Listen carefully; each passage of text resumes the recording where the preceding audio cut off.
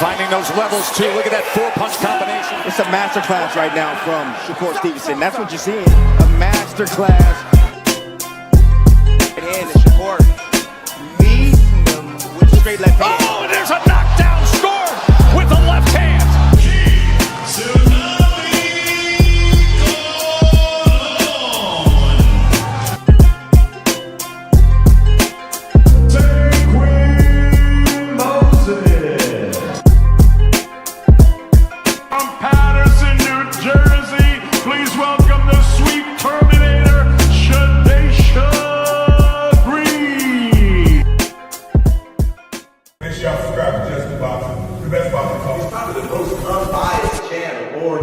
Right now, we're going to give him his just due. Shout out to my brother, Just Due.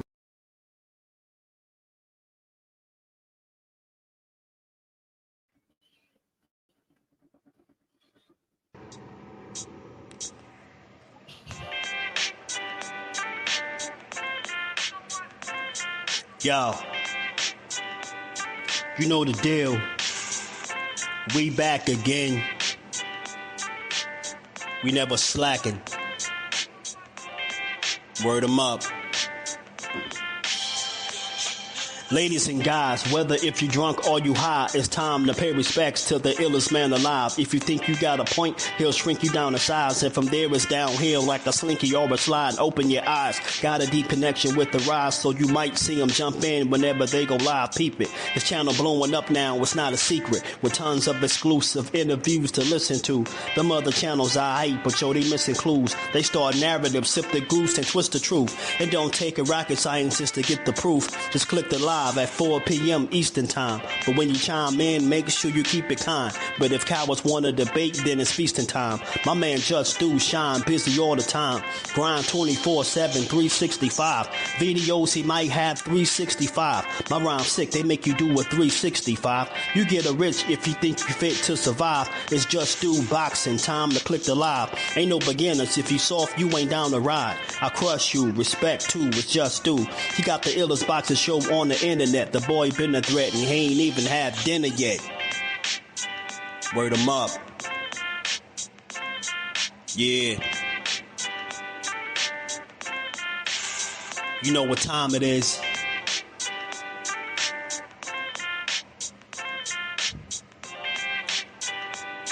$4 p.m. Eastern. Click the link.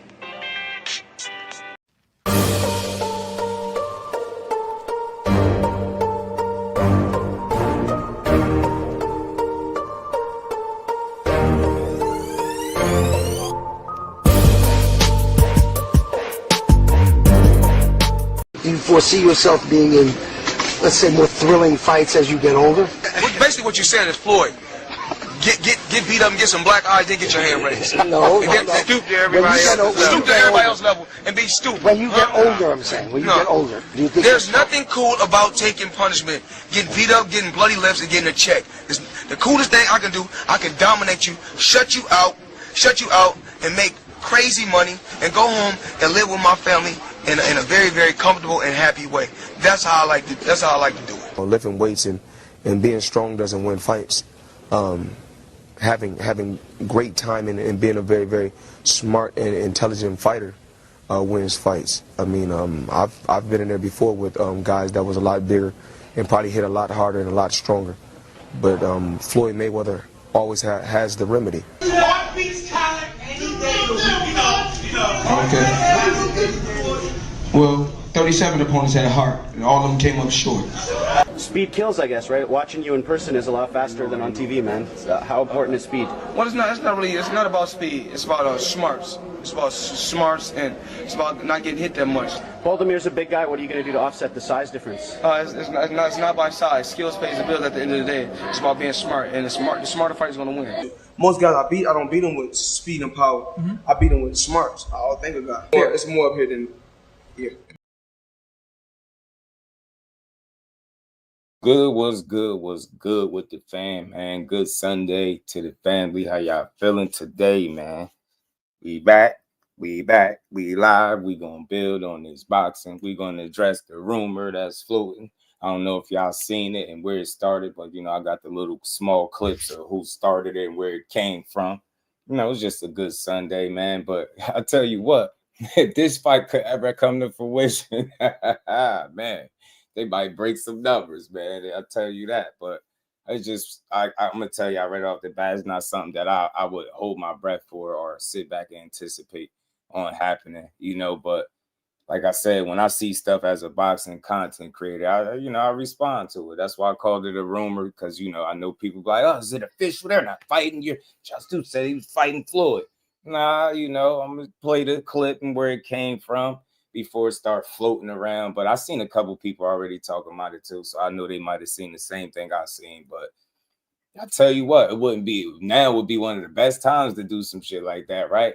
You know what I mean? Ain't seeing eye to eye. There's been a lot of controversy surrounding Tank. You get me? Been some controversy surrounding Floyd and money.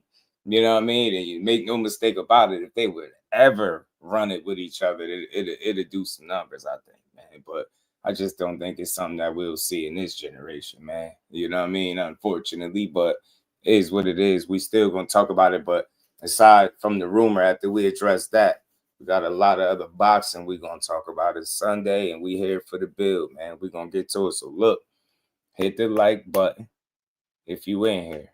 Make sure y'all smash the like button. If you got a wrench, shout out to my mods. Hold me down in the chat. Let the good people know. Subscribe to the channel. Hype the live. Share the live. Support the grind. We're going to talk about it. You know, we go and talk. Let me say what's up to the people I see in the building, man. Hit that like button too, y'all, man. Let's go. Let's rock. Support the channel. Jordan, what it do, my dog? What's good with it, bro? Reef, what's good with it? Cornell, Floyd, been sold to the devil. He's not a factor. Yeah, I mean, I ain't, you know, I mean, I hear you, but I ain't, you know, I ain't really off that. Boot Zayas rumor. I did hear some talks about that. A little whisper about that. He could be in talks for fighting Xander Zayas. You know what I'm saying? That'd be a really good fight for Boots. It'd definitely make up for not getting a Virgil opportunity, right? In a sense, you get what I'm saying? That'd be a really big opportunity for him if he can secure it. So I did hear something about it. You know, I'm a fact checking, and I'm gonna see what's going on with it. And if I get the scoop, bro, I'm definitely gonna bring it to y'all. Y'all already know. No, but I just thought this little conversation was entertaining. It was interesting to see that any rumors would exist with these two, you know, and I know it seemed believable to some because of, you know, them obviously not being on the same page. And, you know, they would call this what my guy Bubba Dub said, the teacher versus the student. That's what that'll be, man. That'd be a good way to frame it, man. It's something fun, good boxing conversation. Not saying that it's coming for sure, but, you know, had to be a reason why he would use his platform to express thoughts of Floyd and Tank possibly fighting each other. You know what I'm saying? Mike Kirkland, my brother, how you feeling, man? Good to see you in the building. We here on the Sunday, man. We trying to get back into the swing of grinding even harder than we've been, man. Get back to streaming every day, man. We trying to get back to it, y'all. I'm working my way back. But let's build. Well, let's get to it. So let me play this clip for y'all. It's three little short clips. You know, this was from the comedian Bubba Dub. And I know people like, oh, but he's a comedian, but he was pretty serious about this. And this is something that he said he heard, you know? So, you know, let's get to it. It's being reported that champ, you know, Floyd Mayweather could be possibly fighting Tank Davis. That'll be a motherfucking fight right there for the ages, man. Yeah, the teacher and the motherfucking student, man. Champ, Tank in the ring, Fakers. Oh my God, that's some shit y'all ain't even heard about yet. I'm just throwing that shit out there. Maybe you heard it, but you ain't heard it like this from me. Boy, come on, man. The student and the teacher, man. At the end of the day, Floyd, 49 years old? Tank, 27, 28? And, you know, Tank don't like Champ. I don't think y'all know that. Tank don't like Champ at all. It's, you know, it's history there at the end of the day. They gonna get along. They both headstrong. They both feel like they the best, which we know Champ is. He can prove that. And I ain't gonna lie, I want to see them motherfuckers get in the ring. I want to see them to get in the ring and battle it out and be cool after that. Because Champ gave Tank a And real quick, I got two more clips from it. If you think about it, if it's really some turmoil between the two, that's one thing that kind of solve it and bring it to a resolution if possible, man. When you share the ring and you get that respect from a guy, it's a lot different, man. You seen how, for example, Benavidez and Caleb Plant looked like they was hated each other, right? Like they would pull up, they caught each other in the street, right? You done seen them get into a little scuffle outside of the ring in the gym. And when they fought, they embraced, and now they take pictures when they see each other and all that. So, I do believe that is one way to get the respect back for sure. If nothing else, you get what I'm saying? If nothing else, you'll get the respect. You get what I'm saying? Of a lifetime. And at the end of the day, they don't like each other, but I know it's respect at the end of the day. It's motherfucking respect, man. And you know what I'm saying? Champ put that ball on the mouth. And whether Tank like that or not, they just the motherfucking facts. I know a whole lot of other more shit I can get on here and motherfucking talk about, but I ain't gonna do that. I ain't no chatty patty type ass nigga like that. I ain't gonna put it all out like that. But I know what's going on. Inside the team know what's going on between them two, but they don't like one another right now. Tank really feel like he can whoop Champ motherfucking ass. And them facts. Tank really feel like he'll whoop Floyd motherfucking ass right now. And I know Champ, Champ feel like he'll beat the dog shit out of Tank. And I know what you're thinking. Damn, Floyd can't hurt me. You keep motherfucking thinking that. You keep goddamn thinking that. Somebody that you don't like, that you don't try to help, and that motherfucker don't want to listen to you, and goddamn, you want to fight me out off it? You think you can whoop my ass? Okay.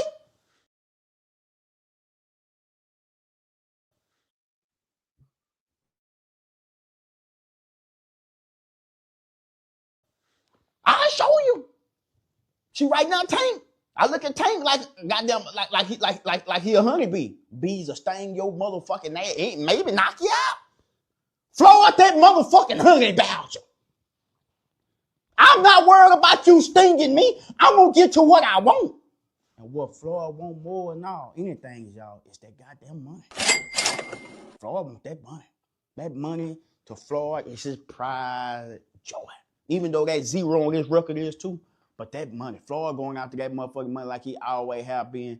If Tank Davis and Floyd Mayweather get in that ring, ladies and gentlemen, that's gonna be the biggest fight of the century. And I know Crawford and Canelo put up dangerous numbers, but Floyd and Gervonta Tank Davis get in that motherfucking ring in Vegas, that's gonna be the biggest fight of the motherfucking. So there you go. So look, like I said, just the boxing fan in me is what it make me come talk about it. It's a good Sunday, cool, calm Sunday. It's no harm in having a conversation. But like I said, you see from the clips, he was being sincere about it. Like that's something that he hear. But you hear whispers and rumblings all the time about fights, and they don't come to fruition. And I think just because of the names involved, like it'd be really crazy to ever see them in the ring in any capacity, whether that's sparring, you get what I'm saying? Like I just don't see it. So it is what it is, but nonetheless fun to talk about. It would be the student versus the teacher, Floyd in his advanced age, and Tank seemingly still in his prime, right? You know what I mean? You just never know. I know there's people out there that feel like Tank got a real good chance, right? Especially with Floyd being older. There's people that feel that way, especially his biggest fans. And look, I get it, but I just feel like because of the names, the egos, and all that stuff at play, it's just less than likely we'll ever see these two dudes mix it up in any capacity. You know what I'm saying? But nonetheless, it's something that, you would wonder, though, why would it even be any speculation or any talks behind the scenes about it? But a lot of times I think it just be to stir the pot, get people talking like what I'm doing now. And, some people that's probably going to go a lot farther and really feel like, yeah, you know what? These dudes is, they really going to fight, yo. And, I ain't tripping off it. But like I said, I ain't against talking about it. We seen the beef and the back and forth. It would make for a hell of a backstory, right? The teacher versus the student. You know what I'm saying? Daniel's son versus Mr. Miyagi type deal, right? It's a fun conversation, right? Tank, he fight you. He trying to hurt you, bro. Make no mistake, bro. He trying to get rid of you. Get me? But they've asked him about that in the past about fighting Floyd, man. The student must kill the master to become the master. Would you fight your mentor to take the title away? I don't think I would. I understand. I know myself. If I get in there with somebody, it's going to be a time that I want to hurt them. And I'd rather not do that than just learn from it.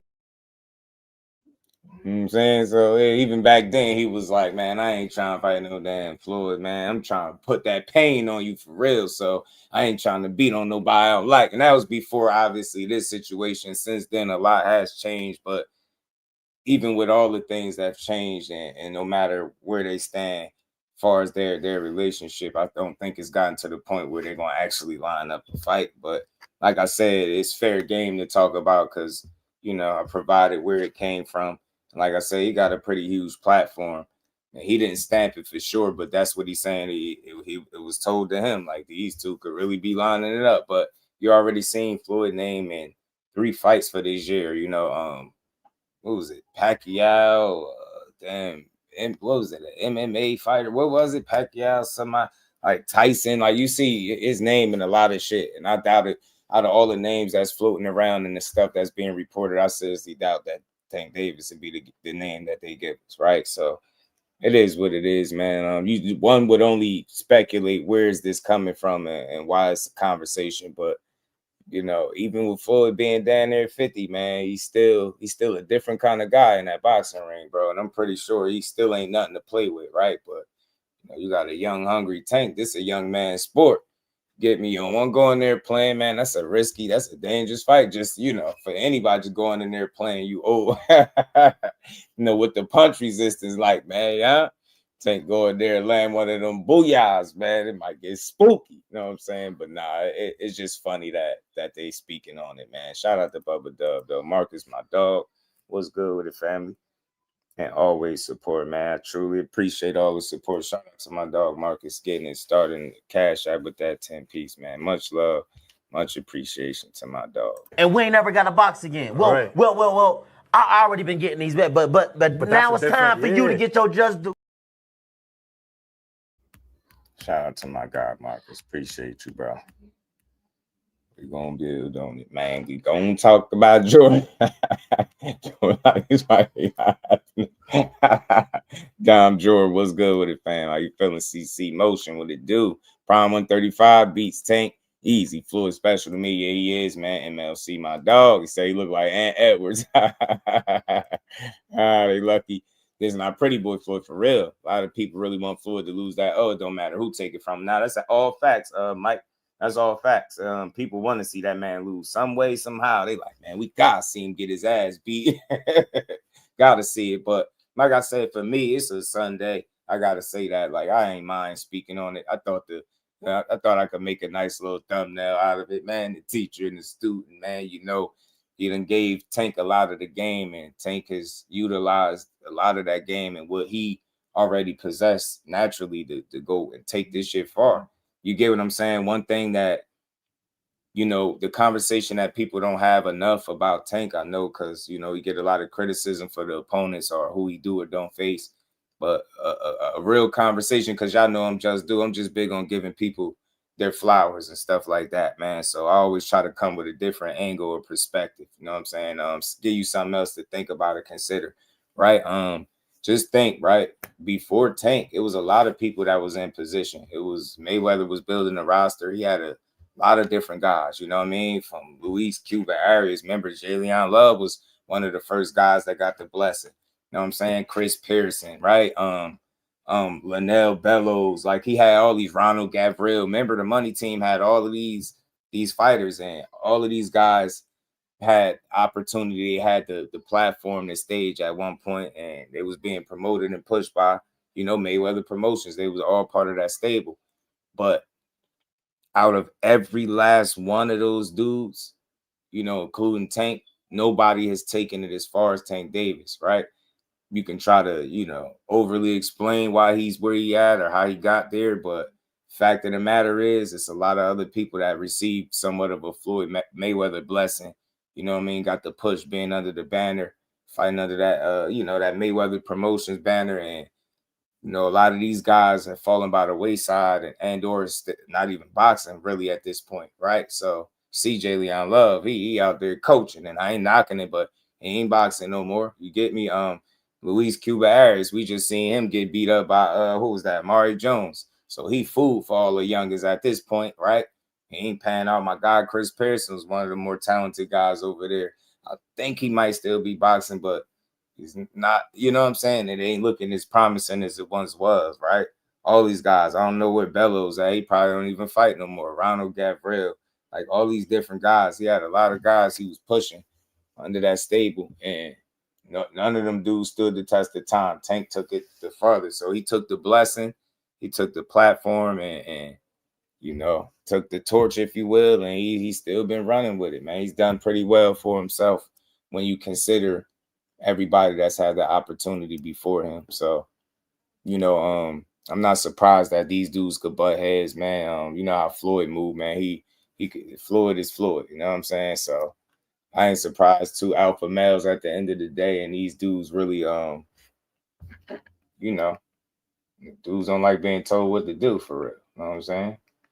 I like being told. Tank ain't no yes man. You could tell by how he move. He ain't just a guy that's gonna go with anything. So it was only a matter of time before he probably branched out on his own anyway, to just try to, make it on his own, learn the game, and then you apply it, right? You know what I mean? And do your own thing, grow your own brand, and you become your own brand, right? And that's what GTD is, right? You know what I'm saying? So I respect what Tank has been able to do with the opportunities thus far. And as I've always said, man, I feel like he's still in position to do some things in boxing and give people some fights that they really could look forward to. But, he got to want that. But I think he's definitely in that position. It's enough controversy surrounding him and things that did or didn't happen in his favor for him to pursue these fights, man. And I hope for one that that's what he do. Get me? I ain't tripping on no Floyd and Tank. That ain't the end of the world for me. That's just a conversation, just a rumor at this point to me. You know what I mean? Shout out to Bubba Dub. I would just love to know where it came from, though, right? You know what I mean? But nonetheless, it's boxing, man. You hear this stuff all the time. I'll check this off as a fantasy fight, man. I couldn't imagine these dudes sharing a boxing ring. And there's people that feel like Floyd is still cooked, Tank, right? And there's people that feel like Floyd might be a little too long in the tooth to try to go in there playing with Tank at like 50 years old. So not something we gonna look forward to. Like I said, for me, I'm interested to see how many of those fights that Floyd can make it through that they're reporting them to be in, right? You know what I'm saying? That look crazy. Floyd, a 50-year-old down there fighter, it's supposed to be retired and doing exhibitions. Them lining them up in 2026 with 3 fights is outrageous, bro. It's like you ain't never seen nothing like that. It's like, what the hell? Where this come from, bro? Beast Floyd said, the hell with it. And I'll say this, it got to be some type of issues if you come back and fight 3 times, bro. You know that'll make him one of the most active fighters right off the bat. If you could pull all 3 fights in a year, should be crazy. And at that age, it'd be wild. Boxing Dad was good with it. So I don't expect to see these two, the great TBE in there with GTD. Interesting though. Would be a hell of a fight, even with Floyd being old. Still would be something people would tune into, just because of the animosity, the controversy, the fallout, the history between the two. People would tune in for that shit, and it would be all types of arguments and debates as to who would win this fight right now. That's crazy because not everybody gonna say Floyd, not everybody gonna say Tank, and in boxing, man, shit make enough money and make sense for them. They go try it, but this ain't one I think they're gonna pursue for obvious reasons. I think pride, ego, is it necessary? It's a lot of things. Like I couldn't envision Floyd wanting to fight Tank. Yeah, you petty, but I couldn't envision him wanting to share the ring, like fight him. You know what I'm saying? And, like unless that money was astronomical or some shit, right? But I just don't see it. I think Floyd better off doing what he been doing, playing, with not even playing, but doing his exhibition thing where he can get in shape and take minimal damage for big payday. And I think those exhibition matches have carved out a bit of a lane, right? In this niche sport, there's a little bit of a lane, or not even a little bit. There's a lane clearly for exhibition fights, and they work because they serve a purpose for people that just want to be entertained. Man, maybe there's people that would just want to see Floyd back in the ring in any capacity. There's always going to be those people, those true fans, and then there's going to always be those true haters. So I think Floyd has always placed himself in that situation where he's turned the love into dollars and definitely manufactured the hate and turned that into all types of money. So he's just still in a position where his name carry a certain amount of weight, where if he get in the ring, people going to tune in, they're going to be interested and they're going to watch. You know what I mean? They're going to talk. So I just think it's too long in the tooth, and I couldn't possibly see him fighting Tank. Or vice versa. You seen it in that clip. You know what I mean? That was a while years ago, but I don't think Tank to the point where he actually want to fight him, right? AB wanted that fight. AB a little bit different. AB really wanted to think like, man, whatever with Floyd. He just do his own thing, I do mine. You know, but nonetheless, definitely a fun fight if it would have ever happened. That'd be crazy. You know what I mean? You just never know in boxing, but I wouldn't hold my breath, man. So as it stands, it remains to be a rumor. And like I said, I want to see if Floyd is even able to get through the fights that they scheduled him to be in, because none of those had anything to do with Tank. And I just think he'd just be too old to be taking that unnecessary risk. I think it's too many avenues that he can travel that don't lead to Tank Davis, right, for him to do that, right? I feel like maybe if that was the only way he could come back and make some crazy kind of money, then the potential of raise, I think, in my mind. But without that being the case, there's no push to shove kind of situation, right, where this has to happen. There's not people running around demanding it, but I'm willing to bet everybody's still entertaining this shit. You know what I'm saying? There'll be a lot of people complain, I ain't want, but they'll be right there. They'll know what happened. You know what I'm saying? So it is what it is. But Floyd is who he is for a reason, man. Very smart guy. He ain't gonna take no dumb fight. I feel like at this point he ain't gonna take a fight unless he really know he gonna win. Not saying he can't beat Tank, but I think it's a lot of risk involved in that. And I think he's made it very clear that he's not trying to fight these younger guys. You know what I'm saying? Especially not one of his proteges. I just couldn't see that. You know what I'm saying? Couldn't see it. But we've seen strange things in boxing. And, you know, who knows, right? But I wouldn't hold my breath, as they say.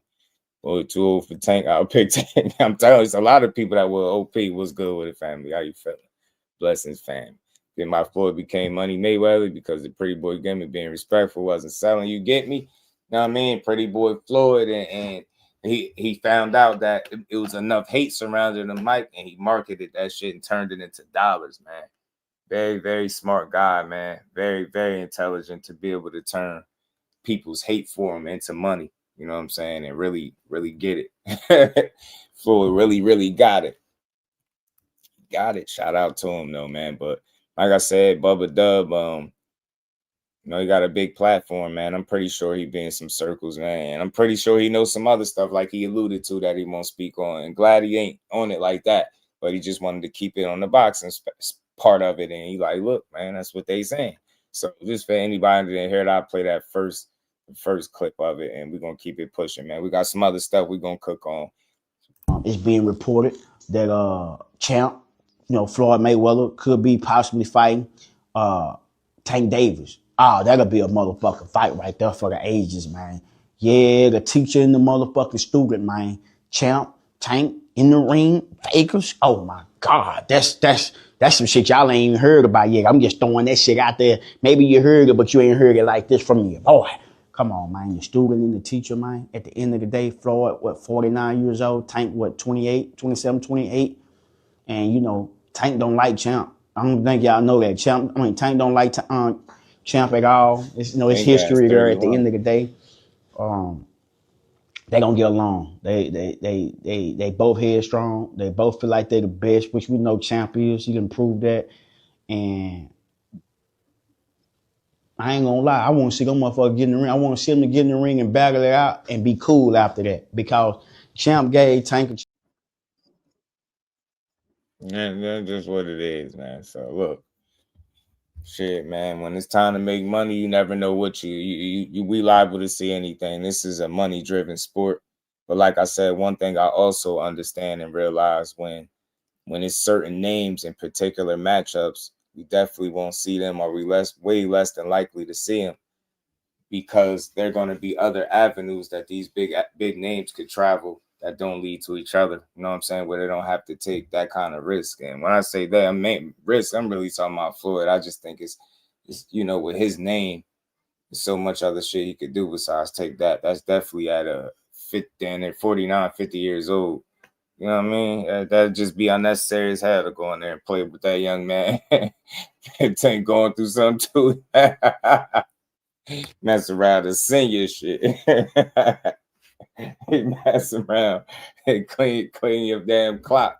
Play it around. You know what I'm saying? So nah, man, I don't think so. But again, shout out to Bubba Dubba. Hit that like button, y'all. We got like 60 people in the video. Hit the like button. Let's keep rolling. We got to get to some stuff, man. I don't know if y'all was seeing it or paying attention to the this back and forth with Haney. With Haney and Auntie Scho-FOOL, man. It's getting funny. It's getting funny. And I said this before, man. I'm going to keep saying it. It's not too many times you're going to hear me say that somebody need to get rid of their dad. But if it was ever a person, and again, I still don't want to say get rid of him, but he need to take a super back seat. Like, I get it, man, but I ain't saying he nothing like Bill Haney because people try to make the comparison, but I don't see it. I think what they do is very different. This dude find himself getting into the arguments with the fighters that his son should be fighting. You get what I'm saying? Like, you really be trying to build your name off the fighters that he, you know, him sparring them, right? Off guys that he sparred, and it's nasty work. Let people hear from the kid, right? I don't want to hear from this dude. I'd rather hear from Kid Austin. Said this all the time. He got to take the punches anyway.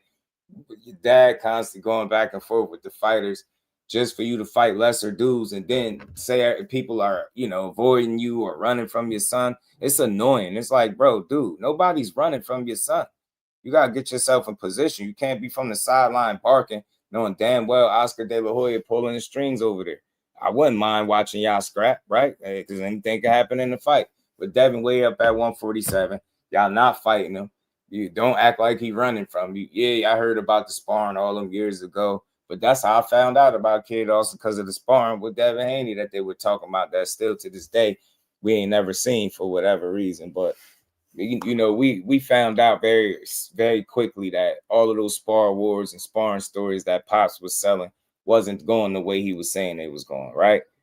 You know what I'm saying? They criticizing guys for their power, but then you in there getting punched in your stomach and you about to boo-boo on yourself against Shakur, right? So he been doing a lot of speaking to these dudes' name. I just wish they would position themselves the right way where you can make fights, man, and focus on the guy in front of you, not the guy multiple weight classes above you, because you're not fighting him. You're not going up to 47. Muscles Muldoon. Like, y'all might as well sit back, chill out, and stop playing yourself. And look, you know, Dad released the video footage, and you know, we seen that footage already, but it resurfaced again. And you see what Dev said right here, bro. I don't want to talk about what your BM was doing because you already beat her for it. He's saying, guess where I got this video from? He said Kid Austin himself. Yo, Kid Austin gave him the damn video. It's crazy. Yo, the kid help expose Pops, man. He put Pops on Front Street with this one. Shout out to Mon George, my dog. What's good with it?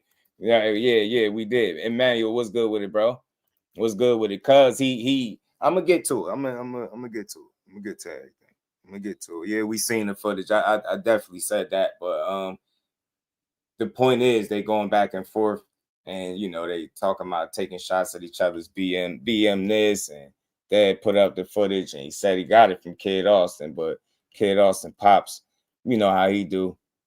Always going back and forth with the fighters. You know what I mean? Oh, you knew I had to come meet you on the front line, little weirdo. Yeah, Devin, you want to call and make up some shit? So let's make up some shit then. Or now, let's keep it facts. You still mad because Kid whipped your ass? Is that what this is? But since you're a Braveheart, when are you rematching Ryan? Or were you going to fight Shakur? Because you sure ran out that ring. Or how about fighting anybody that's ready to fight you? Okay. Brother, you ain't like that. You know, we was the first to tell you had a glass chin, right? Waldo the weirdo. You a weirdo. 100%.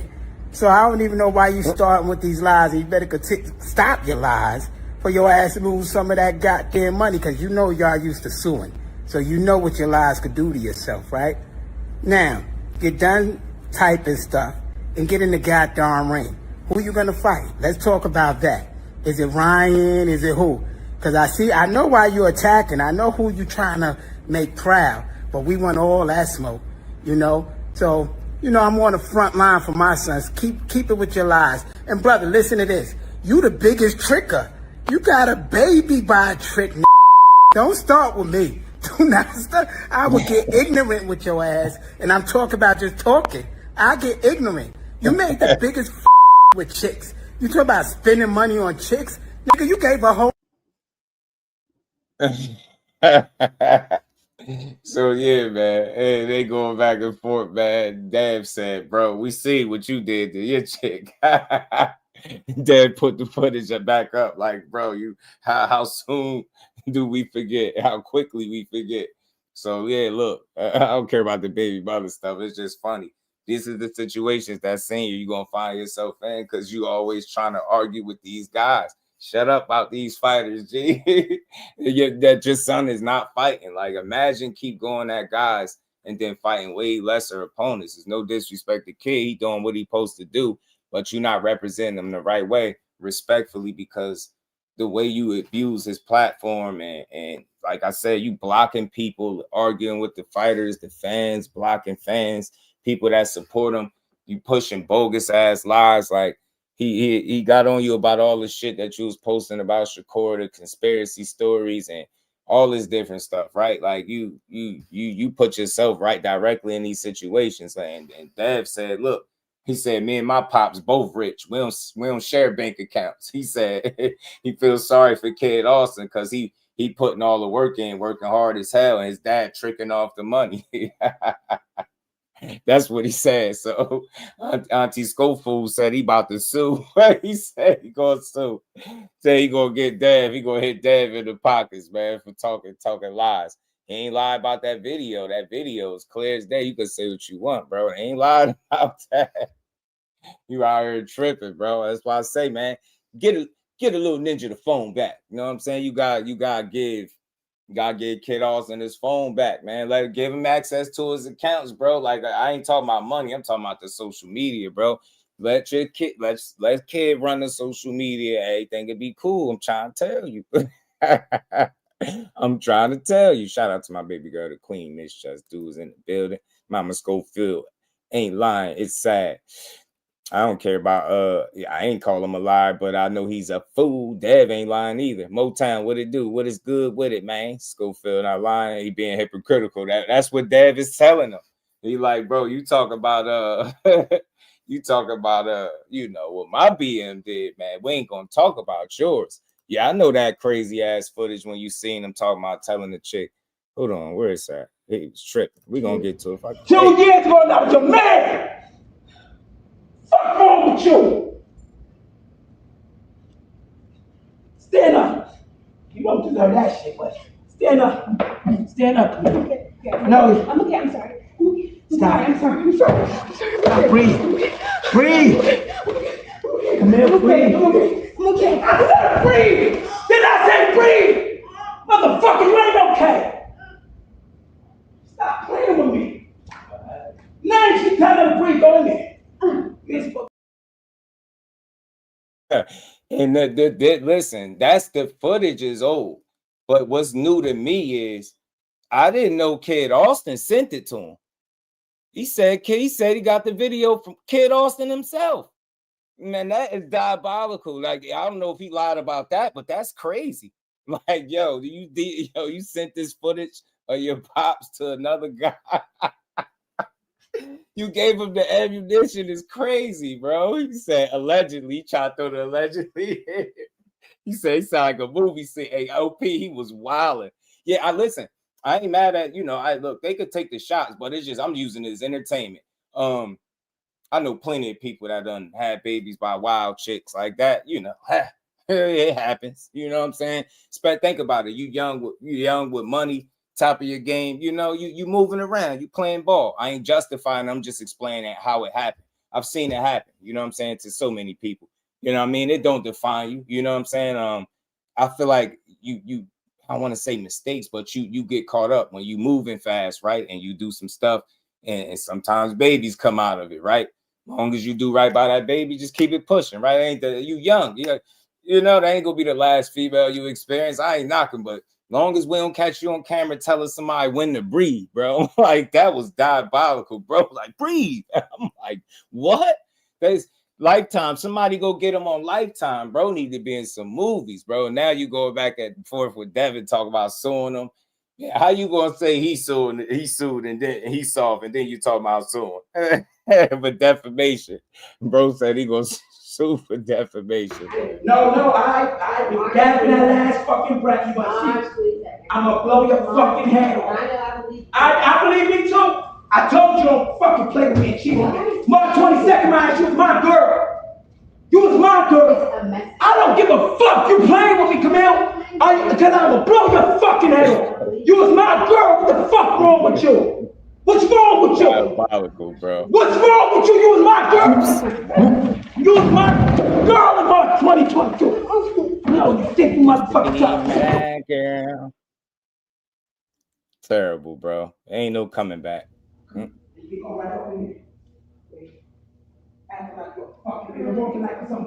might need some therapy.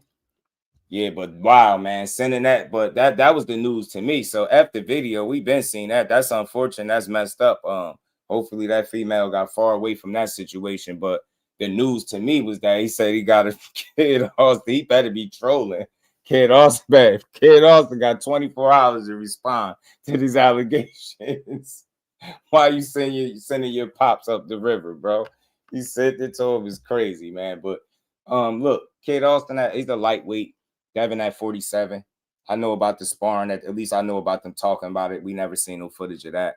Look, Kid is a young, talented fighter. He got talent for sure. He worked extremely hard from what it looked like. It is some, I think these situations could be avoided if he just allowed Kid Austin to do him, right? He got to take the punches. He the man, right? He got a kid of his own now. Just let him do him.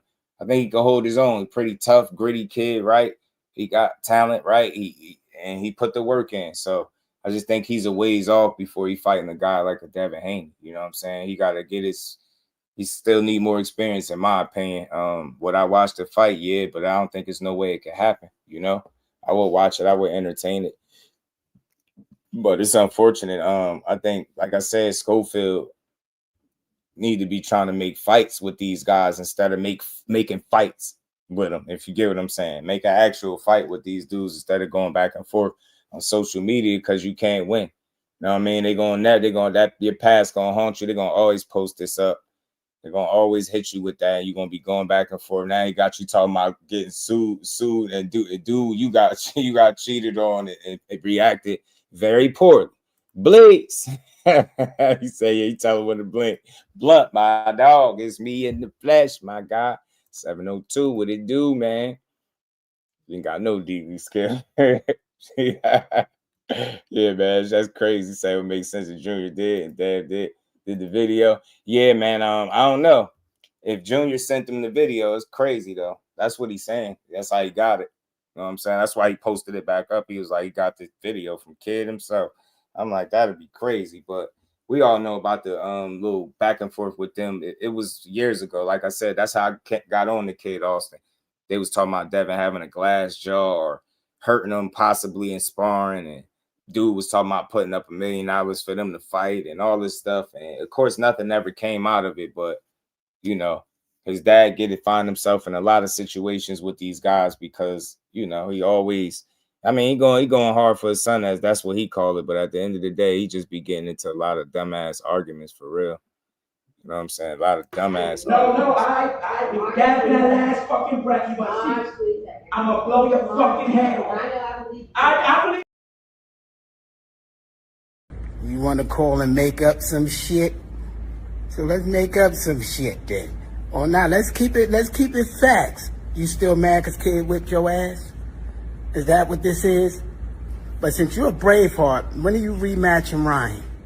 Or when you going to fight Shakur? Because you sure ran out that ring. Or how about fighting anybody that's ready to fight you? Brother, you ain't like that. You know, we was the first to tell you had a glass chin, right? Waldo the weirdo. You a weirdo. 100%.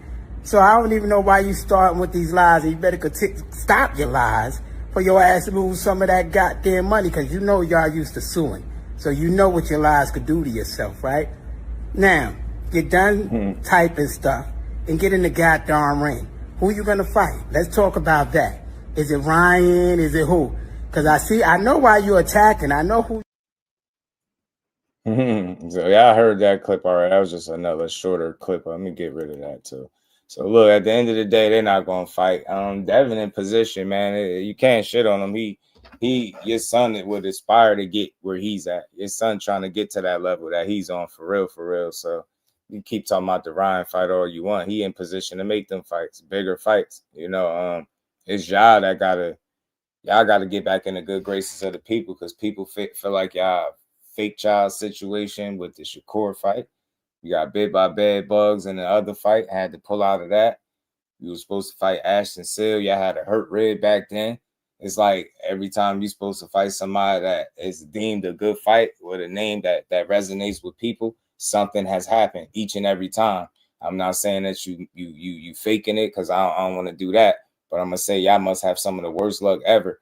And why I feel like it's something that I can't quite put my finger on when it comes to that particular team, because they entry to the game, I seen how they was being endorsed by the real Rick Ross, and then I also heard some of the things he said about them, and some of the things he say are actively playing out right now. Like the way that he handled the Shakur Stevenson fight, he mishandled the hell out of that. Like he played way too many games. Like he mishandled the hell out of that situation, in my opinion. He fumbled it with like all lies. Like y'all remember all the different stuff. Like look at this shit. Like they had a summary of the allegations.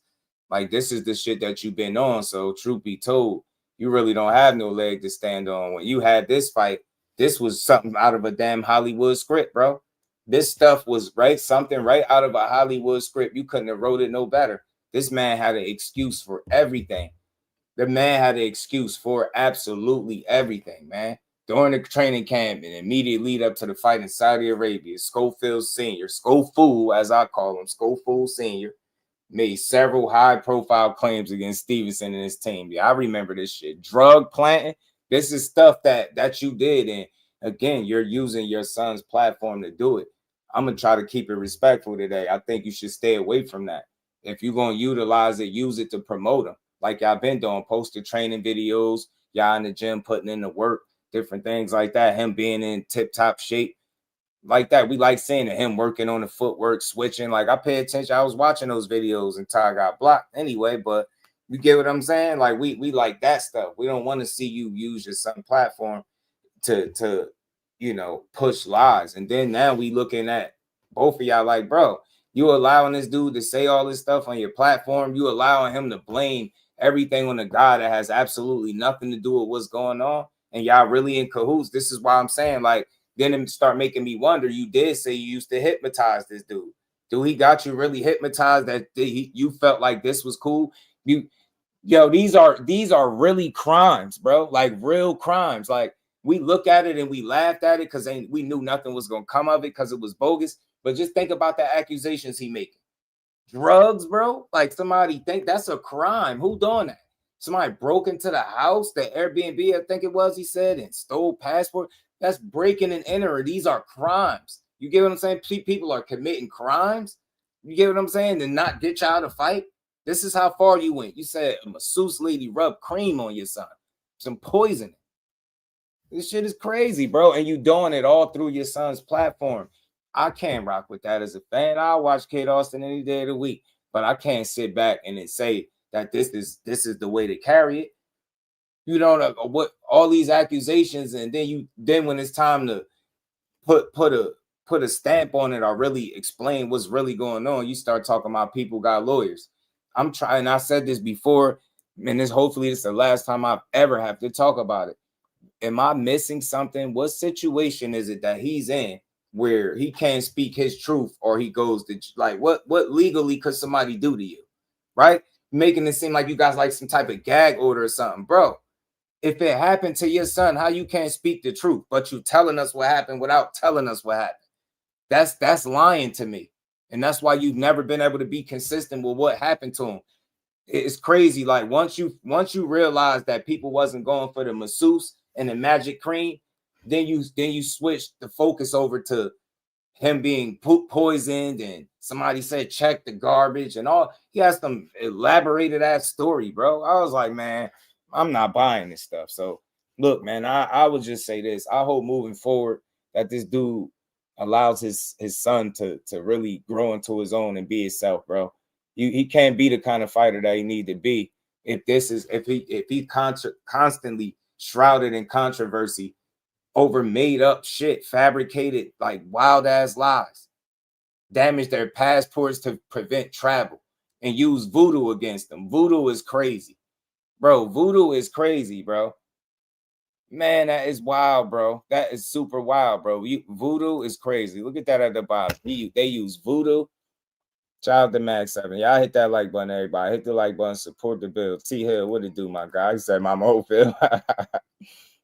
Post a picture of his son in the hospital too, and he did that, right? We threw everything in the book, bro. And I can't rock with it. And look, I'm gonna be honest. I'm gonna just say what I was told from somebody that was there. You know what I'm saying? And a couple of sources that was close to the situation. He said his weight wasn't on point. And the reason why I think it's some validity to that, if you remember the messages that he posted up when he was asking, like, well, could they at least allow us to make weight? You get what I'm saying? You were saying right there, that's an indication you're not on weight. Like, it's little shit. You had to piece it together, but this was coming from a guy that just wasn't being honest. And now you're threatening to sue Devin Haney. Keyshawn had you out your body when you was talking to him instead of promoting your son in a fight between the two. You talking street shit. And then when the fight don't come to fruition, you say somebody ducking your son and running from him. Everybody running from him. That's the bullshit you trying to sell. Like, that's why I can't buy it. Let Kid Austin shine, man. I think he got some talent. And if his work ethic is truly what I believe it is, he going to be able to do something based off that. But stop selling people these dreams that he's some super, super, I don't know, talent that he not. Meanwhile, downplaying all the fighters that he really look up to, low key.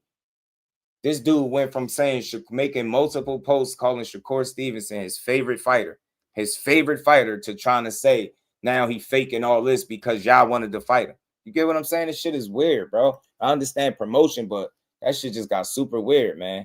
It got super, super weird, bro. And you arguably could have burnt the bridge with Saudi. Bro.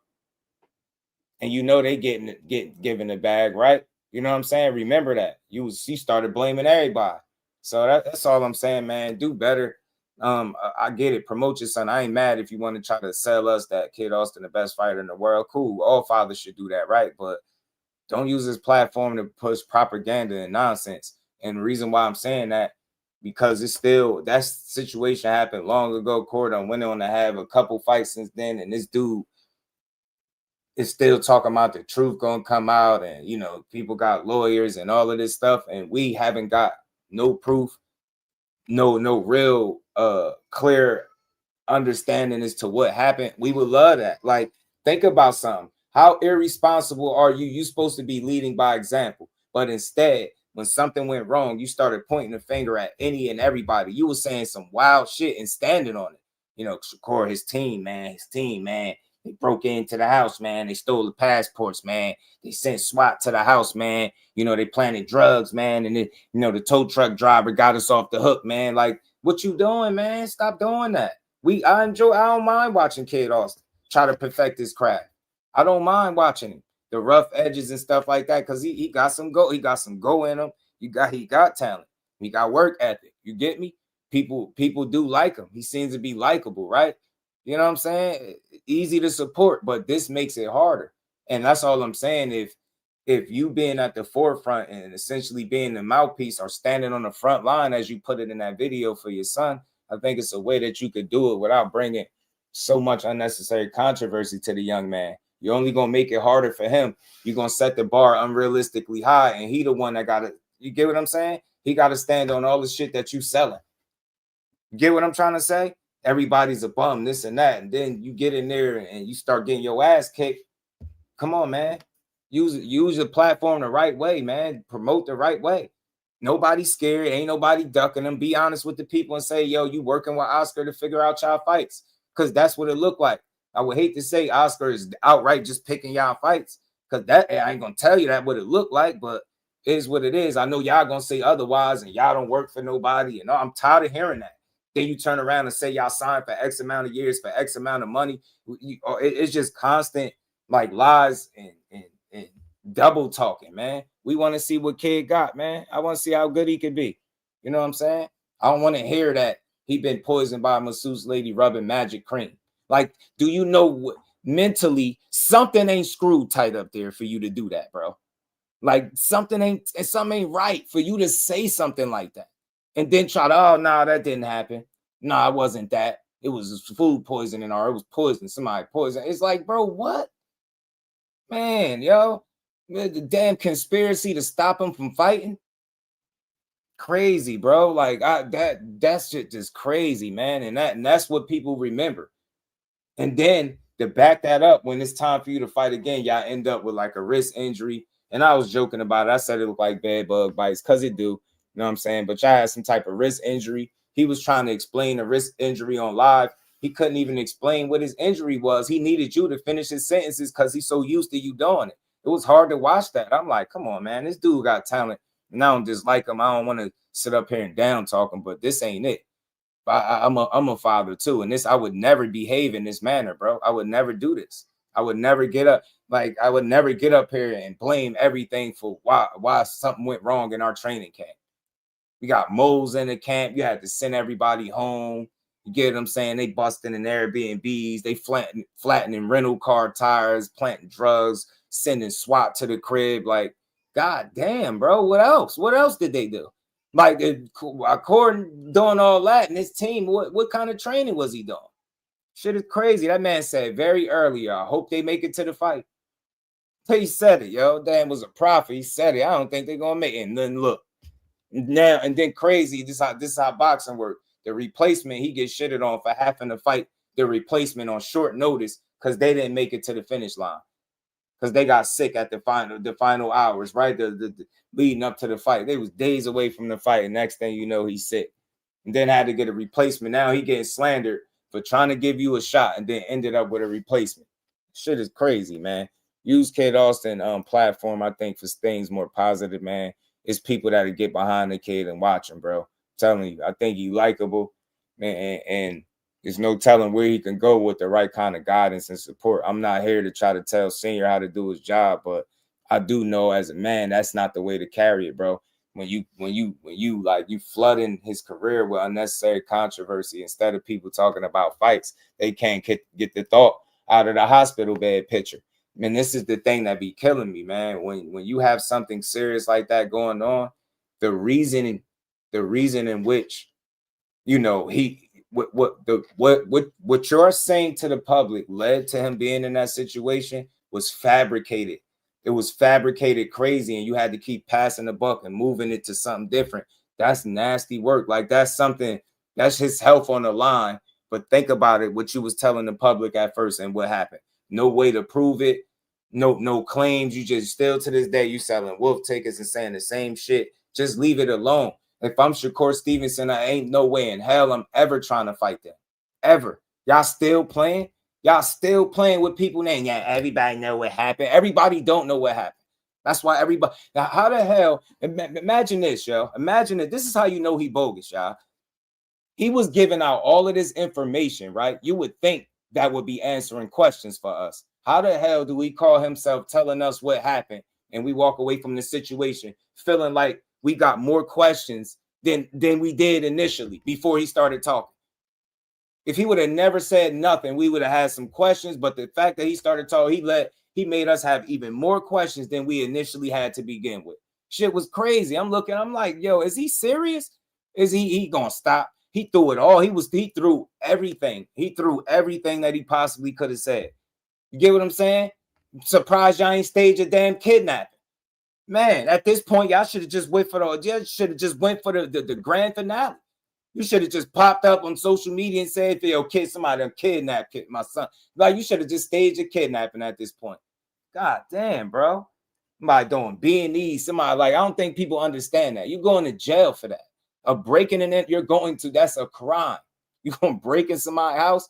They're not going to look at it as a joke. It's not a prank. It's none of that. Somebody going to break into your spot with the idea to and know exactly where your passport's at, rip them up, and then make back out. People don't even know where y'all was staying at, bro. They don't even know where you was at. You know, of course, like, what? I don't even know nothing about where they staying at, training, nothing. I don't care. They like, man, yeah, man, he had a mole in our camp. I'm like, yo, this man is a nut, yo. Like, watch. I got another clip with him. We're going to keep building, and we got a bunch more we're going to talk about on this good Sunday. Shout out to the fam. Shout out to the channel members, the mods. Hit the like button, y'all. I already know. Big Dog Willie, appreciate the love. So CIA and Shakur was involved in poisoning Kid Austin. Was the toughest lie in boxing history. I'm telling you, bro. There ain't no coming back from that. Yo, then think about it. It ain't like his son saying all that. It's him. So if he's not saying all of that stuff, people would have got over it. They'd have been like, all right, well, whatever happened, they ain't make it to the fight. Cool. But you added all this spin on it. Now people don't even take him serious. And when I heard from a source that was close to y'all that y'all on some gimmick type shit, now it's starting to look like it.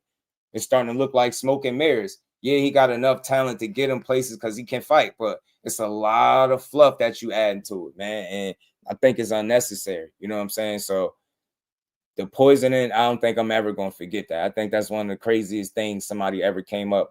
He made up a masseuse lady with some cream, bro. Like that. You gotta have more than one loose screw to try to push that kind of shit. I want everybody in here. Y'all know how the world works, bro. If a cop pull up and find drugs in anybody in this chat vehicle, and your tow truck driver just happens to be there, and your tow truck driver say, hey, man, his car is cold. There's no way he could have been driving his car. Do you think that changed the fact that those are your drugs? Do you know how fast you and your tow truck driver would be in the damn back seat? Y'all might share a cell that night.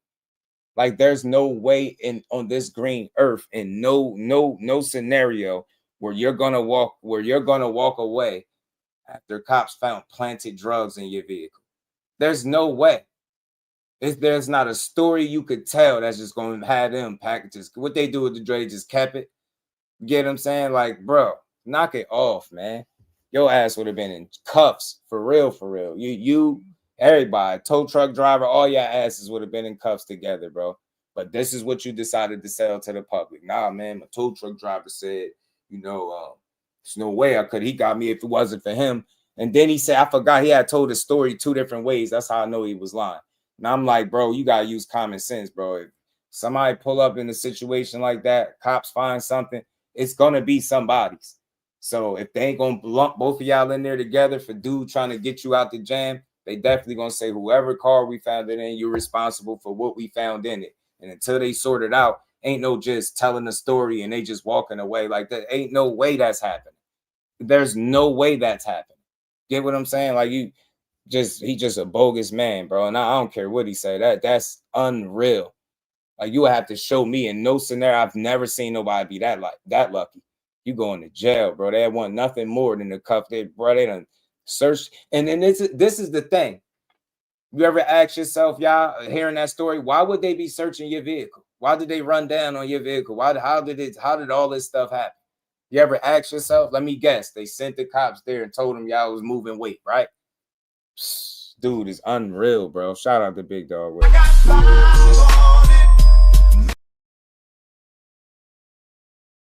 What it do? Shout out to my guy, Blue. Appreciate you, Big Dog. Feel me, 702? Don being a member for 28 months, man. That's love. Appreciate you, bro. Supporting this here grind, man. Shout out to everybody that continues to rock out with you. And we ain't never got a box again. You know? Right. Well, I already been getting these, but now it's time for you to get your just due.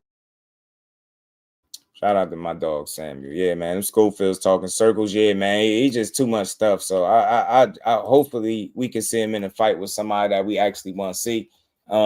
since the situation had happened with Tank, I was hearing that they could be competing possibly for that belt. So let's see if that comes to fruition. I heard about Lucas Body being a potential opponent of theirs. That's a guy I definitely think they can beat, but you know, he did cause an upset once before. Maybe he could do it again, you know, but it remains to be seen. But I don't mind. I don't dislike Kid Austin. I know how to separate what his dad doing from him, the fighter. But sometimes it do get a little annoying when he's sitting in there and he finishing your sentences for you, and it just get a little like, man, just let the youngin grow, because you know what I'm saying, he could potentially be around for some time if he plays his cards right. But this ain't it. The clout chasing and trying to convince the world that everybody's scared, and that's not gonna cut it. That's do you have to admit. This just was funny. Nah, it was. After I stopped being mad, I was crying, laughing at it because I couldn't believe the levels that he was willing to go through to push this shit. I just couldn't believe he was doing that. Shout out to Big Dog. Let me roll a clip for my boy, man. What? This not funny. How am I supposed to get home? Hold on. Hold on. Here.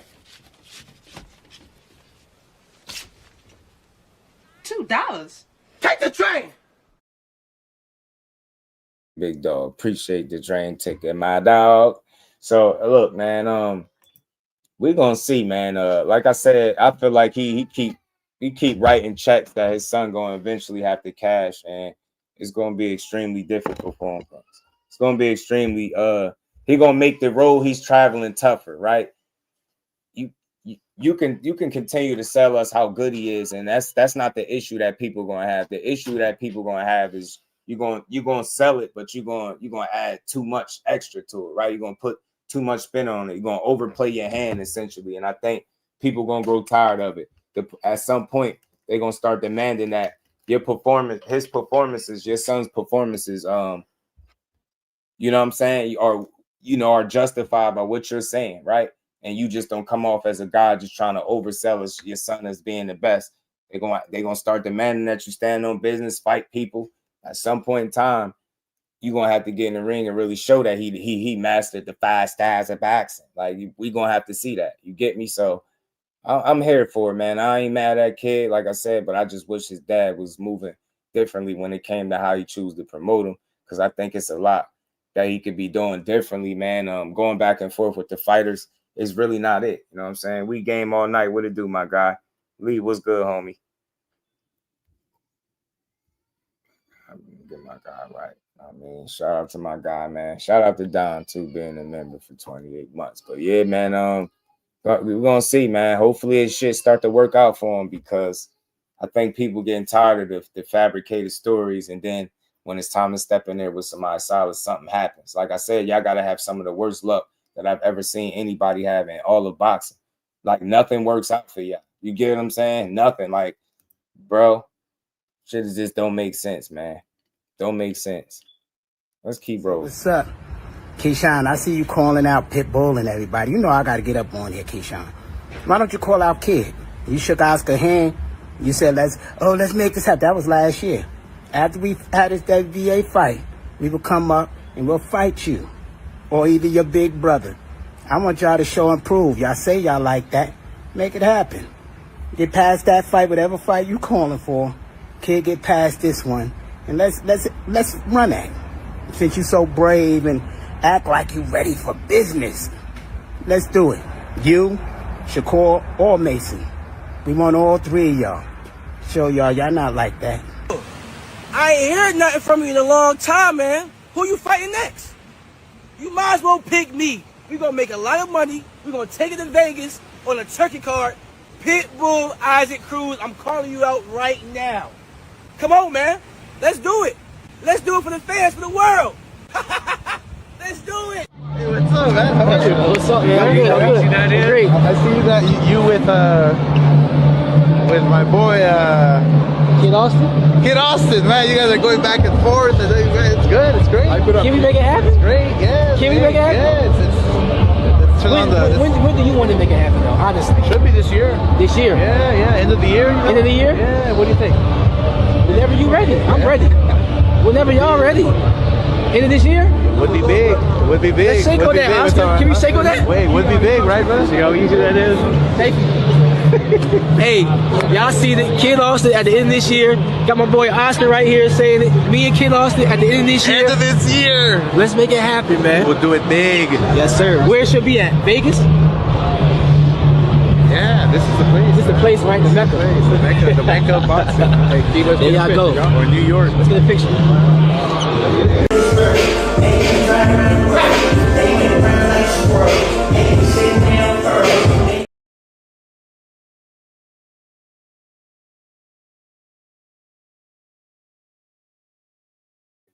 My bad. I didn't know I was on mute. I just wanted to play that clip for people that be saying, yo, Keyshawn don't be remember his dad was saying, yo, Keyshawn ain't want to fight my son. Why? Let's do this. Let's fight my son. Did you see him go directly to Oscar? He didn't go to his capping ass, lying ass dad that don't make the fights, obviously, right? He went to the guy that's looked like he pulling the strings. What did Oscar sit there and say to him? Shook his hand, all like, yeah, it could be big. It could be big. And then Oscar turns around when he gets a shot at Shakur and tells him, like, not to take the fight. And then, lo and behold, they never made it to the fight. Make it make sense, yo. But y'all want to fight everybody or people ducking and running from y'all. That's not it. And it's not that your son is saying it, but you using his platform to push the bullshit. Shut up about that. Nobody's scared to fight him, bro. It just don't make sense. Can he be dangerous for people? Yeah, he's strong. He can punch. Anything can happen in boxing. He got some talent, but he hasn't gotten to the place where he's being ducked by none of the top fighters. It's just he ain't got shit they want. He ain't on a level, respectfully. You can't tell me the dude sparred your son and then he almost made him shit himself, and now you telling me that's the dude you really wanted to fight, and then when you get the opportunity, you don't make it there. Like, all you do is BS. Keyshawn Davis pulls up on Oscar De La Hoya and asks him directly, yo, what's up? You want to make that fight? I'm ready. He do all this fronting, and then you make it seem like nobody want to fight him. I seen him do the same shit to Eddie Hearn about the Andy Cruz fight. He did the same shit pretty much that he just did in that clip with Oscar. Yeah, I seen him do the same shit with Eddie Hearn about Andy Cruz. People will say, oh, he ain't trying to fight these guys. Nah, these dudes, handlers and they promoters don't be trying to put them in there with certain fighters at the time because it's a risk, and guys ain't in it to take unnecessary risks. You get what I'm saying? Fighting Keyshawn Davis would just be unnecessary at this point. Be an unnecessary risk, and he gonna beat you up. I'm not picking you to beat no Keyshawn Davis. Miss me with that shit. No. So again, you won't see him in the ring with the likes of those guys until you get some more fights, I believe, under his belt and or some more experience. And then we'll see how Oscar is truly moving him. Because if I had to take a guess on who's really pulling the strings, it looks like Oscar. He gave y'all advice on not to take a fight, and all of a sudden y'all ended up not making it to the fight. Get what I'm trying to say? Then you fight a lesser guy, you stop him, and then y'all slated to fight somebody else, and then you had bad bug bites, aka a wrist injury. So I just don't know what to say about y'all. Y'all are not solid the way y'all don't keep it 100. It seemed like y'all just try to manipulate the public into believing that y'all doing shit that you're not. You know what I'm saying? But the ring gonna tell it all. The ring don't lie. SP got beats. What's good with him, my guy? W shit box call out these names. Not gonna fight him. Nah, you know what? Did they duck $1 million offer to fight Mason? Yeah, exactly. They turned that down. Lee turned that money down to fight Mason. Now you want to fight him. They gave you an opportunity to fight him, but now you want to fight him again. Now they all running from him. Shakur and Mason, you messed up both of them situations that were back to back. Don't nobody want to play with you. Keyshawn don't even make sense for you right now. And he at 140. How y'all gonna line it up right now? Is Kid Austin going up to 140? Because I know he's big enough to go up there right now. We see the muscles. We heard that his weight wasn't on point for the Shakur fight, which is more than likely why they pulled him. Right? So, I mean, you going to go up to 140? That's what I'm saying. You're doing the talking for the son, and I get it. He don't talk as much. It's kind of like the Bill Haney effect, right? Devin don't talk as much as Bill do, but they have fought guys.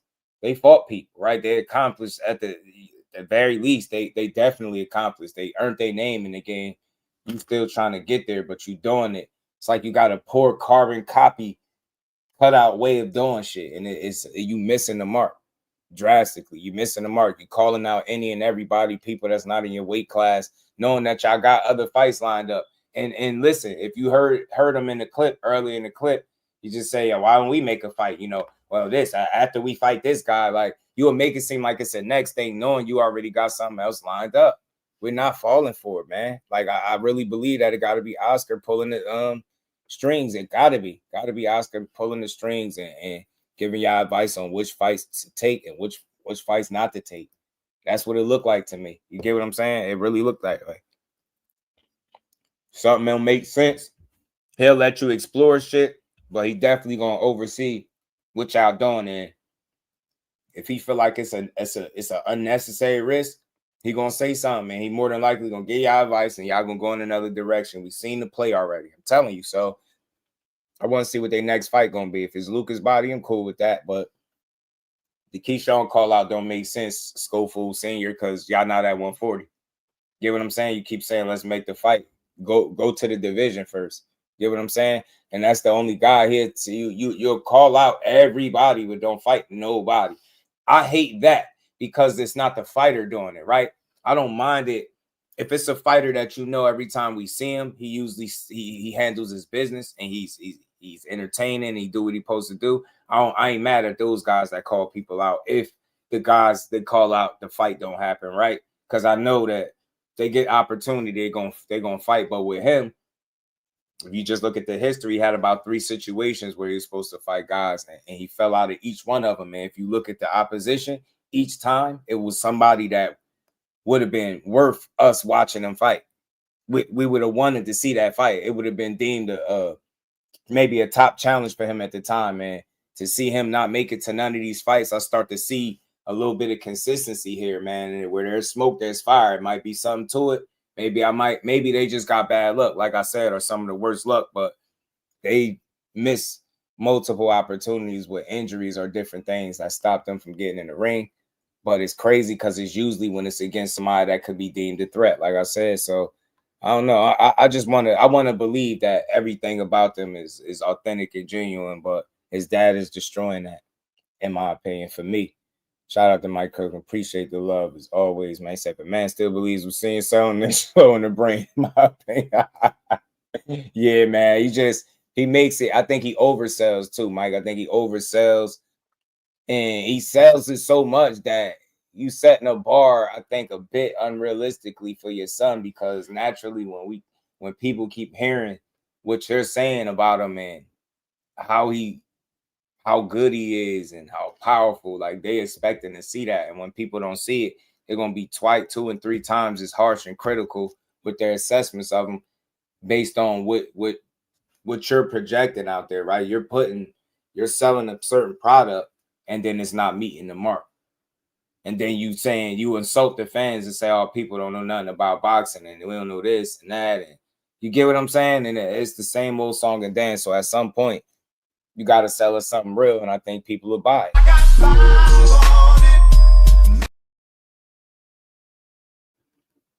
You keep selling that everybody's scared of them and or ducking, you'll see how quick that shit fall by the wayside, because it ain't going to last. Shout out to Ryan. Sam versus Andy would be nice.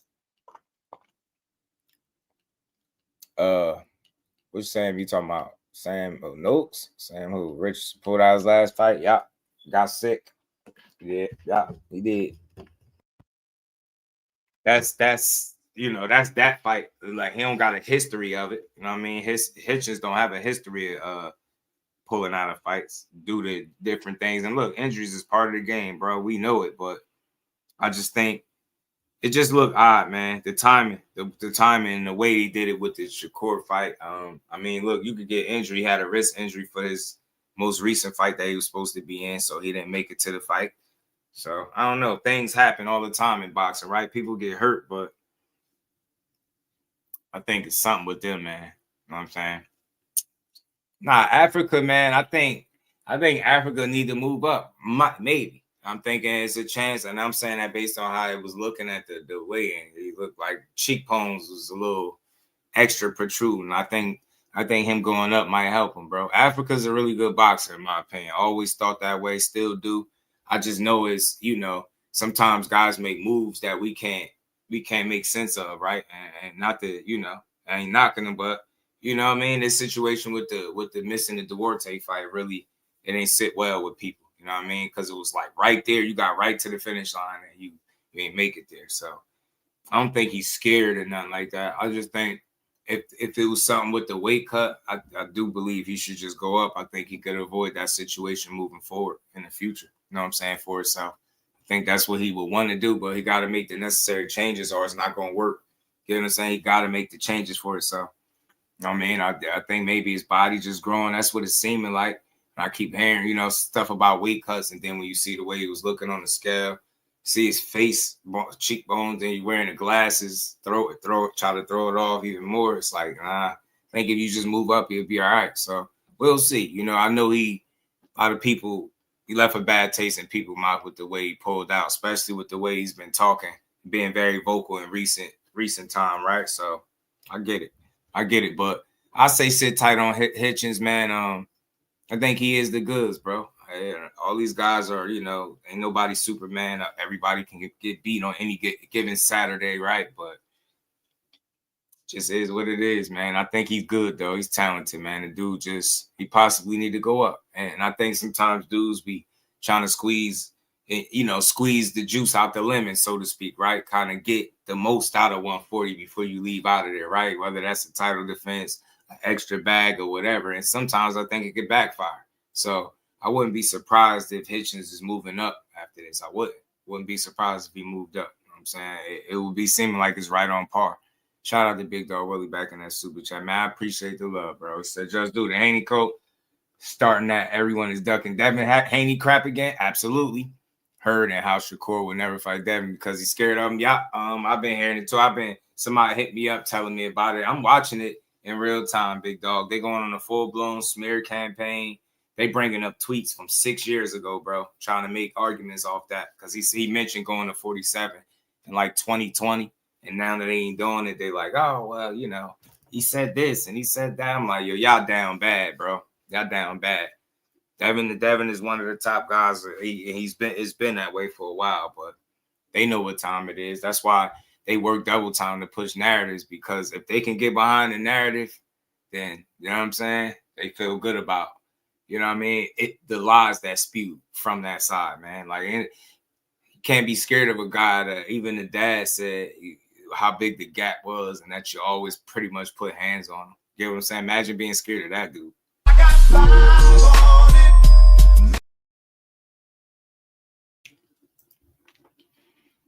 They working overtime too.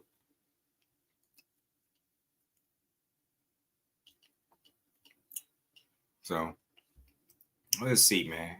We're gonna see. Let's keep rolling, man. I got some stuff we're gonna get into, man. So that's really that. The rumor, like I said, if anybody didn't catch it, is check Bubba Dub page out if you didn't catch the clips where he said it was rumored for him and Tank to be fighting Tank and Floyd. And then y'all obviously seen Schofield and Devin Haney going back and forth, exchanging words and different things, and Schofield threatened to sue. Who cares if he sues or not? Devin don't give a damn. Fact of the matter is, we waiting to see what Kid Austin gonna do when he get back.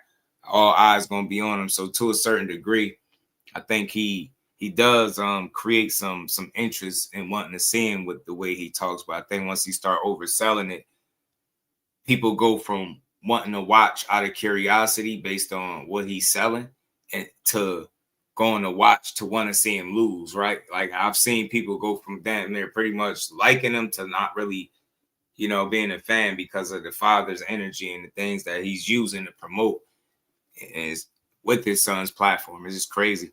Like I talk, ML said a tweet from 2020. Things change, man. Circumstances change. You know what the fact of the matter is, and this goes for every boxer. These dudes are not allowed to change their minds, bro. You get what I'm saying, MLC? You can't change your mind in boxing. It's going to be looked at as you lying or you capping or you this. You can't say something and then just change your mind or figure, you know what I'm saying, that it ain't the time for that. Like, I just want to say this, like, these people change their mind all the time. We change our minds. We might plan to do something, and then, the last minute you might think it through and be like, you know what, I could do this, do something better. I think, and again, he never put no actual stamp or date or time frame on when he was doing it. Just said when he get there, he'll beat them too, right? when he get to 47, he'll move to 147. When he get there, he'll beat the champion, something to that effect. But my thing is, the difference is there, him and Crawford moved in his 5th weight class at the end of his career. Court 28, I don't think it's toward the end of his career just yet. So I don't feel the need to jump up an additional weight class when you just got to 40, right? Clean up whatever you can at 35 and or 40, and then explore that. Once you get, you accomplish everything you need to from then on, just keep it pushing. You know what I'm saying? Shout out to my dog, Big Dog Willie, man. So they gonna keep pushing that he's scared shit because they don't know nothing else to say. They don't got nothing else to say. You know what I mean? They know about the ring, where he got about that ring. They know all about it. That's why they work. Mind George, they work double overtime to push narratives. I've been seeing for like the last, I want to say 4 months, every single day I see somebody hating. That just put unnecessarily just got a whole Twitter post or just hating or live stream or video every other day. I'm seeing him, he get exposed. Every other day he get exposed. It don't got nothing to do with boxing, but every other day he get exposed. I swear I've never seen nothing like it, bro. You know what I mean? Oh, it's crazy, yo. It's subject to change. Everything's subject to change. I was trying to cover your ass, Mr. Postman. Trying to cover your ass, G. We gonna keep rolling though, man. We got some stuff we gonna get into, man. Hold on.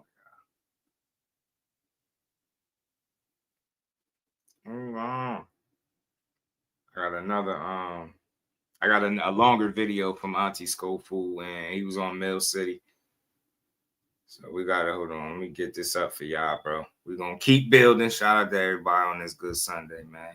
Hope everybody having a good Sunday. You did. 5 years ago, obviously he feels his body's not there yet. Facts, bro. Facts. It's like it's just ridiculous, man, at this point. Like, he'll get there when he get there. The thing is, people feel like you gotta do it when they say do it. And that's not how it go. You know what I'm saying? I don't think he's doing nothing wrong. Like, they want to push a narrative so bad that they're willing to say anything, right? He ducking, he's scared, he this, he that, man. All right. Telling y'all the best thing and I'm gonna say this, the best thing for them is him not going up there right now and fighting that dude. That's the best thing for them, because that shit, they gonna be hurt at the outcome. I really believe that. They're gonna be hurt. That shit is not gonna be what they think. They're gonna be sick as hell.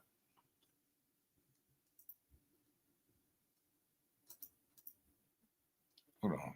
My bad, y'all.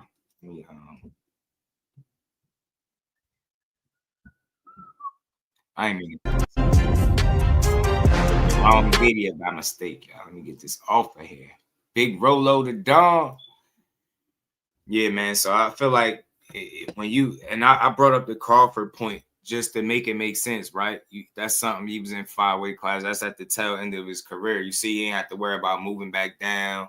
None of that extra stuff. And even when he talked about moving back down, there was 1 weight class there. I think you go to 47, you got to forget about 35. And you get what I'm saying? Because even if you was to go 1 back down, which is 40, where I think you could be fine at, it's just, are you ready to do that now? Is all your business finished, you feel like, at 135? If not, you feel like you still got unfinished business and it's good fights you can make, do what works for you, not what works for people. That's what they don't get. They be expecting these fighters to do what works for them at home. Y'all don't got to take punches. It's easy to just sit back and yell, yo, fight this guy, fight him, do it like this, do it like that. But reality, man,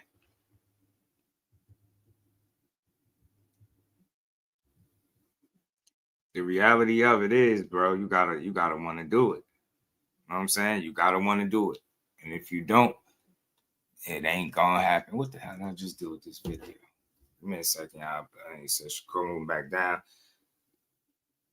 Bill Haney don't know what Shakur doing. Shakur said he'll fight at both weight classes, is what he said.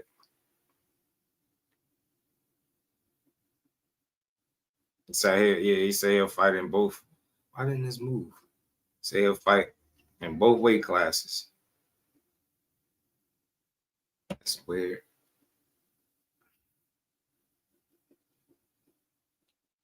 But I have trouble moving. I'm gonna get that. Give me a second, y'all. Talking boxing, these dudes whole show be about everything. Said promotion and boxing, all boxers, these ninjas, real casuals, because a million fighters that haven't had fights that need promotion. Right. You gotta just, you know, keep it on the box. Hold on, let me get this video for y'all that I'm trying to pull up with Scho-Fool. He's doing a lot of talking. It's a lot of little stuff I was gonna address, a lot of little clips I was seeing through the last couple days. I wanted to give some thoughts on. This dude be up here just saying anything. Yeah. I why I say, man, I watch it totally different. I'd be miserable calling boxing the way these dudes do. They be mad as hell at these young men.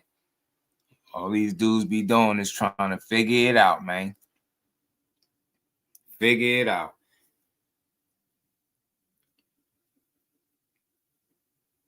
And we be trashing them for I guess a certain crowd to celebrate. Oh, there it goes. Is this it? I think this is the one I was looking for right here, y'all. Got a baby by a trick, nigga. Don't start with me. This is the other one with Haney. Get ignorant with your ass, and I'm talking about just talking. I get ignorant. You made the biggest fuck ups with chicks. You talk about spending money on chicks, nigga. I had to come. So yo, you didn't have enough time on the video. Yo, I had more to say, but you know, it is what it is. So then he posted up some old footage that he act like was shared. Anyway, I ain't even going into the details. The lawyer's gonna handle that. I told the young man to stop it before he give up some of that money. I don't know why he took the steps he took, but the lawyer's gonna deal with Devin. We don't got to worry about Devin no more on that part. You know, it is what it is, brother. I don't know why brother just out of the blue just started with us. I guess I can't say they jealous, but I don't know what the fuck it is. We wasn't bothering that guy. He minding our business, but he's on that side of the street, the turkey side with the Shakur, the Keyshawns, you know. So I'm calling out his stablemates, and you know he want to come out like that. I guess I don't know. So yeah, I mean, I was wondering, how did he get a hold of like where the finances go and stuff like that? That's a lie. Number one, that's a lie. He don't know nothing about our finances. That's why I said that's defamation. Like, listen, in sponsorships and endorsements, I make over 30 grand a month just on endorsements. Now, why would we need to spend my son's purse? It don't make any sense. But that young man, to him, it do. So he's going to deal with the attorneys. It's going to cost him a fee because that's a lot of laws he breaking besides privacy, invasion of privacy. You can't share some footage from somebody's household. Like, yo, what do brothers be thinking? It's public, you idiot. Damn, moron. It's all over the internet. And you need to question if it's any validity if your son sent it to him. He can't share it. Man, he said he got it from Kid Austin himself. That shit is everywhere. I could go find that footage everywhere. Good luck trying to sue for some footage that's everywhere. He could have shared that literally off the internet. But it would be bogus the fact that if your son gave it up, be mad at him. You mad at the wrong person. If my son would have sent somebody footage of some shit like that, me and him have issues, bro. So you mad at the wrong person. You did it. And so they want to give up millions of dollars because they don't understand the torture they put a young lady through who went through that. We went through therapy. We made it years through this. Now she got to. Yeah, but you put her through it. She wouldn't have had to been put through nothing. It would be no video if you didn't do it. Nah, accountability. Nah, don't talk about, oh, man, the lady, she got to go through this again. She ain't paying attention to what Devin Haney posts, bro. Ain't nobody trying to hear that. She wouldn't have went through nothing. Like I said, you was over there yelling, choking, talking about breathe, shit like that, bro. Now it's Haney fault because we see it. Nah, bro. He said you better hope that your son ain't sent them the footage, like I said. We lived that because you want to share a video of her because we had a major argument. That was my fuck up. Totally. No man should be putting his hands on no woman at no time. But I had to live that moment. But he shared the video and didn't care about that woman, her kids seeing it, her family seeing it. So he's got to deal with attorneys now because that's just him. We don't know why he started it, but whatever. You ain't care about calling his BM all types of tricks. He called her all types of tricks, right? Like, bro, You ain't giving a man no respect. He's supposed to respect you. Calling a woman, he got a baby by a trick, right? So all fair in love and war. Ain't no fun when Debo Dev got the gun. Spirit guided him to him. It cost him a he lot. shared that video before he made that tweet. No, he shared it after it. But the bottom line is champions, young champions, y'all young fighters, y'all can't move in certain ways because it costs lawsuits. It costs millions of dollars. You can't just make up something, defamation on somebody's character, invasion of privacy, emotional distress. You can't do that just because you woke up in a bad mood this morning. So some people got to get spanked, and I don't got nothing. Emotional distress. This is the same bogus ass man that created a masseuse lady and some magic cream, right? This is the same dude that said Shakur could take all the snacks and steroids he wants. It still ain't gonna help him. This is the same guy that said they planted drugs, sent SWAT, flatted tires, broken and entering, ripped passports, right? This is the guy. Now you think somebody's supposed to feel sorry? You talking about defamation of character? The nerve. Bro, you lucky court ain't sue you for real, because that was wild what you was doing. You say you had a lady that rubbed something on your kid that poisoned him. You said that. Poison cream. You said that. You kept attaching Shakur's name to crimes. Breaking and enterings, right? Like planting drugs. Think about that. You talking about defamation, bro? You reap what you sow. Ain't that the saying? That's all it is. You just getting the same bullshit energy you put out. And you ain't even getting it to that extent. Dev just rubbed your past in your face, and it seemed like you a little salty that you had to relive it. That chick ain't on Twitter watching what Devin Haney posts. She ain't on YouTube watching YouTube channels and shit. Don't try that. Emotional distress. For who? You? He bad because he put it back out there again. Now everybody's sharing it again. It's going to be the topic, man. Hey, man, make a fight then. Tell him to move to 147 and fight Devin. You say acting like teams. Yo, for real, bro. He like, it's going to cost him millions of dollars. It ain't going to cost him no millions of dollars, bro. You know what I'm saying? Invasion of privacy. How? Invasion of privacy. Somebody send me something. I can send it if I want to. You send something to me, I can put it out. What's wrong with him? Good luck with that. I would love to see where this go. Against that brother, but I'm going to defend my queen because I'm still with my queen. She stood by me. We went through the therapy. We did everything we had to do. So, yes, you're going to get sued by me and her. So that's on him. He got to deal with the lawyers. It was wrong what he did. We don't know why he did it, but it is what it is. You mentioned that in the sparring, you kicked his ass. You said that in the video? Yeah, Kid had sparring for get Devin ready for Gamboa camp. Kid Austin was his sparring partner. Look, it's right there. Said where I got this video from? Question mark. Kid Austin himself, allegedly. I'm just saying. And it was good. There was a lesson for Kid, but Kid cracked Devin. Second round, buckled him up. Devin didn't realize Devin started fighting dirty, trying to hit in the nuts. So I told Floyd, I said, get out the ring. He up here hitting you all over. Kid was like, nah, I ain't getting out no ring. Come on, let's keep going. Facts. So and then Devin invited us back to another camp, but I turned him down because the dude was playing dirty. He broke his hand before the Gamboa fight. Small kid. So all that, he's not over that bullshit, I guess. Because why was somebody out of a blue? We not even in his weight class. Wasn't saying nothing about Devin. Like, why out of the blue he just come and target me and my son with some lies and he don't know our finances? Yo, this crazy. He ain't like that bank. He ain't like that lie. He said him and his son share bank accounts. And he said Kid Austin worked hard as hell. His dad tricking the money. He ain't like that shit. He ain't like that shit at all. He said, I'm about to drop a dime on him. About to drop a dime on him. His dad can't be out here picking peeling off old scabs, you know what I mean? Yeah, man. Said I'm still with my queen. We did therapy and everything. I feel you. Salute to y'all. You know what I'm saying? Score had Kenneth, Auntie Schofield so scared they fake poison to get out that fight. I'm telling you. Yo, been getting defamation from numerous people who just decided to choose Dev. Right. I'll say this, after the way they drug Shakur, this is just him getting a taste of his own medicine. Do you think Shakur deserved it and his team? Let me say that because you were saying him and his team. Do you think they deserve to get dragged? Do you think they deserve to get lies put on them to say they planted drugs? They didn't know where your Airbnbs was at. They broke in there, right? They flatted tires on multiple rental cars. Like, do you think they deserve to get all of those lies put on them? And now this ain't even no lie. I mean, I don't know about the bank account shit. That seemed like it hurt because he keep referencing it. So something that line must have hurt him. He don't like that. He don't like that shared bank account. And he say he be tricking it all. It wasn't saying nothing about Devin.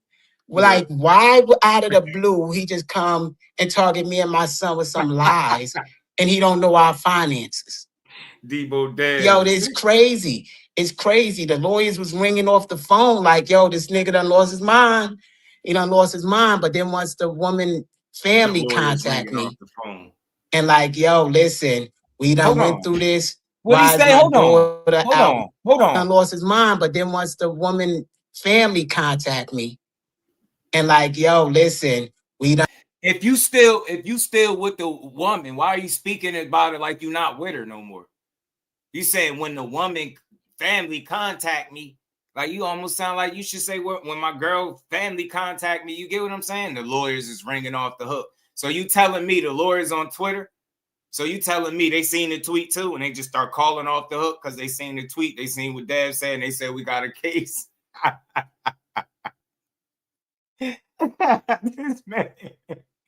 Now he say sound believable, man. Maybe I'm reading too deep into that, but when the girl people call, like, what do you mean? Why you referencing her the woman? Like, I don't know. Why out of the blue he just come and target me and my son with some lies, and he don't know our finances? Yo, this crazy. It's crazy. The lawyers was ringing off the phone like, yo, this nigga done lost his mind. He done lost his mind. But then once the woman family contact me and like, yo, listen, we done went through this. Why is my daughter out? Why is my niece out like this? Why is, when I got to answer to every family member and daughters that's like stepdaughters crying because they see in the video for the first time for them. And his wasn't like no YouTube. He got the next video. It says it on the video. He fucked up. You can't do that. So anyway, that's on them. He posted the official joint. But again, how did he get a personal video? That's the question. Do you got a mole in your camp, sir? Let me find out the mole is Kid Austin. How you get that, bro? You talk about people seeing it. Man, who? And who on Twitter? Y'all heard the whole family on Twitter? Bro, whatever, G. Oh, I ain't running with this shit. I don't believe nothing he said. And it's because anybody that'll lie about somebody being poisoned or being being rubbed on them, nah, I'm good on you. I don't believe nothing you say. It was a different video. The bottom line is you cannot invade nobody's privacy. You can't share nobody's home argument with their girl. You can't do that if you don't got rights to be doing that. You can't do that. It's illegal. It's illegal, bro. And it's gonna cost $1 million worth of illegal. Nah, you cannot do that. So whether he said it's gonna cost $1 million worth of illegal. I ain't never heard nobody put it like that. What's $1 million worth of illegal?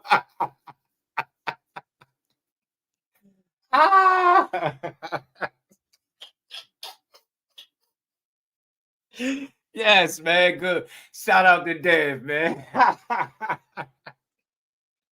Debo got him tight. He talking about suing. He ain't like that line. Dev said, y'all share bank accounts. He said, me and my pops both rich.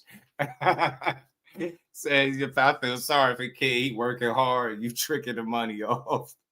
And then he shared the official video. Man, with the name of the joint on it. Man, but where did he get it from? That's what I'm saying, though. That's the $1 million question. Damon, peace, Brody. Yeah, we here on this Sunday building. Shout out to the fam. Hit that like button wherever you are. We're gonna just keep rolling. We're gonna have fun with this, man. And look, just so we being clear, the domestic situation, that's not funny. That's not what we laughing at. We laughing at the fact that he bent out of shape because he really getting a taste of his own medicine. We all seen the way he dragged Shakur. It was all fun and games when he was doing that. Shit was sweet when he was doing that. Then now somebody posted your pass, and you like, man, I'm gonna sell. I'm a sell. I'm a sell. The butcher was good, homie. Look at him sitting there. It was a different video. The bottom line is you cannot invade nobody's privacy. You can't share nobody's home argument with their girl. You can't do that if you don't got rights to be doing that. You can't do that. It's illegal. It's illegal. And it's going to cost $1 million worth of illegal. You cannot do that. So whether he took it down now or not, we already got it. We already got it straight from his page, him sharing it. You can't do that. But it's just been everywhere. Everybody shared that. It never went nowhere. The first time it came out, everybody shared it. You gonna sue all those people too, or is it just Devin? Bro, he could have said he posted it off the internet. You really think you about to win a lawsuit and get $1 million or millions of dollars because he posted a video that's already everywhere? You literally could type that shit in YouTube right now and you'll find it everywhere. Multiple people posting it with all types of thousands of views. Do it right now. Simple YouTube search. That you can even do it. Type it on Instagram. You're gonna find it there. You probably find it on Twitter if you search it there too. It's everywhere. The fact that it came out, like there was nothing you could do. People gonna share that regardless, bro. And you would think you would have a different approach with the way you move and do things. When that video came out, you still on some loudmouth running around here arguing with the fighters, selling wolf tickets. You get what I'm saying? Now you want to sue. Talking about emotional distress. When I got to speak to all the family members, how are you got to answer for what somebody else is sharing? It don't even make sense. I'll be snapping on family members respectfully. You're not going to come ask me about what somebody else is doing. Like, I ain't got no control over him. You know what I mean? So I don't believe that. I just think the only person that's feeling it is you. You salty. And look, it's not funny, the situation that's being posted, but what's funny is you don't like what you dish out. You can dish it out, but you can't take it. And that's why I say I try to be respectful, but you went on a whole smear campaign with Shakur. You went on a whole smear campaign. Him and his team doing all types of illegal shit. So, hey, now you getting a dose of the very same shit you spewed for weeks leading up to that fight, and you never made it there. You know what I'm saying? Yeah, a public video, like, bro. And he think he got something because it looked like it's the official video with the name. I seen the name over at the top right, but forget what it said. But I don't think he gonna get nowhere. I ain't no lawyer now, but I would doubt that you gonna win millions of dollars for him sharing a video that was already out there. Good luck with that. So anyway, I'm not gonna keep dwelling on it. He got to deal with the attorneys. The attorneys will deal with what they got to deal with, and they got to deal with that woman that's emotionally distressed from that. While he was trying to prove a point, he's fucking over a woman, and that's all Devin always do. He's a sensitive, weird dude, man. Men don't do that shit. When do men do that? And that come, I know who has. Bro, men don't do what you was doing in that video neither. How about that? Since we being men, like, cause all right, we being men, then I ain't being disrespectful. Men don't do what you was doing in that video neither. I ain't never once in my life told no woman when to breathe. Hell out of here, bro. That's wild. So men don't do that kind of shit. What's worse, sharing the video or committing the act? I get it, you saying share the video, but it was already out there. If that's like Dana White trying to, what is it? Is it Dana White? I think he was in a video, was doing some shit, man. Like, you gotta take it, bro. There's nothing you could do.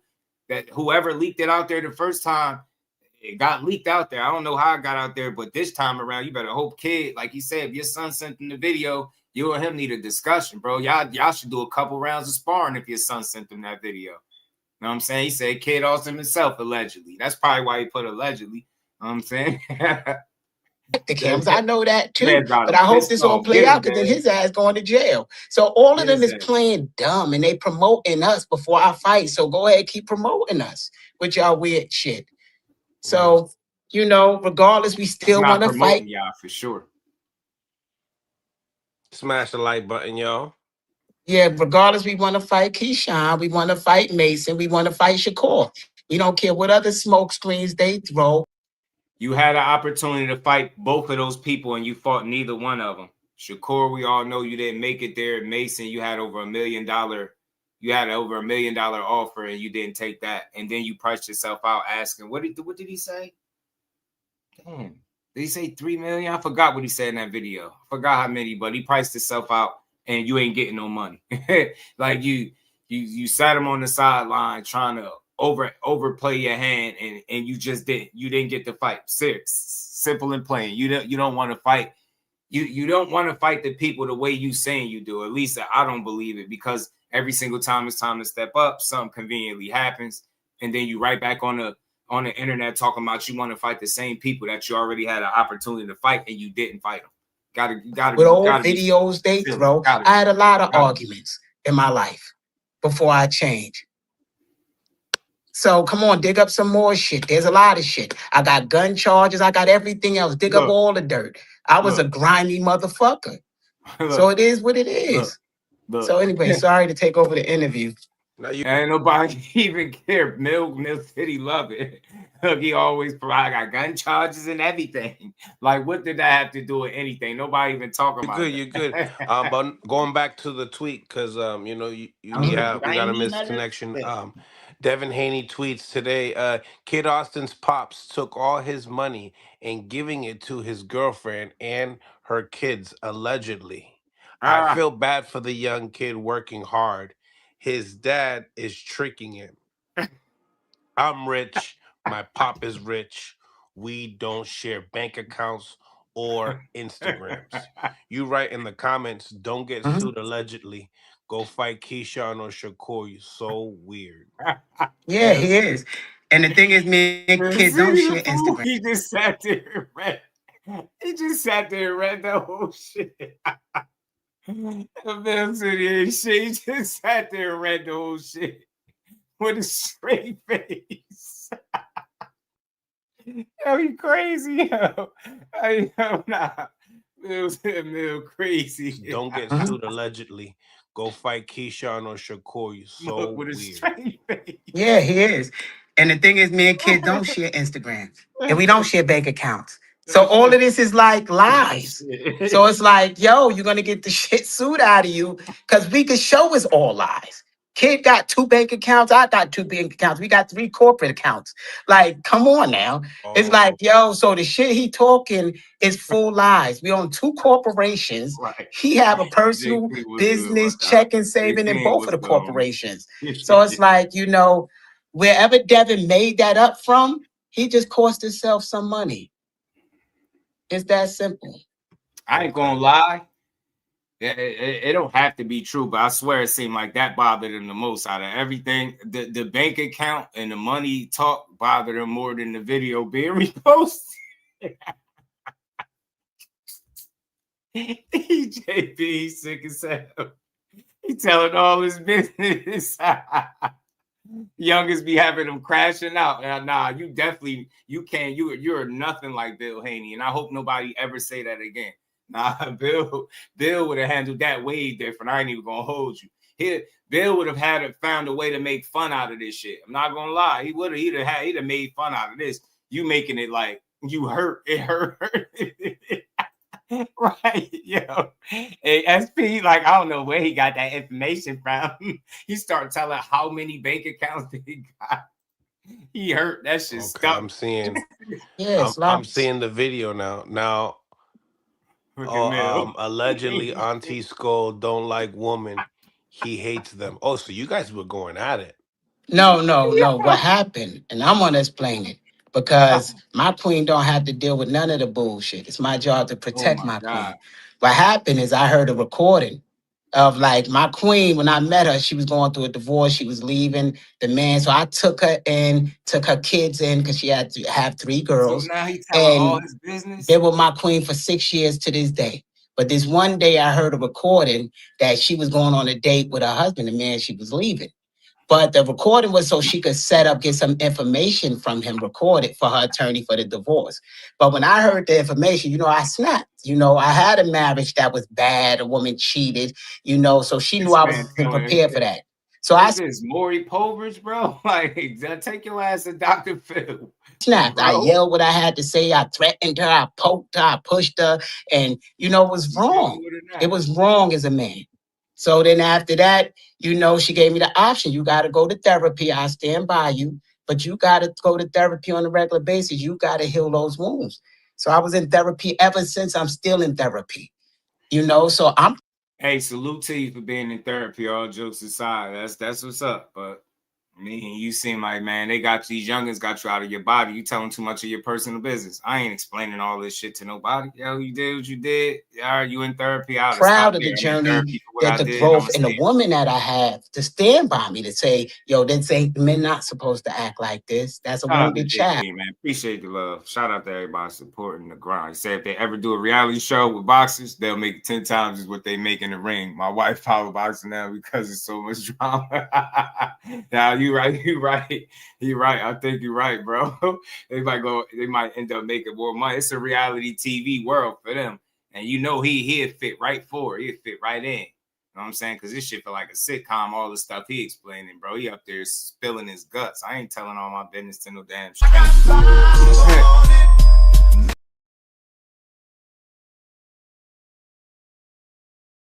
Them damn strangers. Shout out to J Bean. Appreciate you, man. But yeah, it is a lot of drama in boxing. More than it's ever been. I think because social media play a big factor. Big Dog Willie said, why is this nigga so messy? He is, man. He told all his personal business. And we ain't never got a box again. Well, right. well. I already been getting these bets, but now it's time for you to get your just due. Funny though, man. Funny stuff, bro. Therapeutic, man. He got up here, boy, Mill giving him a therapy session. Let him get it out, Mill. Let him get it out. yeah. Sit him down, Damon. Sit him down. So somebody take his ass to see Dr. Phil, bro.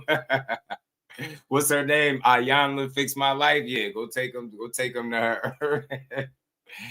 Hey. Let me show you better. So I commend my woman, but what he putting her through now, I'm going to handle that as a man, because you don't put her misery up there for the world to see because you're trying to prove what point you're trying to prove. Like, we're not fighting you. We're not even in your weight class. Really? What the fuck you trying to prove? So I'm going to answer all of that. So that's all that was. And I don't mind that argument because that argument changed my life.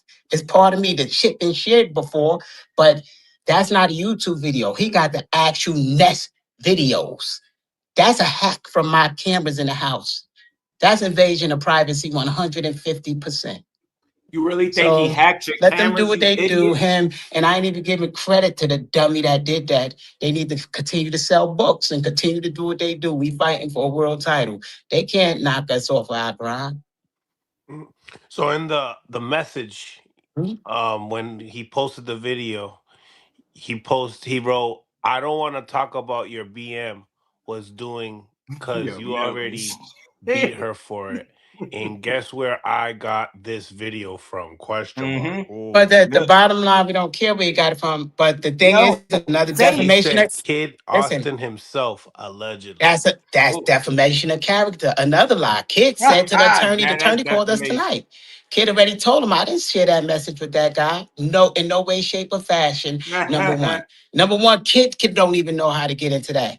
And the bottom line with Kid got a burner phone. He dropped the love. Kid gave up the info, bro. That's crazy. That ain't my baby mother. That's more defamation of character. Me and that woman don't have a child together or nothing like that. So he got a lot of legal things from his post that he put up. So it's no reason to keep talking about it. He has a lot of legal issues that he's going to pay a lot of money for because all of that shit is lies. And I faced up to mine. Come on, I went to court for the shit and beat it in court already. My woman came to court with me and told her and stood by my side in court, and we walked out together. So everything he did, we're gonna have this lawsuit together, me and my queen. So he did what he had to do. God is good, brother. If God drop a bag on your lap, you're not gonna say God is good. So I don't care who he got it from. They just screwed him over. They set him up. Whoever gave him that and told him to do that. They didn't tell him the laws in Texas. That's a serious crime. He not into So it. let's leave it there. That's on Devin. I don't know what he was going through, but I'm gonna protect my queen in her honor because she went through that once. She don't have to relive through that again. That shit all You know, over you the wrote internet, on bro. the comment here as well. Old video. I'm still with my queen. My queen very happen. Very happen. About 2.5 years ago of therapy can help. But Yeah. you're lost all because Ryan destroyed you, him and Diddy. Whoa. Now the Diddy thing, I don't know. That's allegedly, but anybody go to Diddy parties, it could have destroyed his image. It ain't nothing. I didn't say he did nothing to his butthole or nothing like that. I said even image wise, This that's is not a weird, good bro. look. It destroys in some type of way. So I ain't saying no defamation on him. But the bottom line is he has a lot of answers to deal with. And you got the exclusive. He's gonna have to deal with that. He's gonna have to deal with that woman in court, bro. It ain't no way that he can't. He can't keep doing that to women and think he gonna get over. These women keep having him in court. So he want to keep going that route. Keep going that route. Don't stop. He don't want to think about the women involved. Men don't move like he moves. A man would have thought about, that woman got kids. That's old to this woman, and he's supposed to be Muslim. Why am I gonna do that to a queen? Just to prove something to this man? I'm gonna discredit this queen that went through this horrible situation. So anyway, that's on Devin. Devin moved like that. That ain't how we move as men. Wow.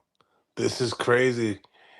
Where do you really feel like this all stemmed from? Like, because that He's on the sparring was other a side of while the street. that sparring was a while ago. He's on the other side of the street. They all with Turkey. Y'all must have Man, did I'm with some. Golden Boy. I'm with Golden Boy. They with Turkey. It's like how Tupac and all of them got caught up in the East Coast, West Coast beef. I have Yo, bro. nothing wrong with these people. This ain't shit like that, man. East Coast, West Coast beef. Nah, this is you. This is your own karma. Unfortunate that the female's in the video, but he didn't post the video to make fun of the female. He's putting you on blast. This is the same dude that's talking crazy right now, but this is what he do behind closed doors. You know what he was doing. Now you want to sit here and try to, remove yourself from it and try to act like, man, I've been in therapy ever since. You need to stay in therapy, man, because these young ass fighters be having you crashing out. That's why you need to take a couple steps back and allow your son to just rock out. Allow your son to rock out. He's a likable kid. He works hard. He's talented, right? He'll get opportunities. He'll get fights. But you clearly keep being in situations where you kind of crash out. Like I played the other clip where Keyshawn had you out your body. You was threatening like street shit with him. Mad as hell. That video had went viral. It's like, bro, you can't don't play these games. These are young people. That's why I'm saying they gonna play these internet games with you, bro. He gonna hit you where it hurt. Now you talking about suing. Shit, you up there feeling salty.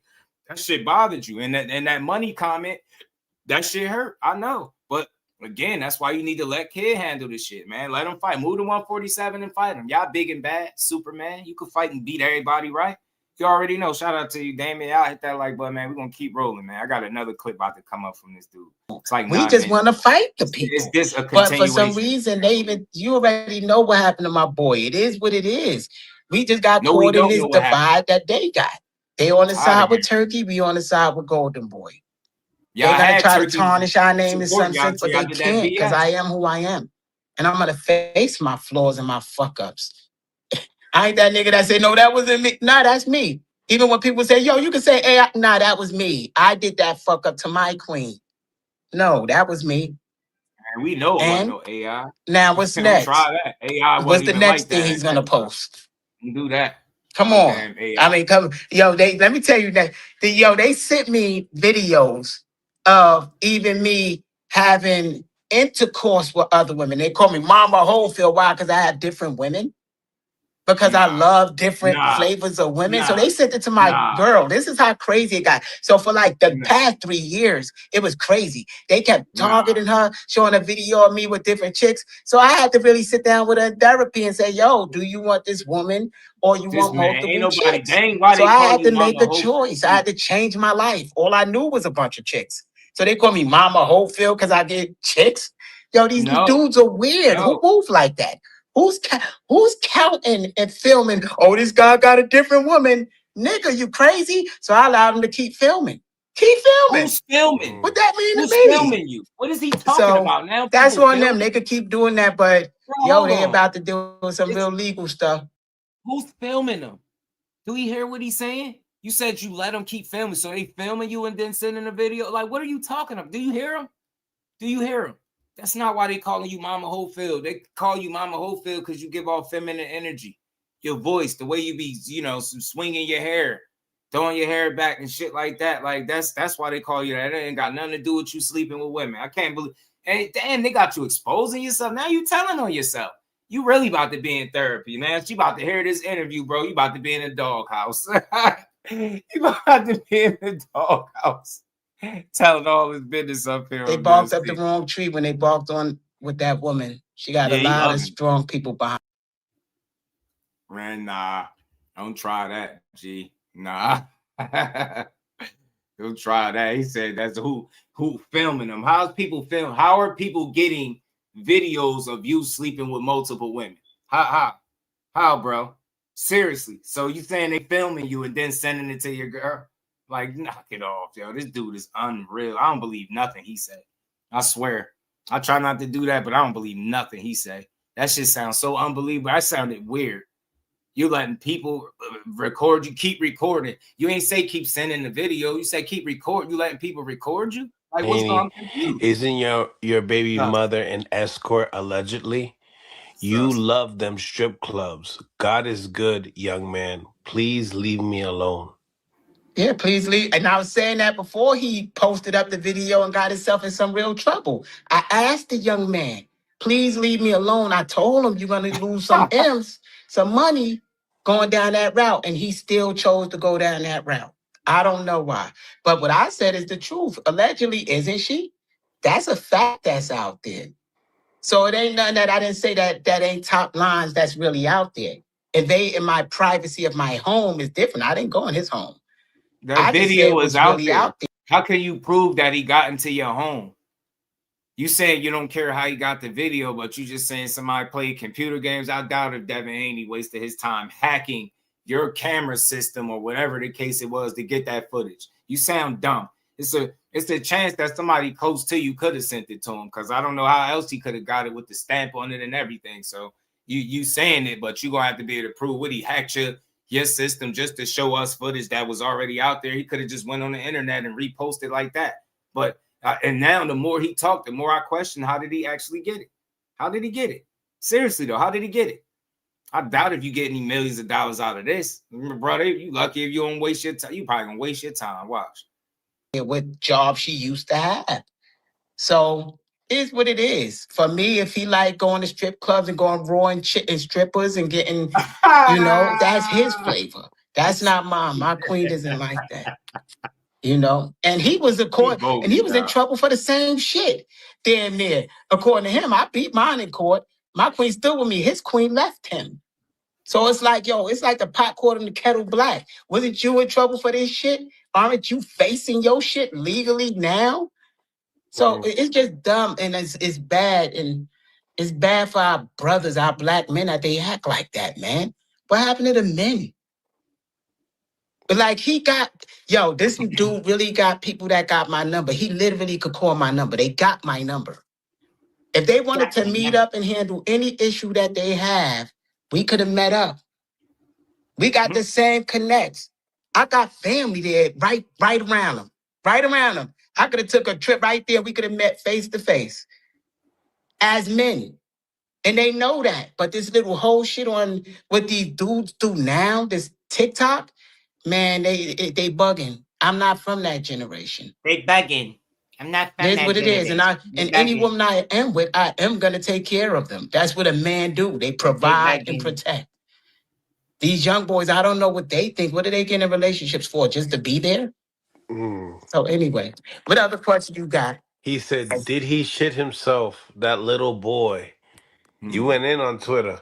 So no, but that's the truth. He's a little boy.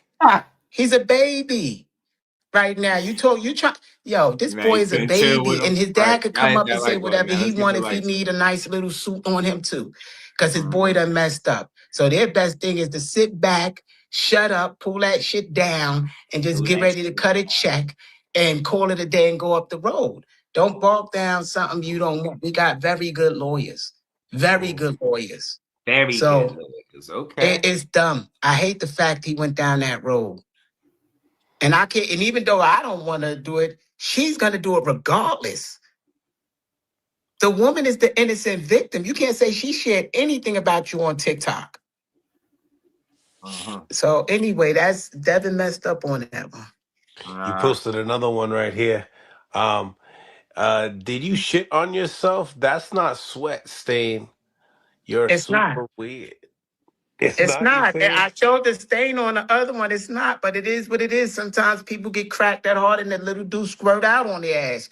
And it is what it is. But that's all after he was attacking me. You know, that's me being attacked for nothing. We didn't do nothing. We in training camp getting ready for a fight. Like, I guess they felt that video will make me lose sponsors. All my sponsors know about that video. That ain't gonna make me lose not $1. They the ones who paid for the therapy. So it's like my sponsors on board 150%. So he ain't that post ain't making me lose nothing. It just made me richer. So, and a weird thing, and people can say whatever they want. This is gonna be on a little bit on some spiritual shit. When you got God on your side for real, anybody that try to touch you crumble. Look what they did happened after they did whatever they did with Floyd. Allegedly, the snack guy died. Not saying he was involved. I'm just saying, look at the wave. Come on, Allegedly, man. now Saudi is dumb. That's dumb. That's dumb, bro. You ignorant as hell. You connecting somebody's death to like, shut up, man. Fact of the matter is, you defamation is the shit you did to Shakur and his team. And now that you getting a little bit of it back, you want to cry like a hoe? That's why they call you Mama Hofield. Got nothing to do with you sleeping with multiple women. We don't know nothing about that. And we don't care. That's not a flex. We all get women, bro. That shit is regular. Shut up. That weird ass dude, man. This dude is weird, bro. I just don't. I ain't never understood nothing like this in my life, bro. This shit is sucker shit. In this big war and it's affecting the economy and things like that, where it's like bringing it down some. Because God has a plan for everybody. And if people try to do wicked shit to you and you got good, you don't have to worry about it. Now, Devin do this wicked shit. And now he going to have to break bread. So if people want to keep attacking this young man that got a good heart. I just want to know, was what he doing to Shakur Stevenson and company, was that wicked shit? I just want to know. Like, I'm asking for a friend and for myself. Like, I really want to know. What was that he was doing with Court? Seriously, though. What was all of that? Just to have to walk it back at the end. The man was willing to say that he was on steroids, bro. That's how far he was going with Court. You talking about defamation. Studism. Man, this is shit that I don't respect, though. This is the stuff that I don't respect, dude. You can't be serious. It ain't cool when other people giving you a dose of pulling a you on you, right? You don't like that shit. That's why I say, man, just keep it boxing, bro. Keep it boxing. Keep it boxing, and you will never have to worry about nobody. You get what I'm saying? Going left on you. And that, like I said, man, you might feel like this was unwarranted for him to post this, but this is the kind of I think energy you subject yourself to when you go about things the way you do. You can't think and assume just because you're in therapy now and you're trying to get right that people gonna forget about all the stuff you do. That's the interesting thing about karma. It always catches you when you least expect it, or when you think you trying to do better and you minding your business. Now some of that same energy that you put out from before comes to slap you in your face, and that's all it is. You just got to be a man about it when it happened and stop crying about suing. Because if anybody deserved to be sued, like I never thought nobody deserved to be sued until I seen the shit he was doing with Shakur. Steroids, drugs, crimes. Like, this shit just was too much. Like, to do all of that and then cry today is like weird. You talking about soft.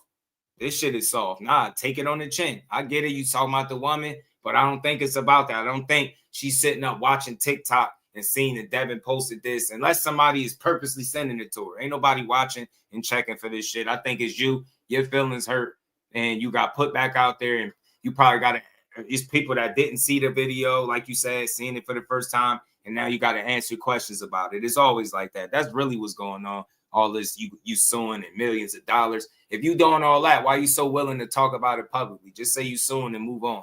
You know what I'm saying? You keep talking about emotional distress, and I had to answer this question. And man, nobody want to hear that, bro. Stop playing these games and you won't win stupid prizes.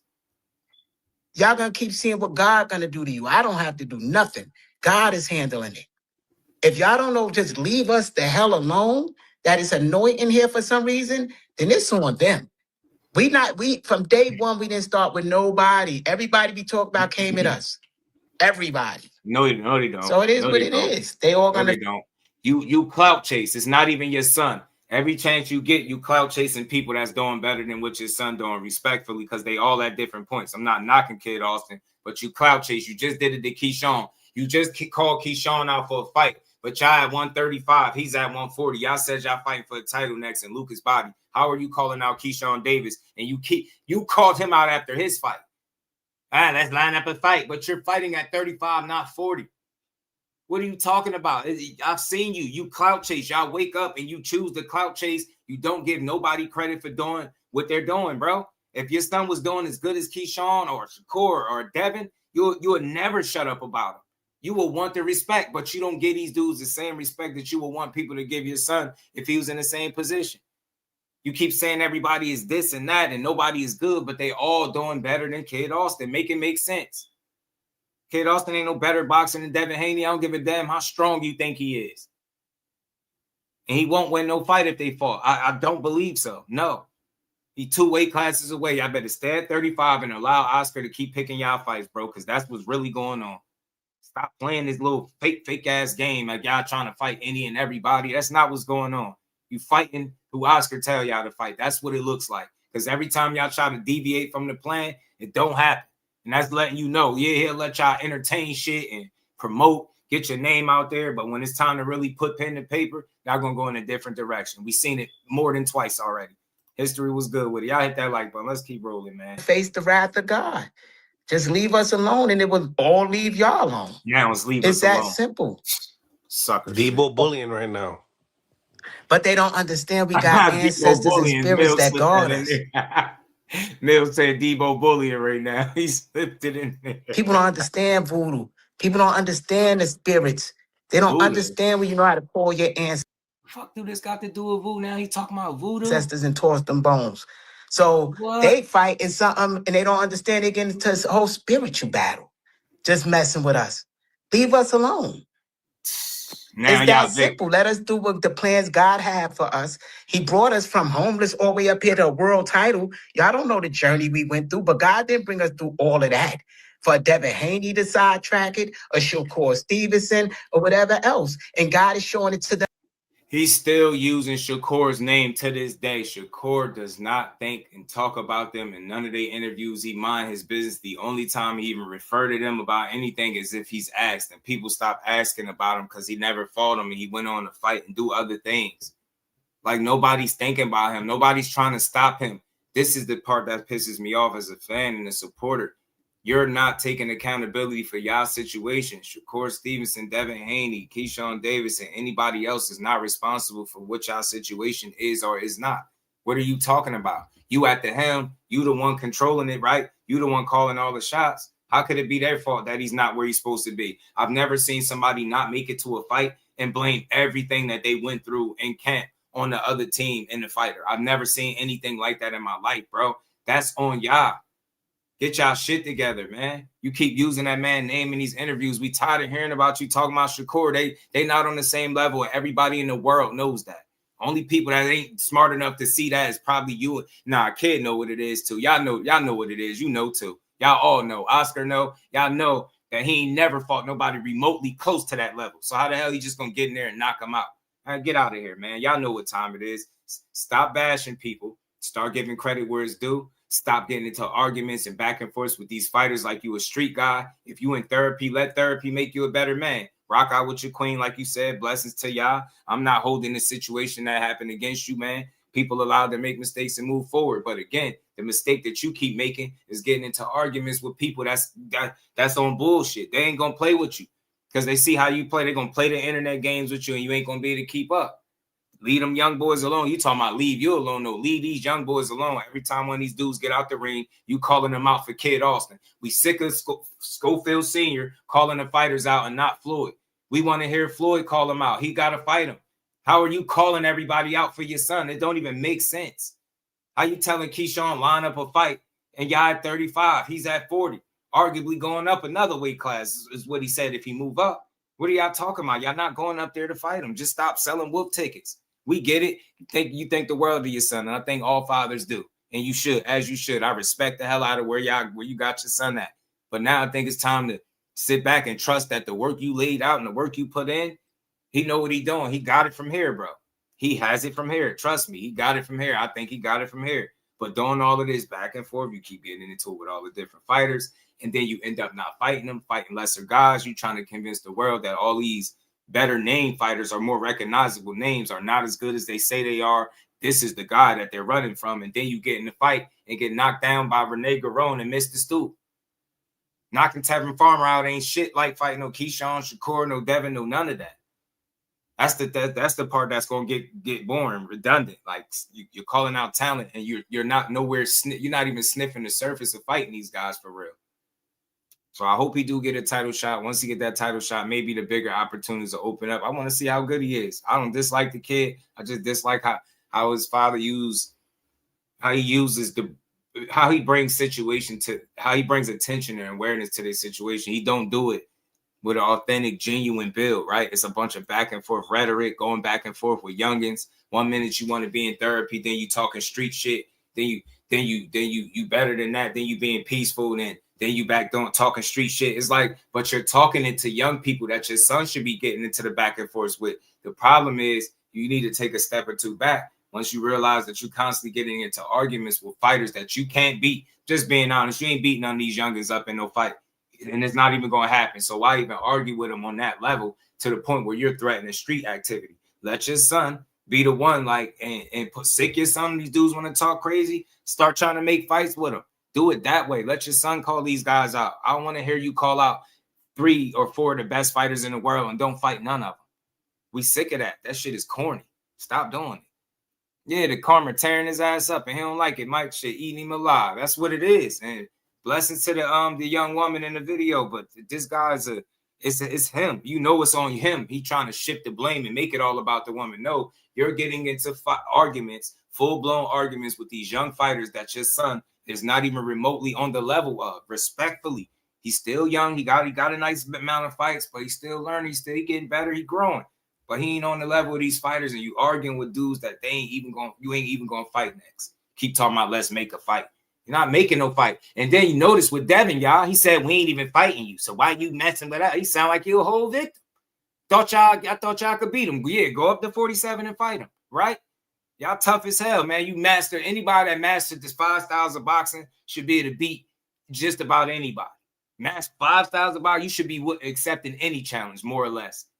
Go up there and step on, knock on Devin Haney door and get outboxed because you think this shit is sparring. Telling you, man, you get in the ring with that dude, he gonna take him to school. His little strong young ass gonna get took to school and you gonna regret it. He not beating none of those dudes that you mouthing off about, in my opinion. And Oscar know it too. And as long as Oscar know it, and no Oscar, no matter what you say you think, Oscar don't think it to me, you're not getting in there with him. And I would love to be proven wrong. So we'll see. Let's see if you fight for this title next. Let's see if it's Lucas Body, like you keep saying. But from one man to the next, if I'm getting into arguments with young people that I ain't gonna do shit to because I ain't the fighter, that's pointless. Let your son stand on business. Let your son argue with these guys. You know what I'm saying? It looks stupid. You're a grown man, and then you start taking it. You get in your feelings. Like I don't know if y'all remember. Remember what's the dude name? Spencer. I forget his last name. I think that's Spencer something. But y'all remember excuse me, y'all, the Stamina for Sale interview when it was him and his son and Keyshawn was up there and they was going back and forth, and then he started getting serious and start talking like street shit. I'm like, see, that's why you don't need to be in this realm, because they getting you out your body. Your son don't get mad, like he handles it better than you do. That's because you playing a young man's game and you not young. Let your son do this shit, bro. I'm telling you, let your son argue and go chirping at these dudes. Let your son keep calling these dudes out. Come on, man. You'll hear Bill talks for Dev, but Dev will still talk for himself. Bill don't complete his sentences and shit like that. He know when to sit back and let Dev do him. And he also know when to speak for him. You don't know when to shut up for him and let him do the speaking. You keep calling out all of these people and not fighting none of them. It sound crazy. How are you saying, yeah, let's make a fight, Keyshawn? You not fighting him? I want to hear from your son. If that's what your son think, then it's cool. I want to hear Kid Austin get in the media and be like, hey, man, Keyshawn was good. Or Dad, man, you taking shots at my pops was good. Like, that's what I want to hear. I don't want to hear no grown man arguing at no young boy talking about soon. You wasn't in these young people business and having shit to say and talking crazy every time these dudes fight. They wouldn't be playing with your top right now. It was all cool when your son was in the videos talking about Keyshawn, the trash kid from Top Rank. It was all good when he was talking about he hurt Devin with an uppercut and shit like that. Now they got the gun and they firing pellets and you don't like it. They firing shots and you don't like it. Now get out the kitchen, bro. That's why I say stop playing with them young men, man. You know what I'm saying? Yeah, man. I get it. You live through them, but let them live. You get me?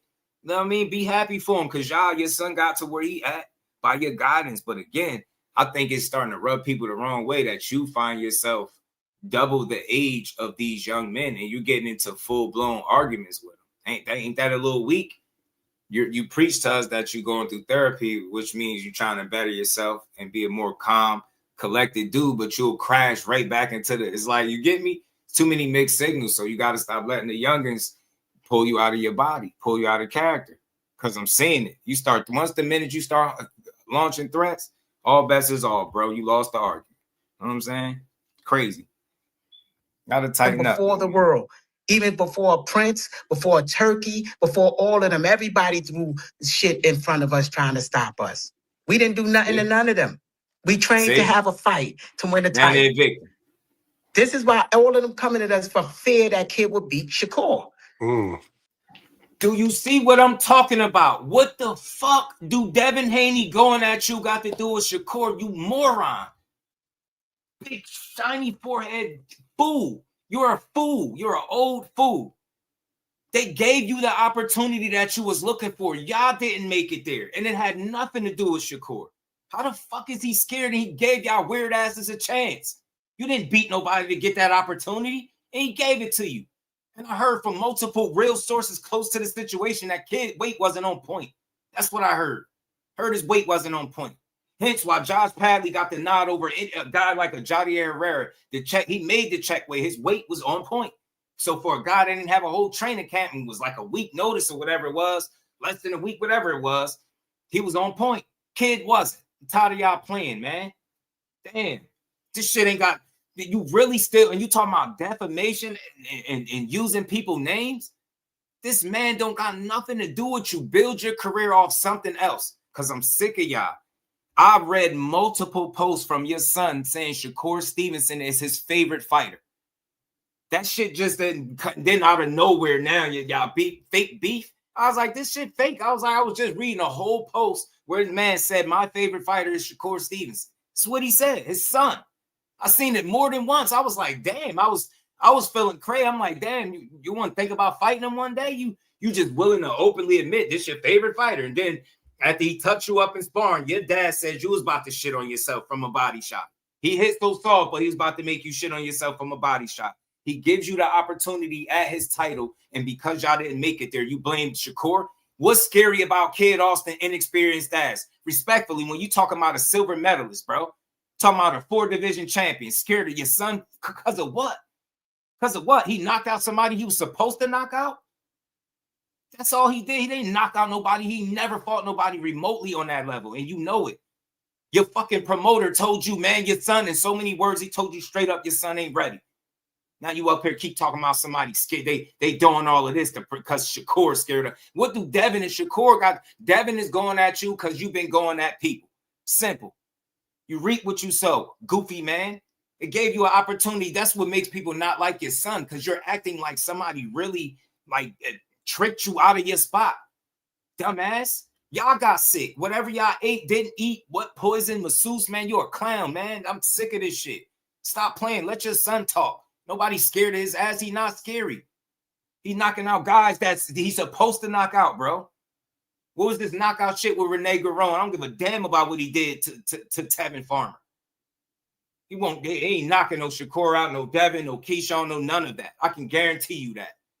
Dude ain't what you selling us he is, bro. Yeah, he's strong. Yeah, he's powerful, but he over-rely on his athleticism and he load up too much. Somebody as disciplined as experienced as Devin and Shakur, they're going to cook his ass.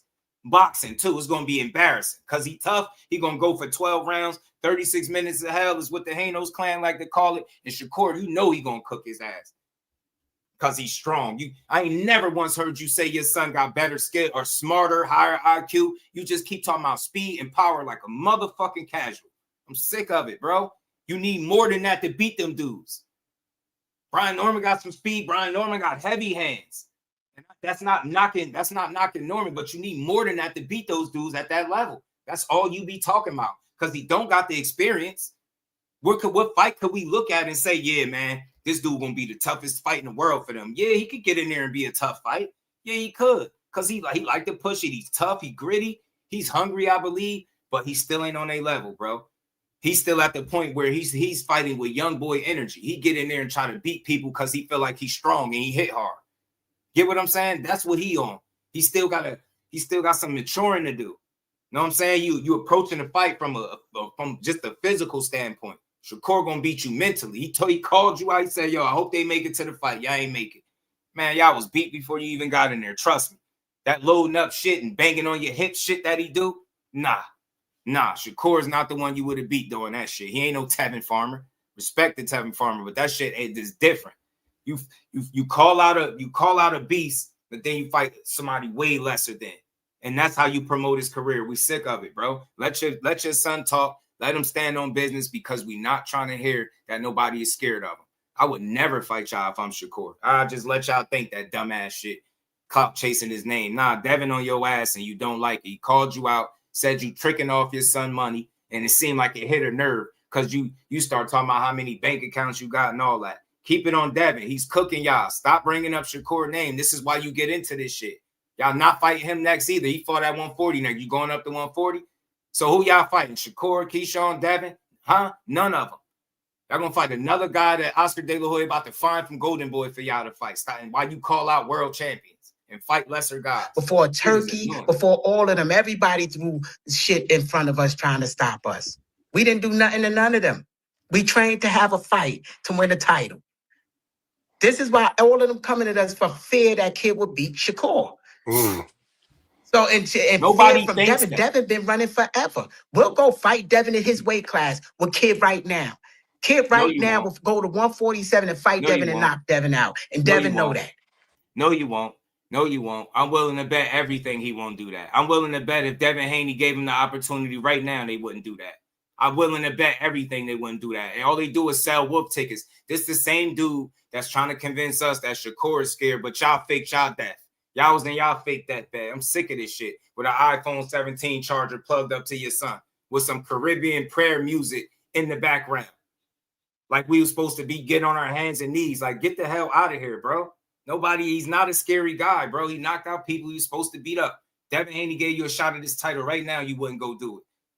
And you know how I know? Because you claimed you wanted to fight Abdullah Mason, and they gave you the opportunity right after y'all fell out with Shakur. Gave you an opportunity, was going to pay you $1 million, a little over $1 million, and you didn't take it, and then you priced yourself out. Y'all fake as hell, man. And you making your son look bad, looking suspect as hell. Think they're going to pay you more for a non-title fight than they was for the title fight with Shakur. Make it make sense. He know business. He know better than that. Silly ass man. He be pissing me off. Like you selling this story that he's some scary ass guy. He's not. He not. Nobody's scared of him. Nobody in the world of boxing, including your promoter, thought he was winning that fight. They all thought it was way too soon for him. And I'm telling you, what I think the tipping point was, let me be honest. The minute I thought they wasn't fighting for sure is when he posted what Oscar De La Hoya said.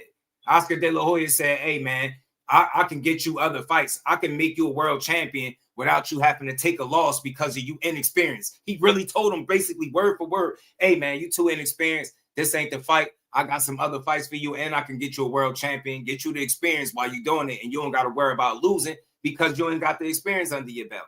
And then next thing you know, now they in the hospital bed, big ass extension cords plugged up to him. You get what I'm saying? He head to the side, like, and then shortly after that, remember, they went from their deathbed to the fucking gym. You can't make this up. What are y'all, like a super soldier? Like, y'all went from the deathbed to the gym. Make it make sense, bro.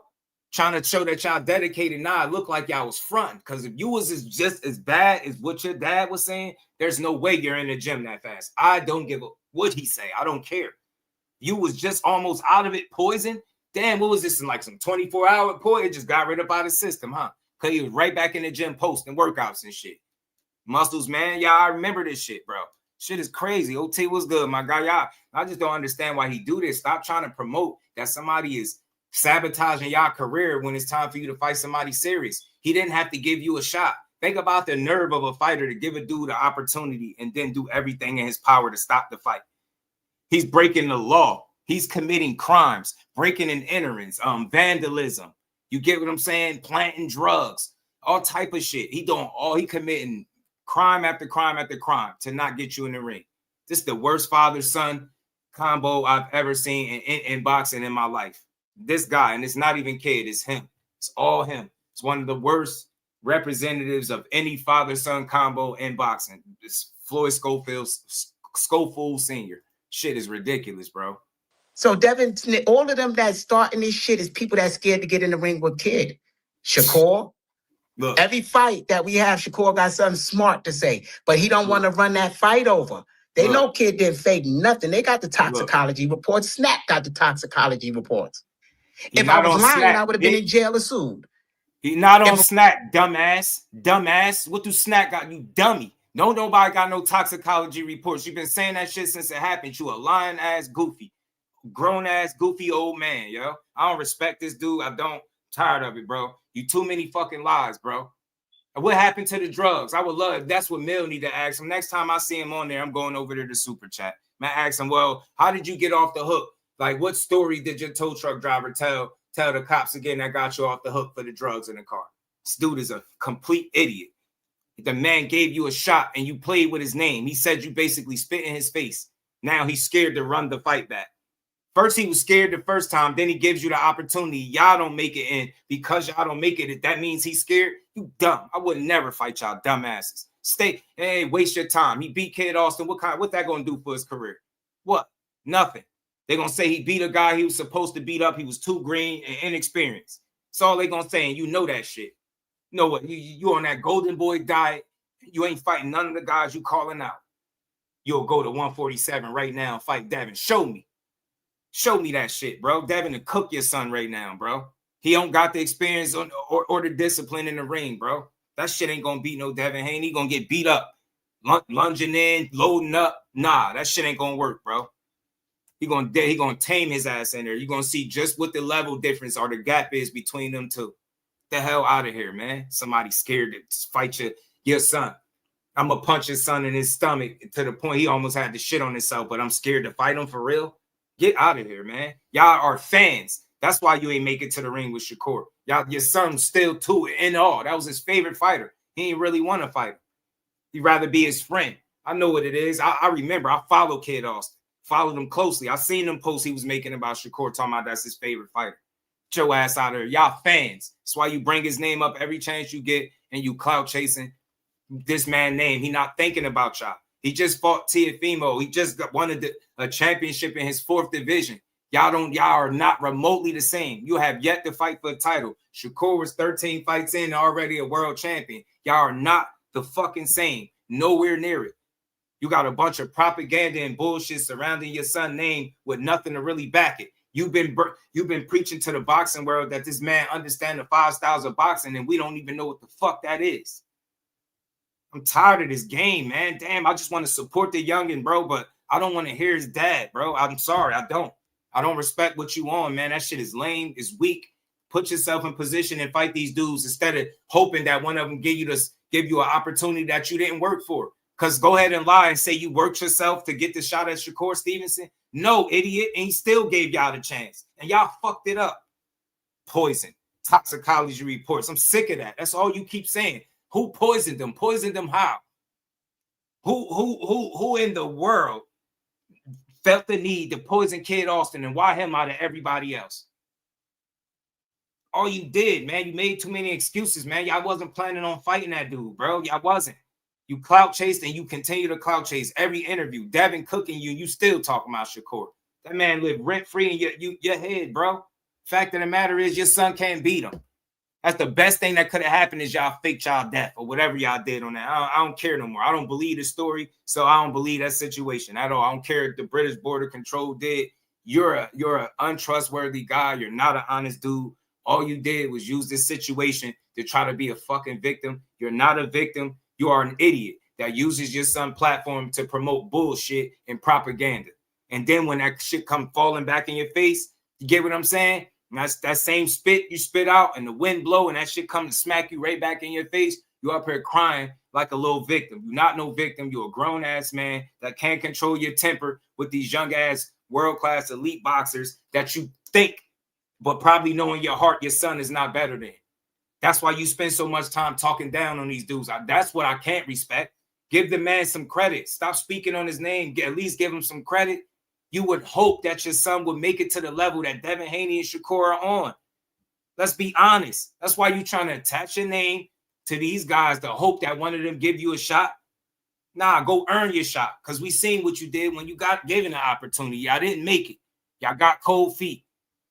Dumbass dudes, man. Just let the man, let him promote and you shut the hell up. And I mean this. I don't care how this sounds. I'm sick of this dude. You don't have nothing good to offer to the boxing space but rhetoric. You might as well be a fucking old media plant, bro. Your son is not the only one that's nice, bro. Newsflash, those guys that you trying to attach his name to, they've been putting on. Devin in his third fucking division, and he's a champion there. Shakur is in his fourth division, and he's a champion there. What the hell are you talking about? You've been hating for years, bro. You keep having all this negative shit to say, and your son ain't beating nobody remotely on the level of these guys. Nowhere near it. Y'all beat Tevin Farmer, and now y'all think y'all just gonna knock everybody out? This dude is an idiot, bro.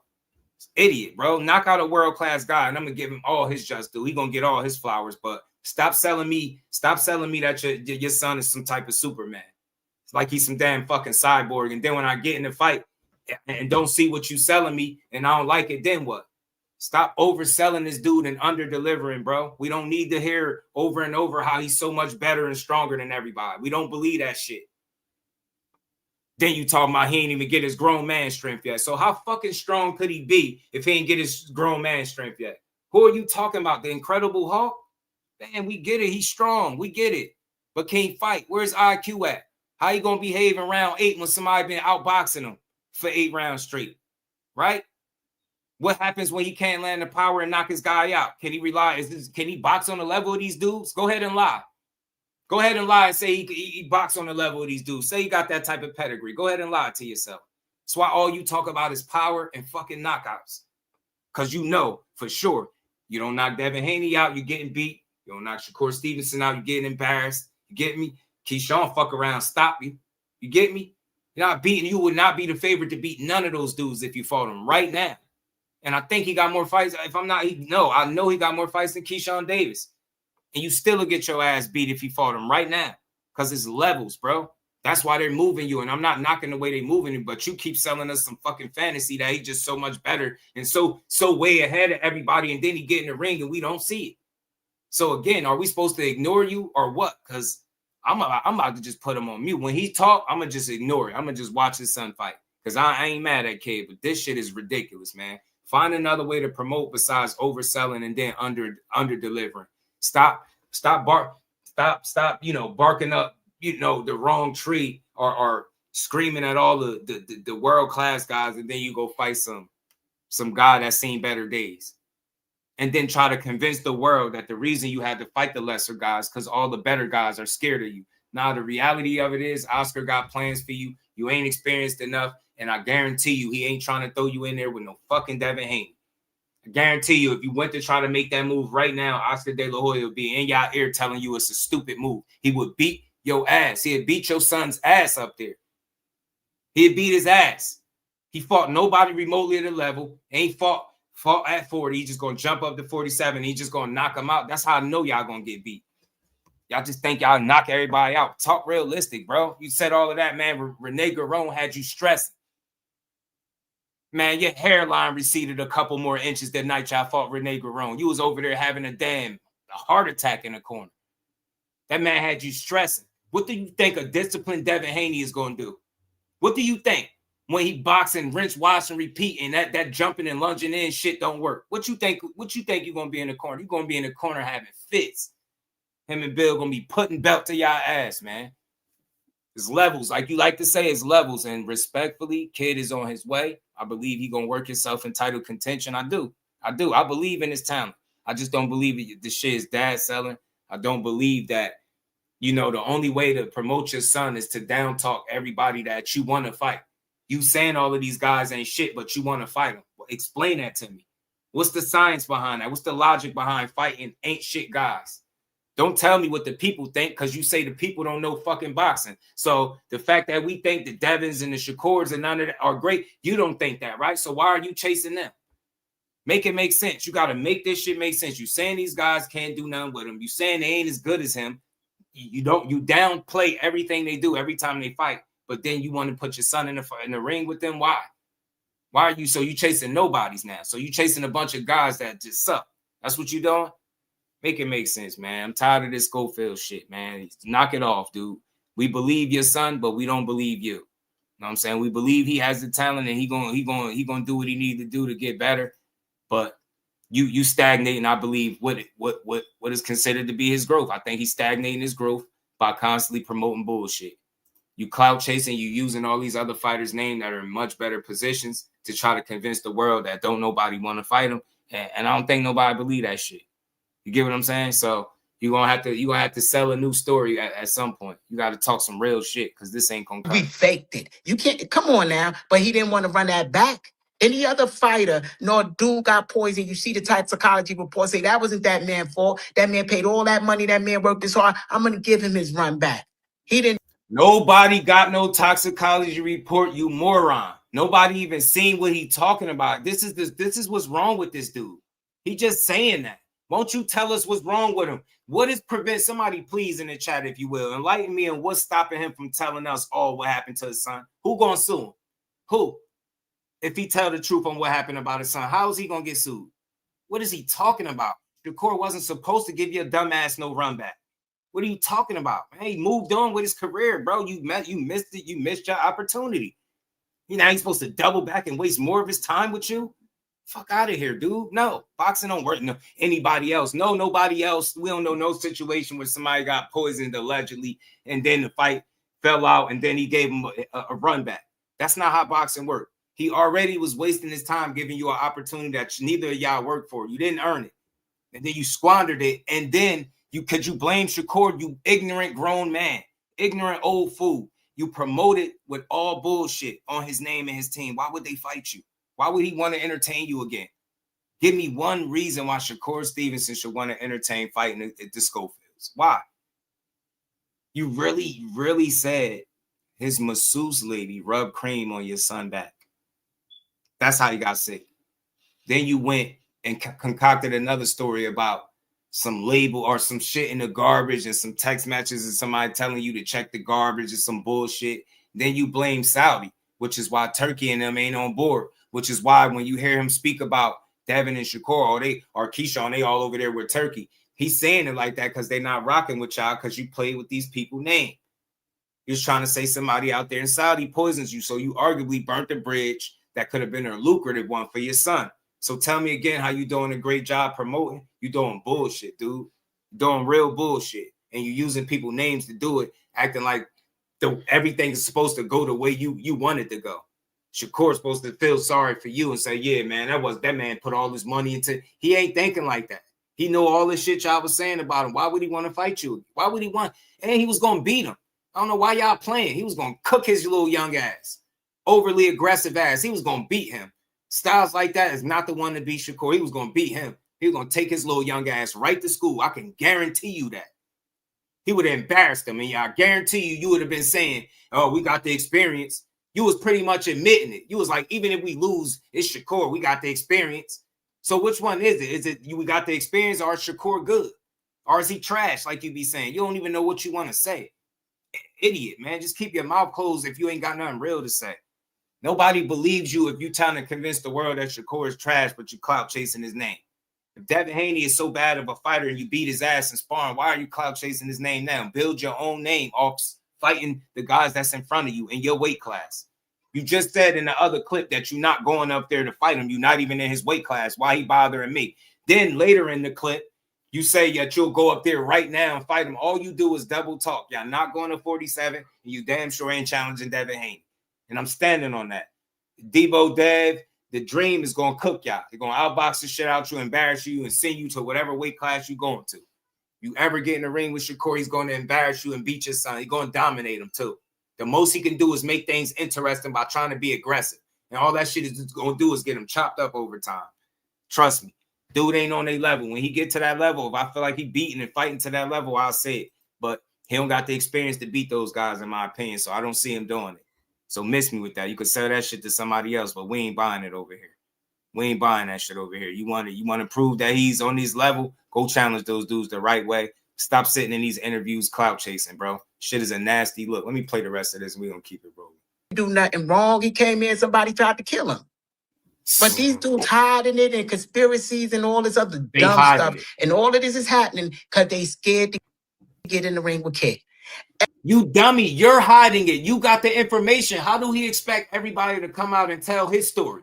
When have you ever seen somebody wanting the people to tell their story? You got the toxicology reports. You said you know what it was. Won't you tell us what it is? He still ain't told us what it is. It's been months, bro. He still ain't told us what it is. He blaming it on everybody else. They got the toxicology reports. They're hiding it. Who's hiding what?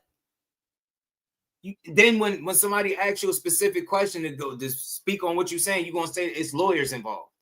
This dude fake as hell, man. Man, yo. You get me? Yo, this dude is ridiculous, bro. Like, I just never seen nothing like this. And I give everybody credit, but I don't respect the way he promotes his son. It's not real. It's not real.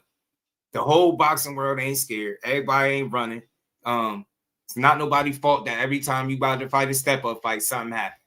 Look at their track record. I think he got at least 3 fights supposed to be like step-up fights, and each time something happened. Each time. How was that the boxing world fault? How is what y'all go through on everybody else's fault? There's no accountability in pointing the finger at all the fighters like they colluded and worked together to make sure, that Kid Austin didn't make it to the ring. What kind of movie, like, take that shit to Hollywood, man. Maybe they might buy that script, but we not. In the boxing world, take that shit to Hollywood somewhere. It's a conspiracy to make sure an inexperienced fighter don't make it into the ring. Stupid shit, man. Fact of the matter is, Shakur would have been the best fighter Kid Austin ever fought. That wouldn't have been the case for Shakur. Kid Austin wouldn't have been the best fighter he fought. Nobody trying to poison that man so he don't make it. Damn liar. Man, y'all ain't never seen nothing like this, y'all. All of them could talk shit, but haven't all of them ran, like I said, so they could talk all of that crap. We offered Mason to fight twice. We agreed to his fight and offered him a fight. All of them are scared, brother. So they offered Mason shit. They trying to tarnish. He offered you a fight. Now you gonna sit here and lie like we forgot. I will go pull up the receipts, bro. You priced yourself out, and you mentioned the word money. I think more than 10 times in that one video. You kept talking about the money. Get the fuck out of here. You ain't offer Mason shit. You lying. Where did they offer Mason a fight at? Damn this dude, man. Like this, you're insulting our intelligence, man. We watched you actively price yourself out after Shakur gave you an opportunity. You was about to get an opportunity at Mason. And you lied about the sparring. You said you was only working on defense. Then you said Kid was beating his ass, and we watched the tape, and that was all a lie. Dula Mason was putting hands on Kid Austin in that sparring. All you do is lie. You had a 3-0 fighter from Ohio beating Kid Austin up too. All you do is lie. That's all you do, and you using your son to do it. That's not the way to promote. He actually is talented, you silly ass man. If you just sit back and just let him build. But he ain't there yet. He's still wet behind the ears. He's still trying to perfect his craft. He's a far ways away from these guys you talking about. I'm telling you. It's a considerable gap between him and the best fighters in the world. It is. He ain't fought that caliber of talent yet. Damn, bro, just let him build. The whole boxing world is colluding to make sure Kid Austin never make it to the fight. Man, the audacity, you moron. See, he need a fucking timeout. Like, go sit him somewhere in the back. Kid Austin, go buy his ass a house and go tuck him in the corner somewhere, bro. Go sit him, pack him up, bro. I'm serious. This is the only father I pack him up. I'm sorry. Pack him up. If this what he on and he ain't gonna switch, pack him up. Kid Austin, you better go get you a real trainer, bro. This shit ain't it. I'm telling you. This ain't it. Everybody's scared. Don't run it back. We ain't even in Devin Haney weight class. Why you messing with us for?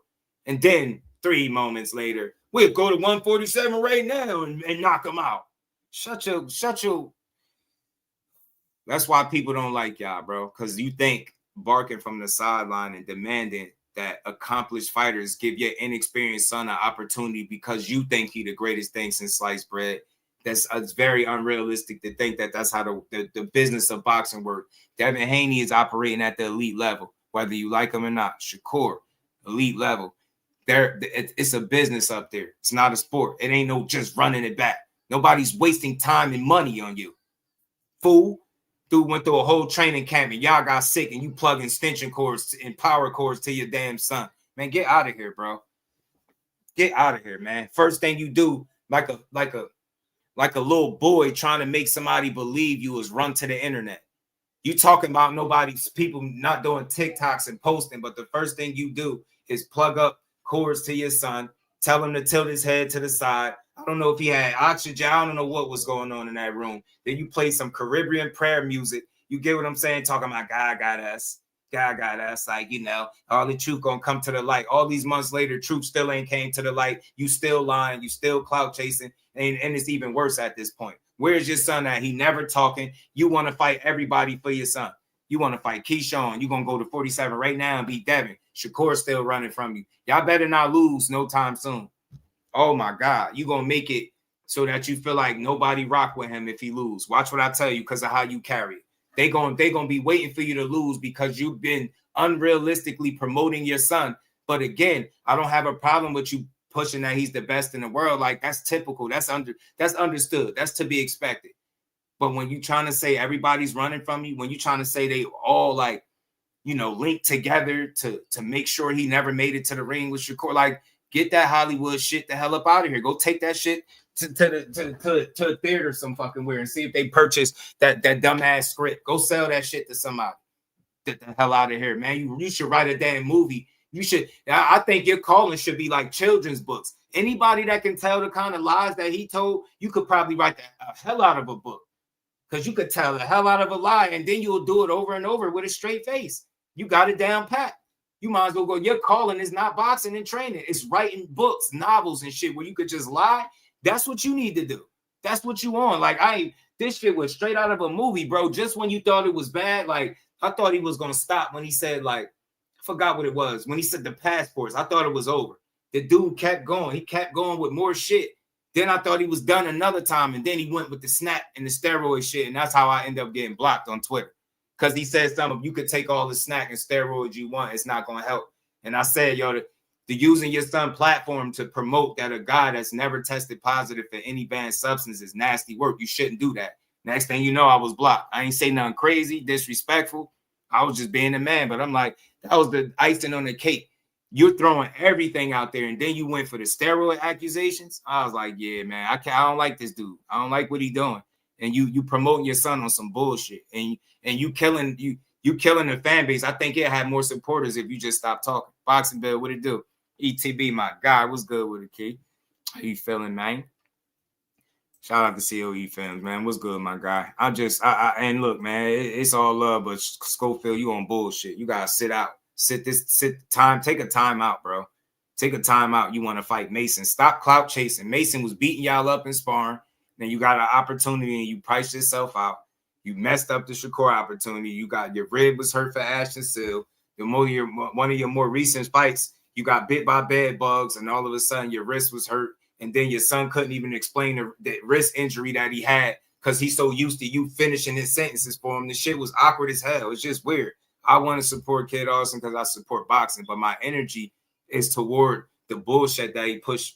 I don't know his dad personally, not to like him, but I know I don't like the way he's choosing to promote. And why I'm calling it promote, because you're speaking on behalf of your son. You calling yourself being on the front lines for your son. So what do you want to be more responsible with what comes out of your mouth? Cool. If you think everybody is trash and your son better than all these dudes, cool. But understand that comes with something.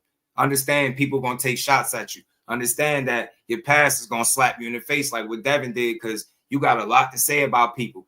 Shakur, I don't see him tweet about Kid Austin after his fights. He don't even be thinking about that little ass dude.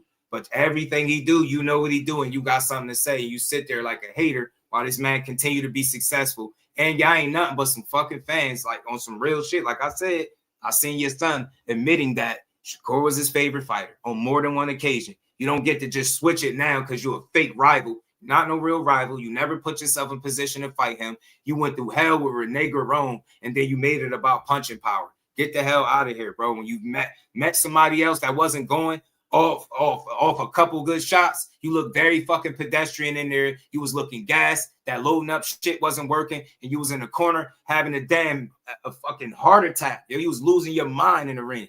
Give him some. I'm pretty sure you receded your hairline a couple inches that night alone. One of your damn dreads fell out. The way you was stressing, man. Rene Garone had him losing his mind. This man missed the stool. Y'all said y'all pulled the stool out from under him. The man missed the stool, fell and everything. Y'all was looking crazy. Where was all that superpower at with Rene Garone? And then you know they casuals comparing Rene to Shakur. Oh, Rene got power. Shakur don't got this. Shakur got a lot of shit that Rene Garone don't got, and ain't got shit to do with power.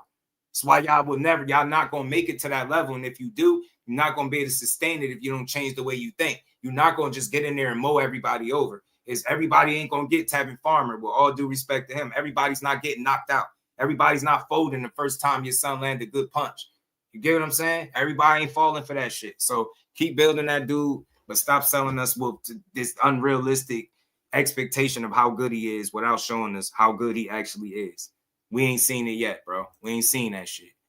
Let me play the rest Dumb of it. stuff. And all of this is happening because they scared to get in the ring with Kid.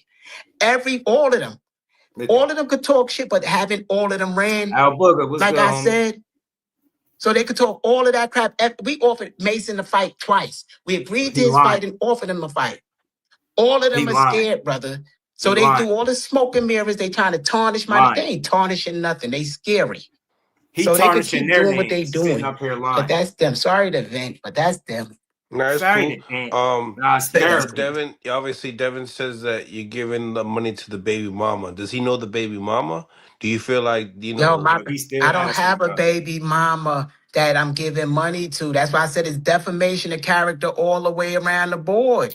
It's a lie. Just made a comment, bro. A lie is a lie. Did he mean your baby mama or kid's baby mama? It don't matter. Kid's baby mother live with us.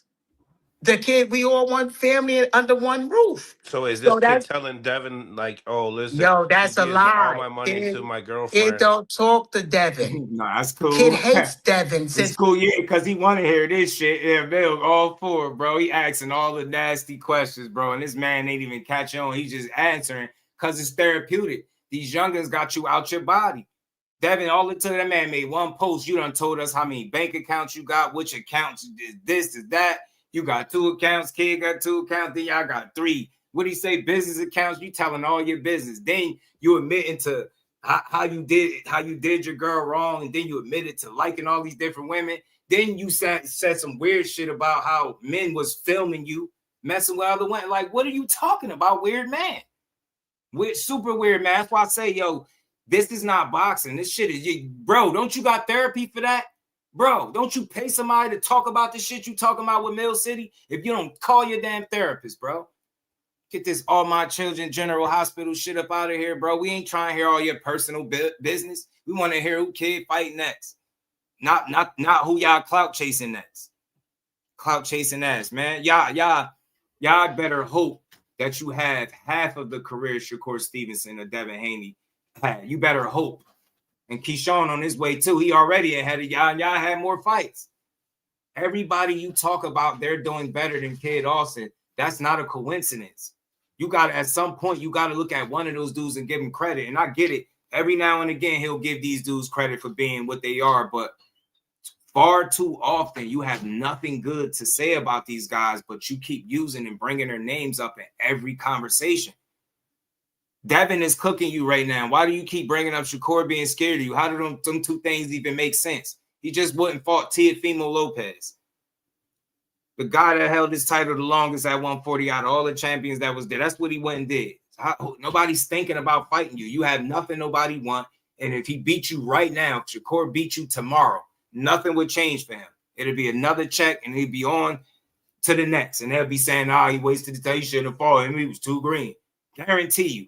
I've seen this shit a million times. I know what they're going to say. With Shakur, the bar is set extremely high. And Kid Austin he ain't the standard. He is not the bar. He's going to get beat up, and it's going to be like, well, who he fighting next? He ain't fighting nobody. That's what they're going to be saying. He just beat up a green, inexperienced Kid Austin. All you got is power. They're going to start saying that. Walmart version is, what they're going to say, a Dollar General version of Sean Porter and shit like that. The knockoff Diet Sean Porter. That's what they're going to be calling him. I'm telling you. Shout out to Rob. What's good, my guy? And me calling his ass a Diet Sean Porter. Swear he be hating, bro. And he do it on all of them. I want it when somebody is his age that has a son in boxing, knowing how hard it is to get to the level, I expect him to, and maybe that's why I'm talking this way about him. Maybe that's why it annoys me, because I expect him to come from a different place. You're a father of a fighter, and let you tell it, y'all had to grind your ass off to get where you at, right? It's really hard to make it in boxing, right? So I expect you to come be more of a teacher when you speaking instead of sounding like an old ass hater, right? No matter how much you sit in these interviews and talk about how your son beat all these people, if he never gets in there and do it, nobody's really going to believe it but you. That's all I'm saying. Like, I expect you to be somewhat of an OG. Talk about, man, such and such doing anything, but, man, kid get in there, he going to whoop their ass. Like, talk your shit, but just be a little more realistic. Nobody is running. You haven't sent no 2 offers to Abdullah Mason. You're full of shit. The whole world watched you price yourself out in real time. So what offers came after that? And what platform was they fighting on where you could send these offers? Where was De La Hoya involved in this? Y'all never was planning to fight no Abdullah Mason. All he do was lie. Now Abdullah Mason's ducking him when he was going to beat your ass if you would have accepted that offer. Come on, man. And that's all I'm saying. That's not real. You lying on people. You're lying. Straight up and down, he's lying. There's no contract go to Abdullah Mason. He ain't turned down no offer to fight you. You did. Then price yourself smooth out. And then got yourself X'd out from Turkey. Now they don't even want to rock with y'all. Crazy work, bro. Nasty work from this dude. For years since Devin came out. So that's why I'm saying it's a lie. No matter how y'all twisted, it's a lie. A lie is a lie. And he's got to deal with that in court. So any other question on that, y'all get the transcripts from court after it's done. But I guarantee you we're going to win because all of these are lies. We're going to win. All these, I don't have a baby mother. Floyd baby mother live with us. We under one household. We keep all the money under one trust. All the companies is under one trust, under one company. A mother company that hold 2 other companies. So the shit he's saying is a lie. So it is, and he's going to face it in court. He's going to have to back up, and I'm glad you're doing this interview because all this you're stating, he's going to have to back up in court. They're going to ask him, where did you get that information? And when everything show that it's lies. And everything when it's just lies. So, yeah, man, we here, man. But look, at the end of the day, we want to see your son get in there and fight these dudes, and you stop hearing you clout chase them. You want to convince the world that your son is what he is, he's going to have to prove it in the ring. We've heard people sell us stories or sell us how good guys are for years. But the only way to prove it is by getting in the ring and fighting the guys that are the best in the world. And without doing that, you're just going to continue to do interviews and you're going to come off as bitter. As an OG, because you're at the age where you should be an OG, you over 50, you should be on your OG wave. You should be breathing life into the youth instead of talking down on them. And like I said, with you being the father of a fighter, knowing how hard it is for y'all to get to where y'all at, you should know how, you know what I mean? You should have a different take on what these guys are and what they're doing. Like, again, there's promotion and then there's just a bunch of shit talking and you're not realistic. It costs nothing to give somebody they just do. It costs absolutely nothing. And you can still talk your shit while you do it, but it'll come off a little bit more believable if you're ever able to give credit where it's due, instead of every time somebody fight, oh, that's scary. What's up, Keyshawn? That's fighting next. And then you talking about Lucas Body in the Mill City interview. It's like, bro, what we doing? You going up to 40? You talking about you will fight Devin Haney. Then minutes before that said y'all ain't even in the same weight class. Why he even bothering y'all, right? Like, make it make sense. So I get it. You want to prove, or you want people to believe and feel like you do about your son, but that's not our son. The only way we're going to feel that way is if he actually show and prove the things that you've been selling us for years that he is. And I've seen some of it. Like, he's definitely talented, but what you sell is something different. Like, you would think he was like, not better than the next coming to Mayweather. The way you talk, you would think he was going to be one of the pound for pound absolute greats. Like, this is a walking Hall of Famer in the flesh. Like, I don't know about all that. You know what I'm saying? I get it. You're going to sell because that's what you're supposed to do. But at some point, if you're going to oversell or underdeliver, it's going to hit the fan and people going to demand that you know what I mean, shut the hell up or start showing us, you know what I mean? Your son going to have to show us what you keep saying he is. So, man, interesting, man. These dudes been going back and forth. I don't know what's gonna come of all this, though. I don't know what's gonna come of all of it. But we'll see in due time. 704 Joe, what it do? Oh, I didn't even see my guy in the back. What's good with it, bro? Shout out to my guy, everything boxing. Yes, he says father wants his son. What's good with it?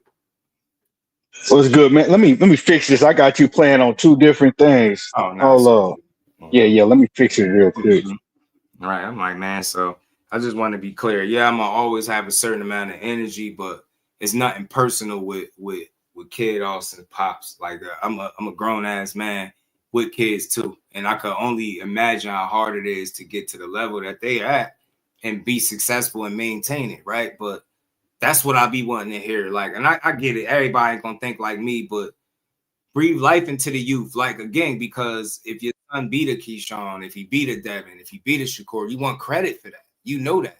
You're gonna want credit. So why kill it? Like, and why do all the double talking? Like, you're not convincing nobody that he's better than by just keep getting up there saying it. So I don't know. I expect, I guess, because I'm at a time where I'm just tired of hearing people talk crazy, man. Like, just give people credit, bro. And if you feel like they can get beat by somebody, that's okay. That's okay to have your opinion and feel how you feel. But we don't gotta shit on the rest of the sport to promote any one fight. That's where it gets weird, and that's how it goes about promoting this stuff. What's good with it though, bro? What's good with it, Just? Man, I'm glad you said something about this, man. Dude, like, I don't know, man. Dude, like, he just get on my last nerve. I do not like that dude. Something wrong with him. Like, he got a mental illness. Yeah. It's crazy the amount of lies that he just tells. But the thing is like, I always ask myself, like, why would you give him a platform to continue to tell these lies? Yeah. I don't understand that. Like, why are we giving him a platform to do that? Messy. Some people, the dudes be liking it. Messy. I don't understand that. It's kind of like, as men, when do you say, okay, you know what? I'm not giving this guy no platform to just come on here, shit on people, lie on people constantly. Like, he don't have nothing good to say about none of these fighters. That's what I'm saying. I'm like, bro, damn, nobody? And it's like, bruh, like, you should be focusing on getting your son better. Because it's been instances to where your son spoke and he didn't say that how Devin Haney didn't got in his ass, how Shakur didn't got in his ass, right? We saw him flat out lie about Abdullah Mason getting his ass. We didn't see him get dropped and sparring by fighters that we ain't never heard of. So it's like, bruh, you should be the last one going on these platforms, lying, speaking negative on all of these fighters that have proven to be way better than your son is right now. That's a fact. I don't know, but like, man, we just live in a world to where social media, and it's a lot of people that's just like him that's made it normal to lie. Yeah. You know what I'm saying? It's normal to just tell flat out lies now. Right. You know? Normalized it. Right. And it's it's crazy normalized. And my girl saying, I think that's what people be wanting to hear too. That's what people think. It's like you almost conditioned to hear rhetoric all day. And I was proving the point because I was talking about Rolly. I know it's funny, right? To be giving Rolly his just due. But if you really rewind to his entry into the sport, from how much limited amateur experience to who went at what point he was fighting Tank. Like, you can say what you want about Rolly. I'm not gonna sell you that he's some world beater and one of the best elite level talents, but he's an overachiever. Dude was fighting Tank 35 amateur fights with 14 pro fights in. You in there with Tank, and then you beat Ryan, and now you're supposed to be in negotiations with a fight lined up with Devin. You telling me he fought Tank, lost to him, but he beat Ryan, and then he could fight Devin, Tank, Devin, Ryan. He fought all three of them. I look at shit different, bro. Like, you ain't gotta win. He fought them. He fought them dudes. I respect it. What's good? You gotta give him respect. You gotta give him respect because, like you said, he's fought all of them, right? Mm-hmm. And then the thing is, he fought Tank at 12-0. Yeah, they ain't had no damn fights. You know what I'm saying? He didn't fought Ryan. Like he's fought all of them, and hearing him talk, right? Hearing him talk, because people change, you know, hearing people change, man. And I got a lot more respect for him. We never looked at Rolly as the best boxer.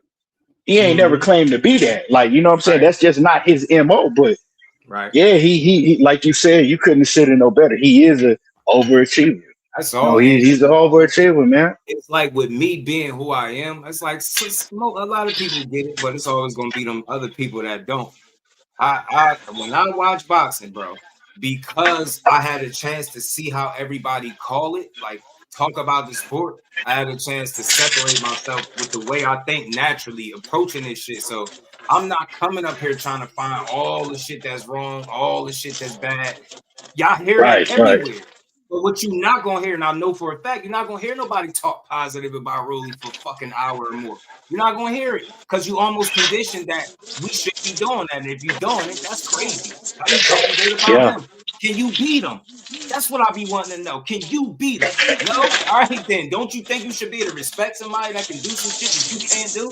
That's how I look at it. I don't look at it like, well, he's better than Floyd Mayweather or this. Nah, but he's better than you, though. Or he's better than a lot of people. Not anybody is going to get in there with Rolly and just beat him.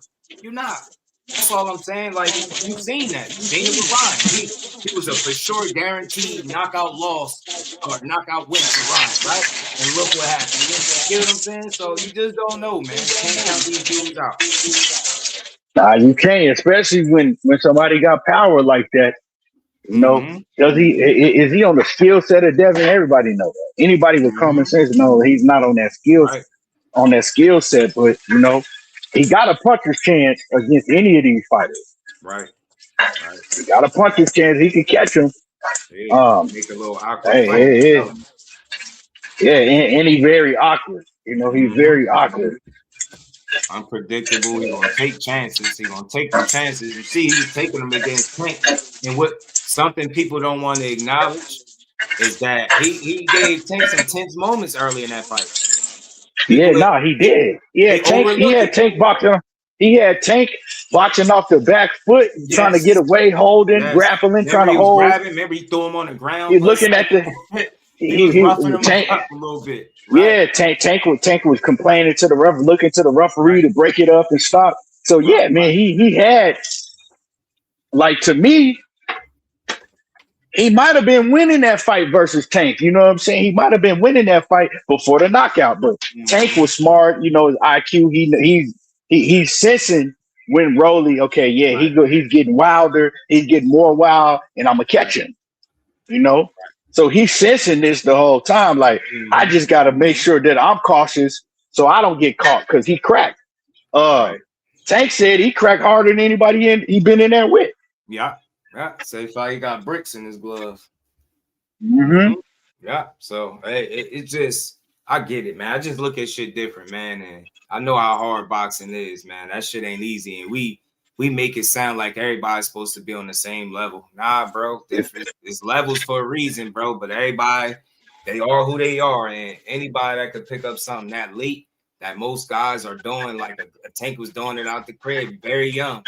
Broly started, 16, 17, like he said. I'm like, that's late as hell, bro. You damn near grown. You know what I'm saying? Like, Frank Hart, one of them dudes, 18 years old, I think he picked it up. So dudes becoming old, and he made it to a really good point. I know he got saved in a Barboza fight. I get it.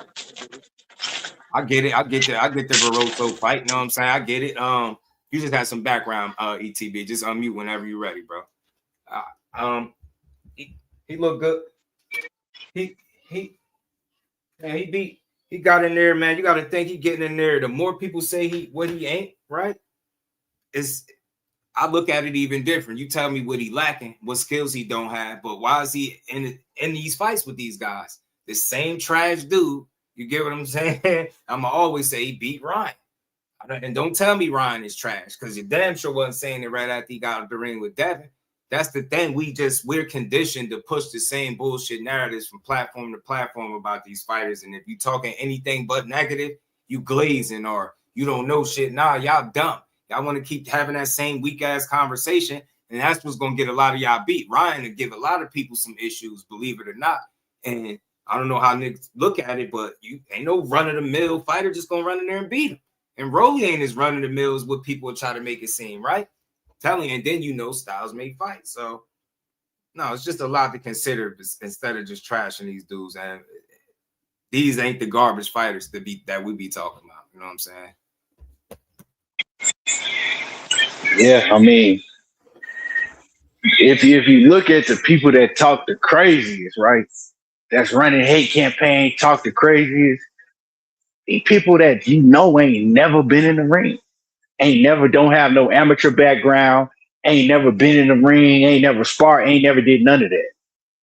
And they talking crazy about fighters that's surpassed anything that they've ever done in any profession.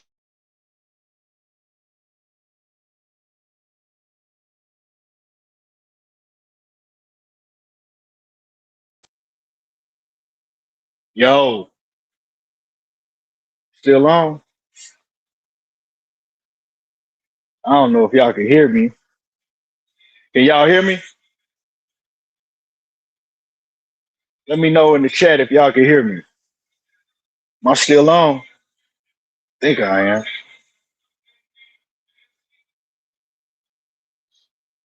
Shit, but damn, I was on mute. Oh, okay. Yeah. I didn't know if I was. Yeah, I didn't know if I was still on. No, you good. What had happened? The show. Okay, yeah. By mistake, and I don't even be realizing it. Yeah, but man, again, man, it's Broly. I think is like I was saying, man. I ain't gonna try to oversell him to nobody, but I think it take a different kind of individual to want to talk about what's real about him or what makes him who he actually is, rather than the same shit we've been hearing for years. Because if truth be told, if he was as trash as what people kept saying, he wouldn't have had competitive moments against Tank. He would have just got destroyed. He don't beat Orion Garcia. He don't put himself in position to even be able to fight a Devin Haney. None of this. Like, he don't do it if he's completely trash. The shit that he just ain't gonna do. That's not what trash is. You know what I'm saying? So BGH, what's good with it? Like I said, I think that. Oh, go ahead. No, I was gonna say you can't find too many people that start that late and can say they had more success. Say what you want. And that dude hang up them gloves, he gonna be able to be proud of his career, regardless of what people trying to say. No, that's a fact. That's a fact. And you got to understand, man, us that really know boxing, styles make fights, and it's certain styles that Rolly, is going to have a problem with, right? Right. I think Rolly is more have a problem with fighters that aggressive, but they got that can punch hard. You know what I'm saying? Like Pitbull was real aggressive, right? And I don't look at nobody. I don't look like Pit. I don't look at Pitbull as nobody that could just super crack, but he got some pop. You know what I'm saying? He got some pop, and I think he caused Rolly problems because of his aggression. And then Rolly can crack, but then Pitbull was able to take his power. So it's like now he overwhelming Rolly. You know what I'm saying? With the volume, the power that he have, and it's just like Barboza can crack. So I think it's certain styles that's gonna give Rolly a lot more problem than other styles because of his because he got he don't have the best chin. Let's just leave, you know what I'm saying? He don't have the best chin. That's known. But as far as him fighting Devin, of course I got Devin outboxing him. I do got Devin outboxing him for sure. Ain't no doubt ain't no doubt about that. I have Devin outboxing him, but I have Devin being real cautious in the fight against him. I think he's gonna be real cautious, and I really don't. I don't see it being an exciting fight. I mean, I could be wrong because we didn't all been wrong before. I could be wrong. That one a little, you know what I mean? I think it's gonna be similar to like he gonna take chances, but he gonna be cautious, like you said, like because of the danger that presents itself and the fact that he has that experience with Ryan in the back of his mind. Like, you get me? I don't think he ever want to allow that again. So I think the way he gonna fight moving forward is always gonna be with that in mind. Like, I'm not letting you catch me with that shit. So I agree. I think it'll be like quieter rounds. Like, you know how I get. Like, he gonna have them moments, but then kind of the fight settle in, and then it is what it is. Kind of like the second half of the Norman fight, right? I'm not dissing it, but you know, he started strong, got the knockdown, then he kind of tapered down, and he stayed, you know, at a certain level, and just he was cool with that. You know, tie up, land a couple shots here, there, tie up. You know what I mean? He just brought the necessary tools for the job. I ain't knock it, but it was, you know, that second half was definitely more quiet than the first half. And overall, he landed 70 punches. Shit, in his last two fights, he landed 70 punches, believe it or not. So, yeah, man, it was cautious both times. Ramirez was the puncher, so yeah, being cautious too. I mean, you know, yeah, like you said, I mean, the second half of the fight, I think that Brian made some adjustments. You know, I think that Brian was able to recover and make it, you know, a closer fight. The first half was, you know, Devin was doing his thing. But you know, we watched the fight, so we know what was really happening.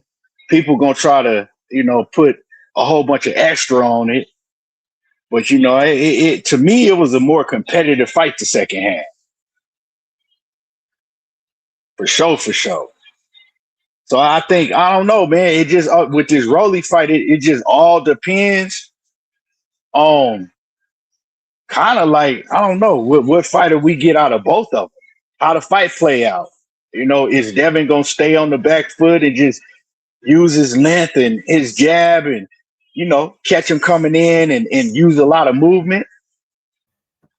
Right. I think that's more so what he gonna do, because you don't really want to sit down and try to fight Rolly like that.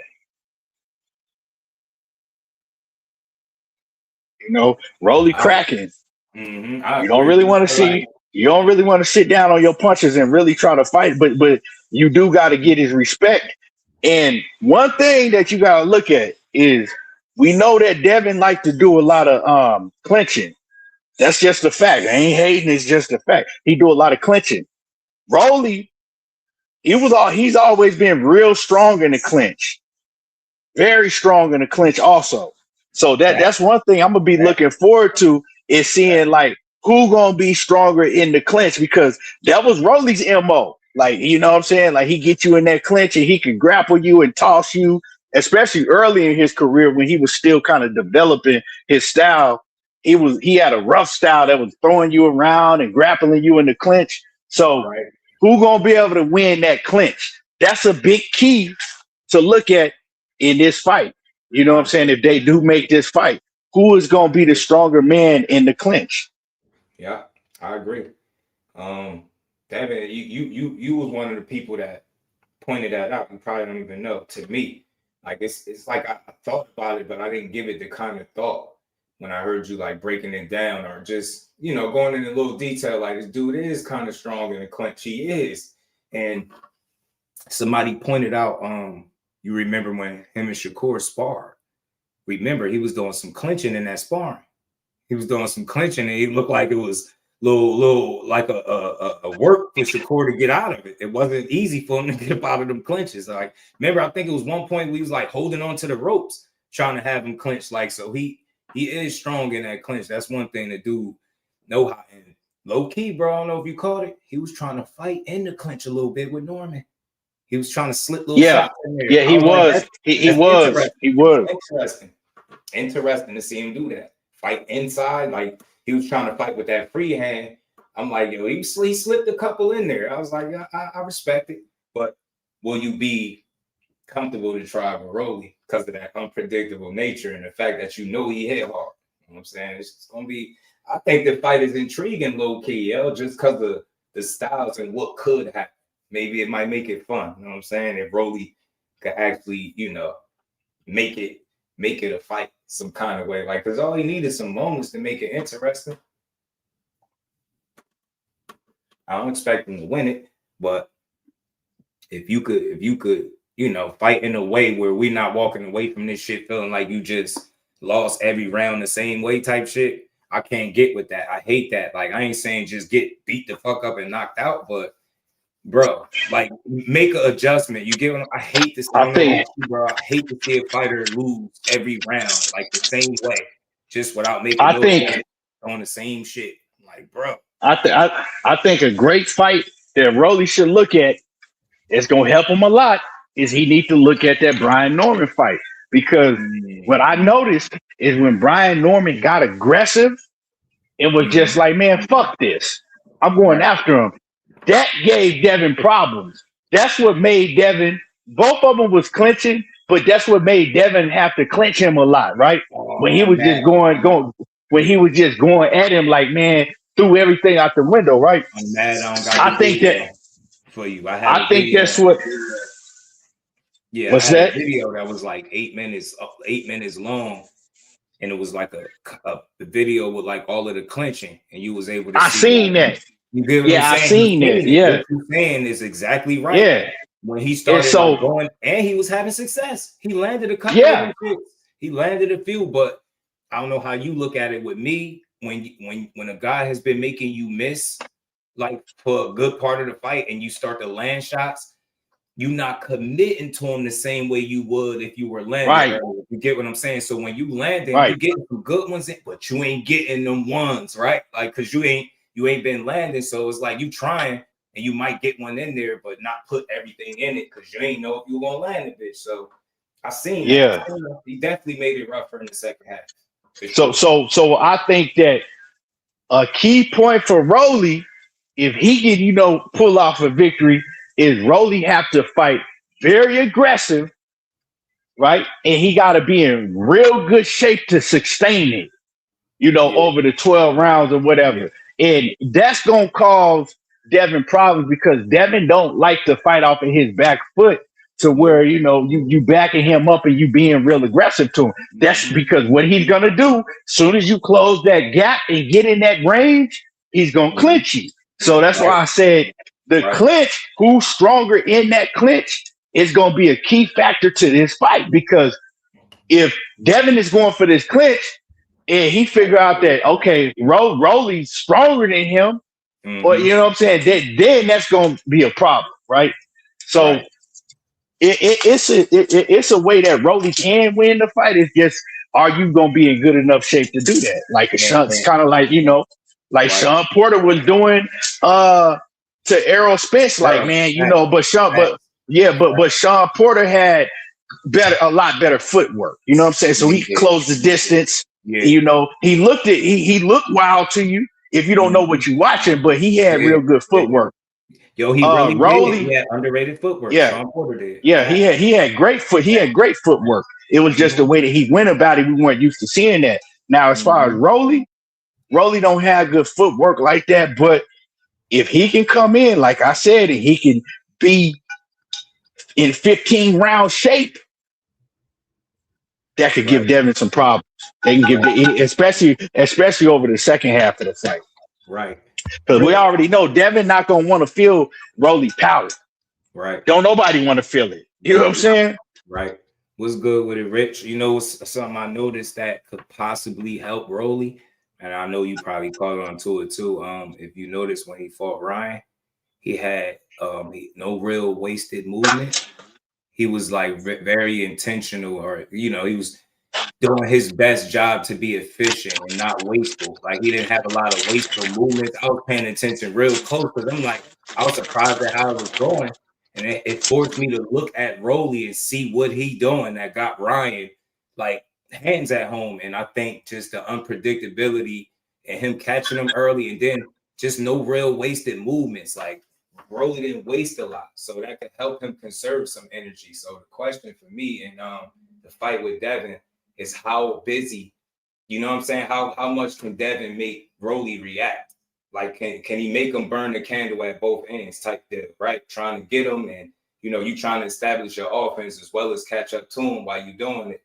Can he force you in a situation where you tired? But I don't know, because again, Rolly fight more patient under Ishmael Salas to me.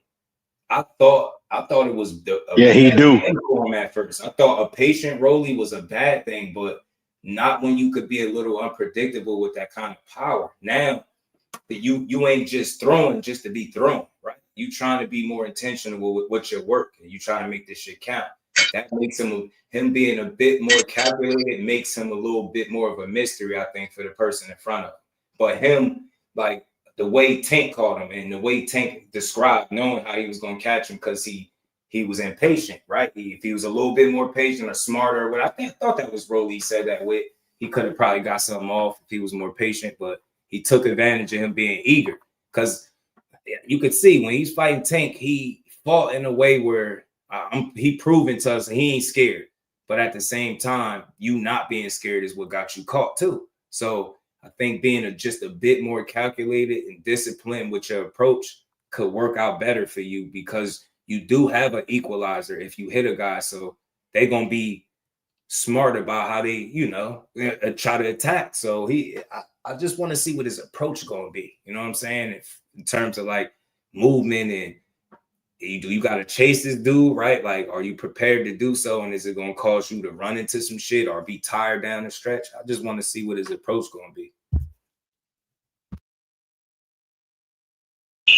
Yeah, he got to have a controlled aggression, but he do got to be aggressive. He had to be aggressive, because if he let Devin get comfortable with that moving on the outside and just sticking him and moving him, it's gonna be a long night for Rolly. Be a long night. So he gonna have to be aggressive, but controlled aggression, and he gonna have to be in great shape too. I think Ryan was kind of sitting there letting Rolly, get off or whatever. Ryan wasn't active enough. Devin gonna be a lot more active than Ryan was, I believe.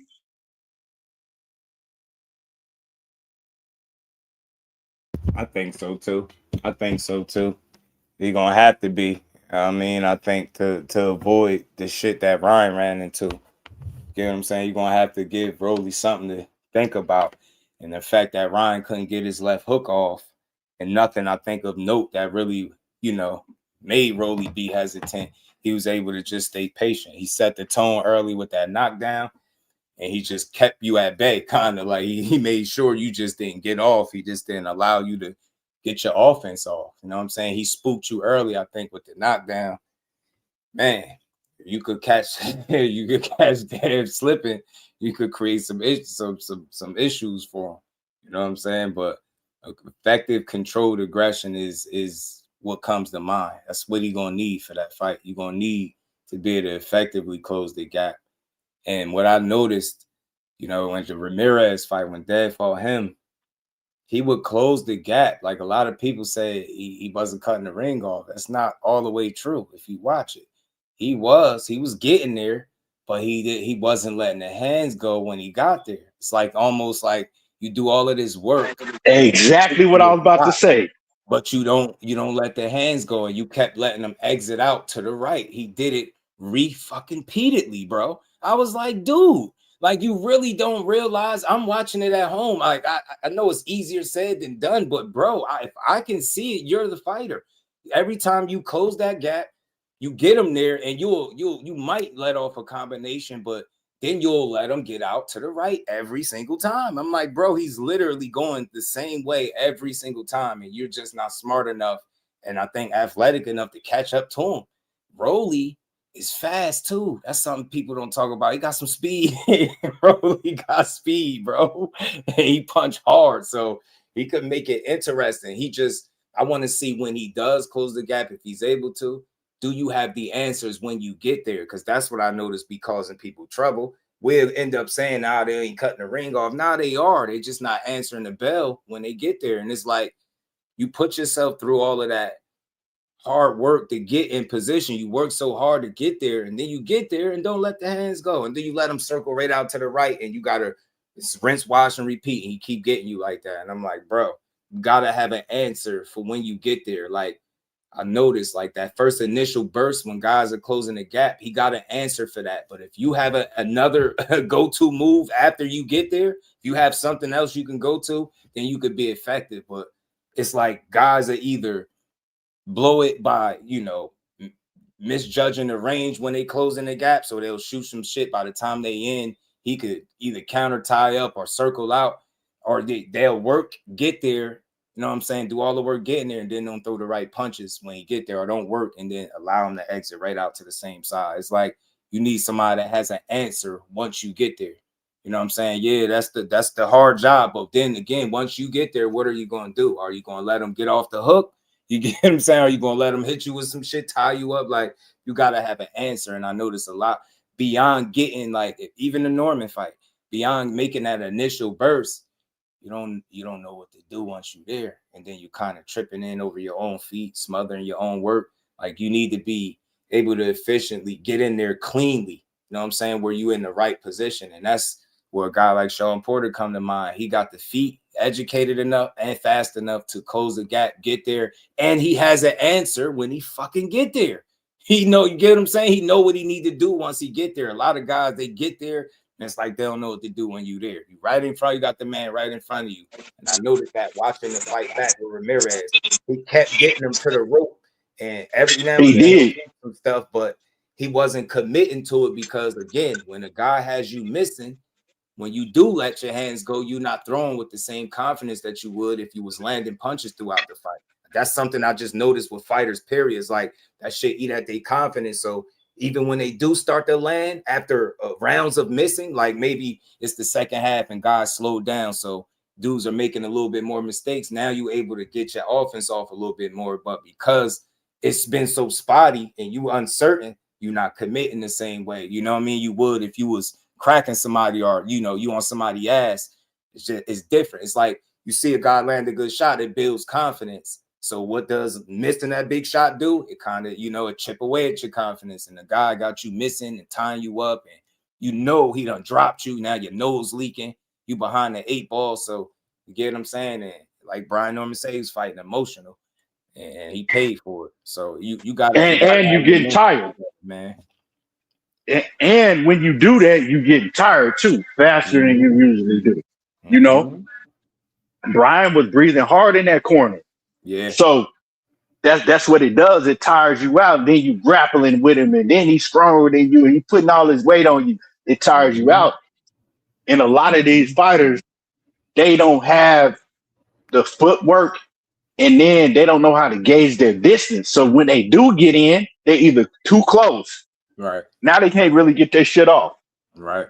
And then when you're tired, in the inside, now they don't want to let their hands go. They tired. Right. They've been, and I think more so is frustration mixed with fatigue. Yeah, for sure. Yeah.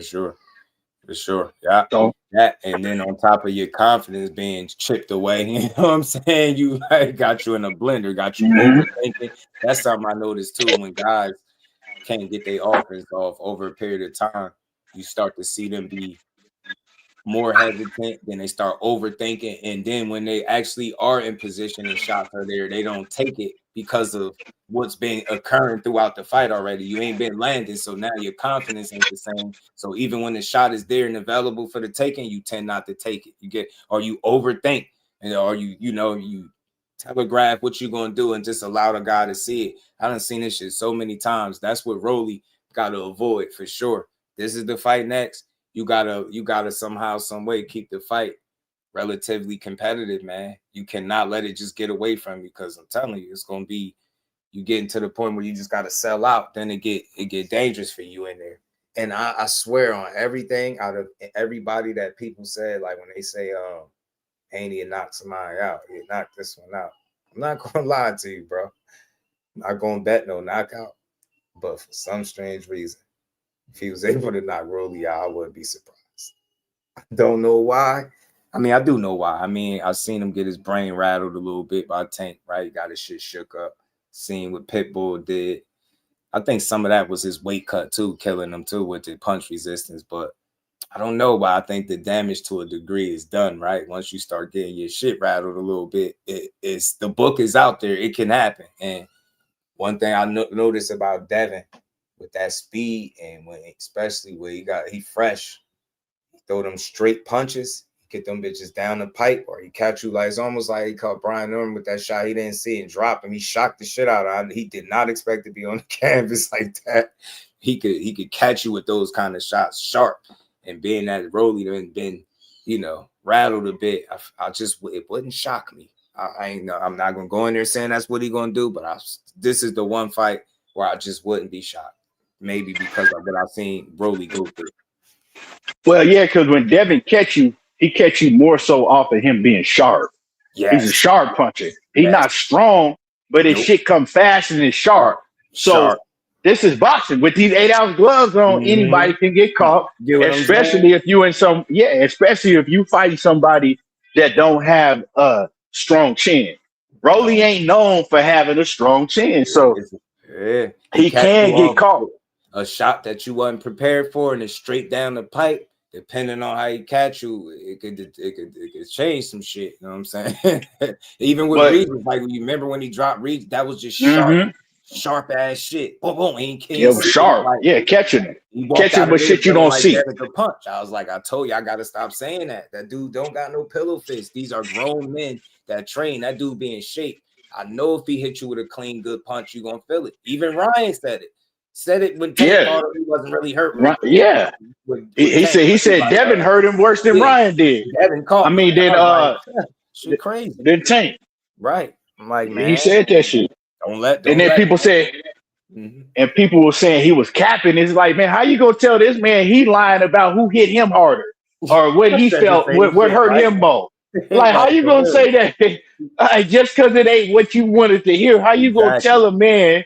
Exactly. You know what I'm saying? Where he was hurt more. Right. Exactly. I'm telling you. I'm like, man, I'm telling you, Devin, you be sleeping on the last couple people that said that pillow fish shit.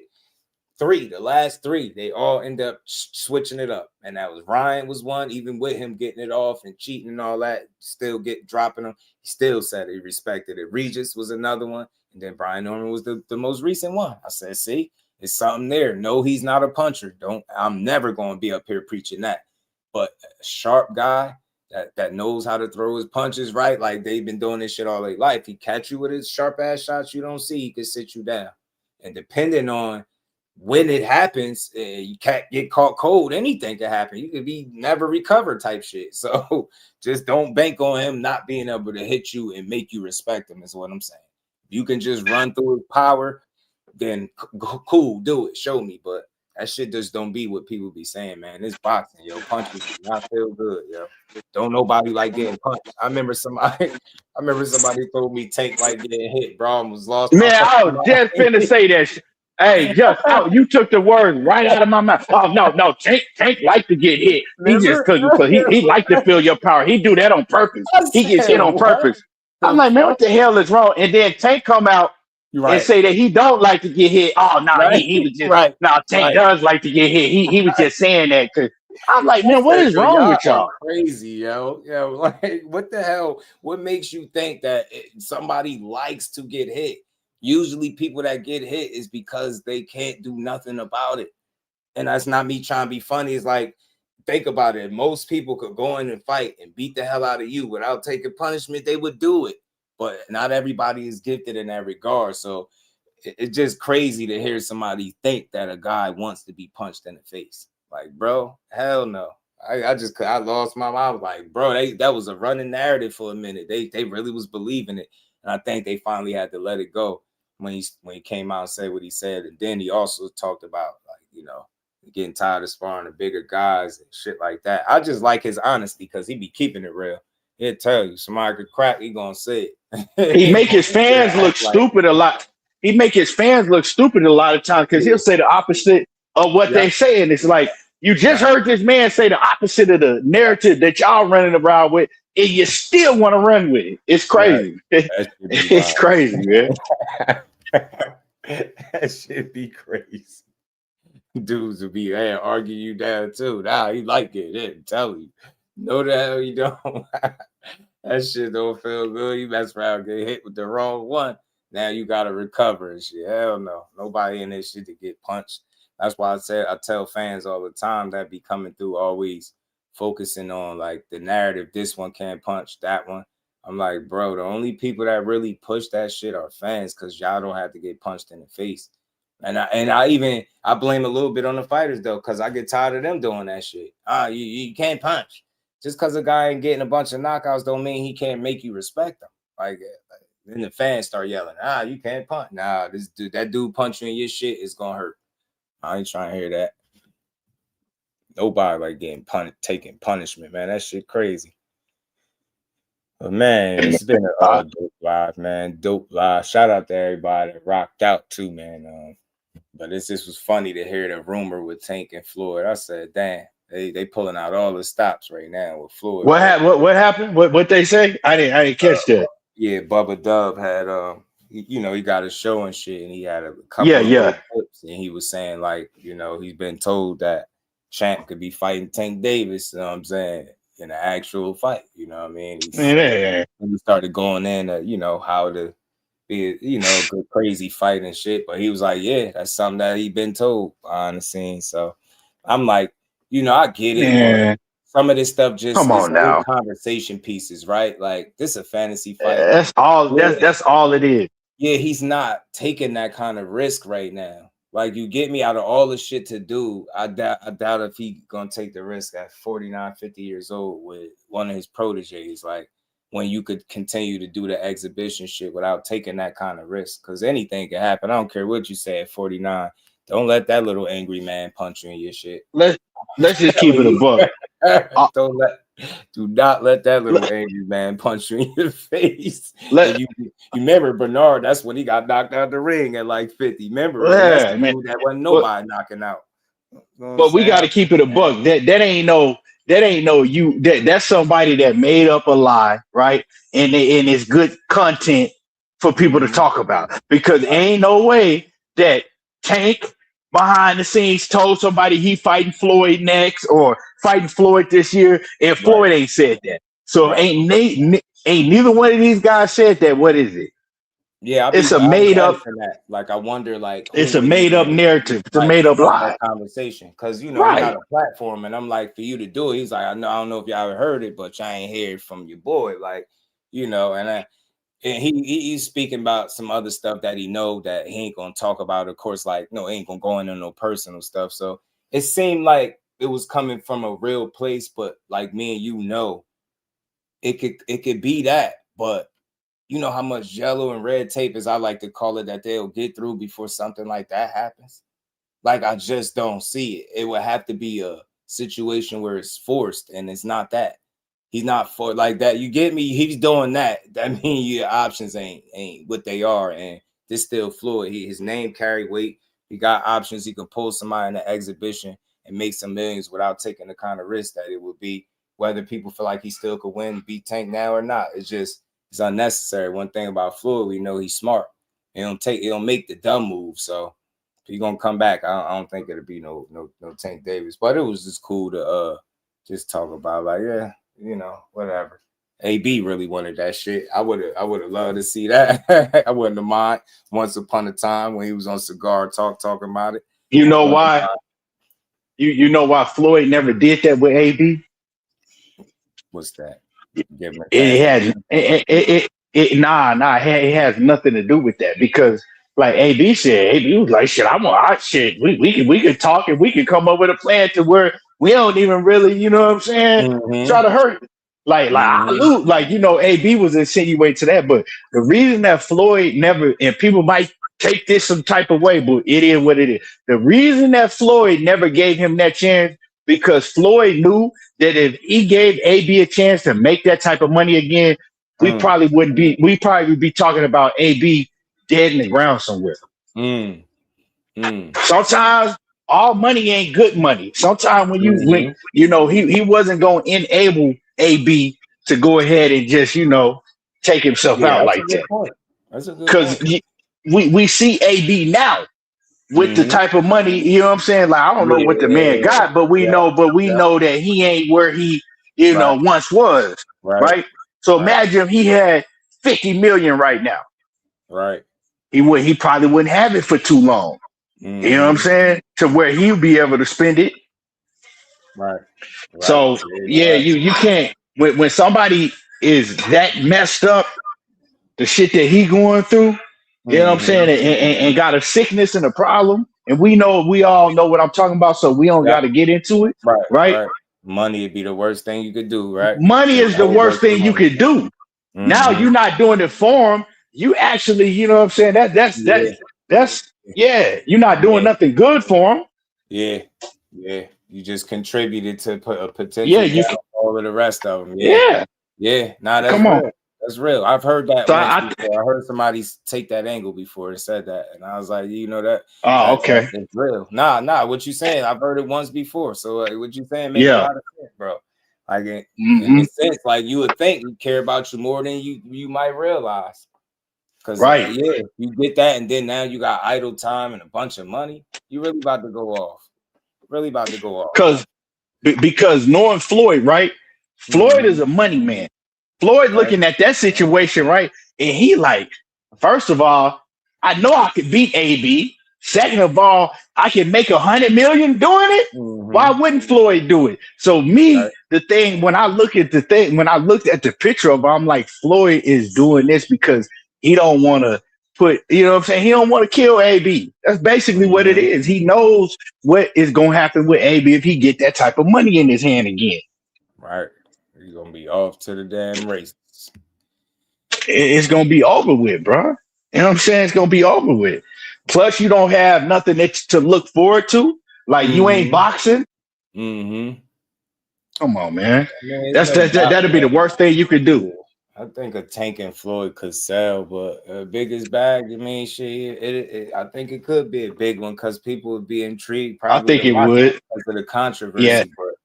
I think it'd probably be the biggest fight in boxing. Name being old, that shit probably is still sell. I mean, I think Tank and Floyd to me would be way bigger. Yeah, I don't think because he's younger. I agree. Yeah, because he's younger, and I don't think controversy and shit. Yeah, people gonna bring up the daughter situation. People gonna bring the storyline. If they did, which it ain't gonna never happen. But the storyline would be so crazy. Like we ain't never ever seen a storyline like this in no sport, no combat sport. This storyline would be so crazy and it gets so deep. I think that the fight would do like we talking about Conor McGregor Pacquiao type shit once again. Yeah. That intrigue, I think that'll tip shit different. It would. A lot of time, I know a lot of people be feeling like Tank be the biggest bag for everybody. And it's true to a degree, right? It's a layered discussion because some of these dudes not gonna get the money we think because he make a certain amount of money and they know that they don't have to pay these opponents that much. I also think in another way, not even to get into a Tank conversation, but one to read that impacted opponents too.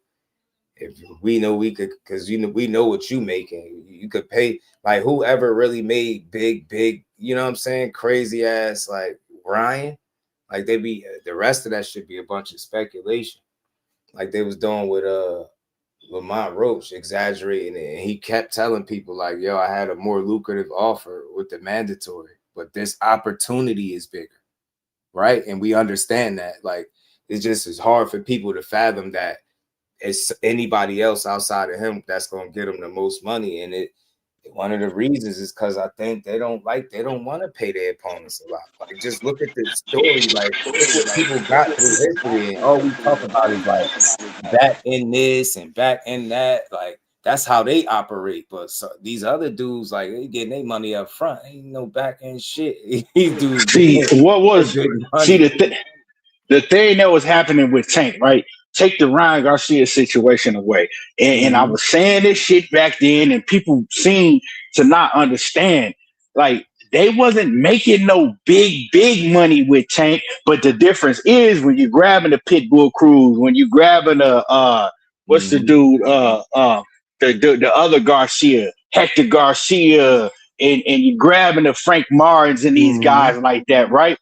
They're not making big bags fighting Tank, but they making big bags compared to what they was making before. So if you're going from 100,000, 200,000 up to 750,000, that's way more than what you made. Now you making 7 times more than what you was making before. Like Pitbull Cruz, I think he made like 700,000 somewhere in that range. He didn't make $1 million, right?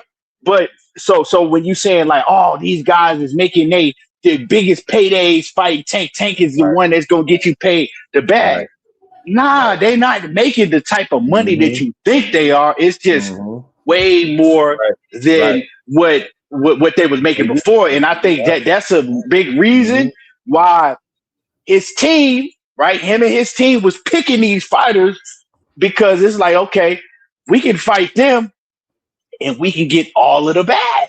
We only need to pay these. They biggest payday is 200,000, 100,000 before me. They can't ask for no 4-5 million. And so that's how they was carrying their business. Was that Tank mastermind behind it? Hell no. That was the people that was around him, the Leonard Ellerbees, and that already know how, okay, shit, we all gonna eat, and we can pick these fighters. That's why when it was coming to the Devin Haneys and the Shakurs and them other guys, they like, well, them fights ain't ready yet. That was why. Cause he's like, okay, well, we ain't gonna be able to, we can't do them like that. They ain't, you know what I'm saying? They not no Hector Garcia. They ain't no Pitbull Cruz, and we can't do them like that. We gonna actually have to, come in. So people don't understand that, man. That's just what it was. Yeah. So you think a fight need a storyline? Nah, I mean, look, but good storyline sells the fight even more. Yeah, could the fight sell off their skill set alone? Of course, but we all know good ain't not like a good storyline in boxing and sports, period, right? Whether it's you being a rival, but just the history that they had alone, the bumpy road, them being cool up and down, all the stuff they went through, man, for them to be able to settle it in the ring, be so many people interested in that alone, just because you're like, damn, these dudes about to fight each other. And then, like I said, there's so many people that really believe that Tank could beat him, knock him out, especially at this age. And then there's still so many people that feel like, he'll win. You know what I'm saying? No, you Ishmael, you might have missed this point. So what he's saying is, like, again, people say exaggerate how much these guys make, right? And they make it seem like it's life-changing money. But in reality, it's not. It's just way more than what they're used to making. But that don't make it the life-changing money that people be trying to report that these guys are making. For example, right? Frank Martin was supposed to fight Shakur, right? We all know he said he needed a little umph, right? That little umph, like I think was like it wasn't nothing, no millions. People think millions, and it's like his offer, what was it, 1.25 million, something it was up front. I forget. It wasn't nothing crazy, if I'm not mistaken, that people was making it seem. And then they ended up saying he made 8 million in total. I'm like, where could I possibly go find? Like, where do y'all pull these numbers from? So that's what we mean. And like, yeah, it's big money as opposed to what they've been making, but it's not the career changing or life changing money that these fans be saying these guys are. So that's what it is. Bro, these dudes as soon as you say something that they think ain't what they want to hear about the fighter that they like, they just be want to argue. I mean, come on, man. He know what I said. That's common sense. I mean, how can I explain it any better? That's man. We got to stop doing this shit, man. It's like and it's like we got to stop this shit, man. As soon as you hear something, like, come on, man. Like, y'all just want to be just so put these fighters, man. If you like a fighter, you just want to put them like they gods or something. Stop doing that shit. You know what I said, bro. Come on, man. As soon as you say something that ain't exactly 100% what they want to hear about then they get to crying and, oh man, how is this? And how you cut? Like, come on, man. Like, shut up with that dumbass shit. Like, come on, like how can I explain it any better than what I did? Prove me what I said was wrong. I tell you what, thing, man. What we was talking about the other day, you seen it. I'm just watching these damn videos, and this shit is just funny, bro. These dudes that have these favorite fighters are mad at anybody else trying to make a name for themselves, or like, it's crazy. I see Ryan and Devin had face off at a time. Nobody had an issue with it. It's like you see Keyshawn do it. It's like, oh, you're mad. It's fake. It's this. Bro, that dude is one of them ones. I don't know what the frustration is, or where's the disconnect with Keyshawn Davis. Like, what is a good fighter to you people? Like, I'm really confused, and it's annoying because I don't want to overpraise him, but I don't have to. He's never faced the opponent with a losing record to this day, but they'll keep saying he ain't fighting this, he ain't fighting that. Then he fought a guy that's supposed to be a 50-50 fight, the best dude to date. They gave T.O. hell, arguably beat him. Gave Loma a tough-ass first half of the fight, right? And he completely dominates this dude damn near every single round and stops him. And y'all still yelling at the top of y'all lungs about how he ain't doing shit. What exactly is he supposed to be doing? Because I'm gonna tell you something. You gotta know who your favorite fighter fought in his 14th fight. I guarantee you don't know. I'm gonna tell you something, but the same people, right? This is how these people just be saying shit, and they pushing certain narratives, right? When because see, they know Keyshawn like that, right? And they flat out lying about it with the narratives that they push when he ain't fought nobody. Because what we keep hearing, we need him and Shakur to fight each other. Right. We need him and Shakur to fight each other. Right? Why you need him and Shakur to fight each other if he ain't like that? Right. But then they'll push the narrative and tell you that neither one of them is really like that. Right? But you need to see them fight each other. Where does that make sense at? Yeah, what is it that I said about Keyshawn that's the same for Tank? Y'all connect everything to Tank. I don't even be knowing how y'all be making the connection. Tank had a different path, obviously, than what Keyshawn had. I'm not knocking neither guy's entry into the sport. They both doing what they needed to do, but Tank don't get the kind of scrutiny I think that Keyshawn Davis is getting. And even if Tank is getting scrutiny, we can point to reasons why, right? You got there's little arguments there why he can get criticized, but I don't see it with Keyshawn. I'm sorry. I'm being honest. I watched the pro debut. I watched him all the way up until this point. I've seen him fight like 2-3 times live. I don't know who else is it that he's supposed to be fighting, and what else is he supposed to be doing with the opportunities given.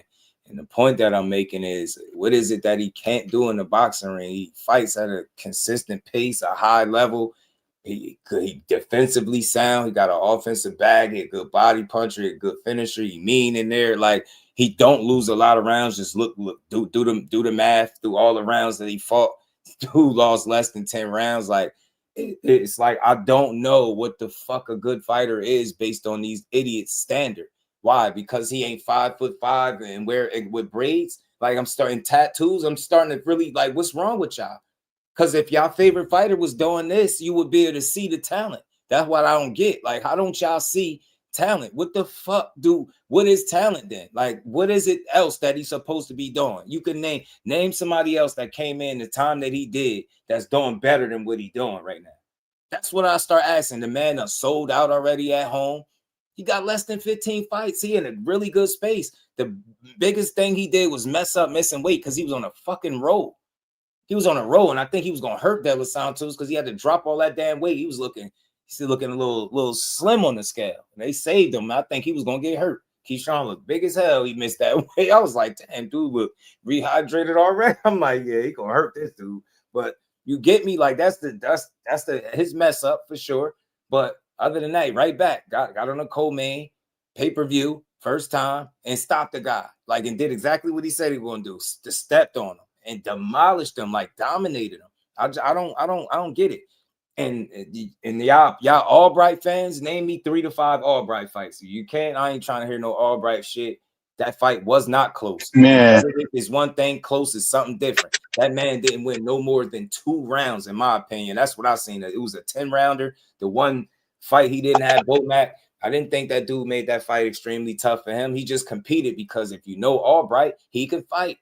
The dudes from Philly usually always got some fight in them. They ain't no hoes. They gonna fight. That dude could fight. And he'll sing if he beat your ass when it's over. Like, yeah, I like him. He can fight, but Keyshawn handled him, in my opinion. That wasn't no tough ass fight.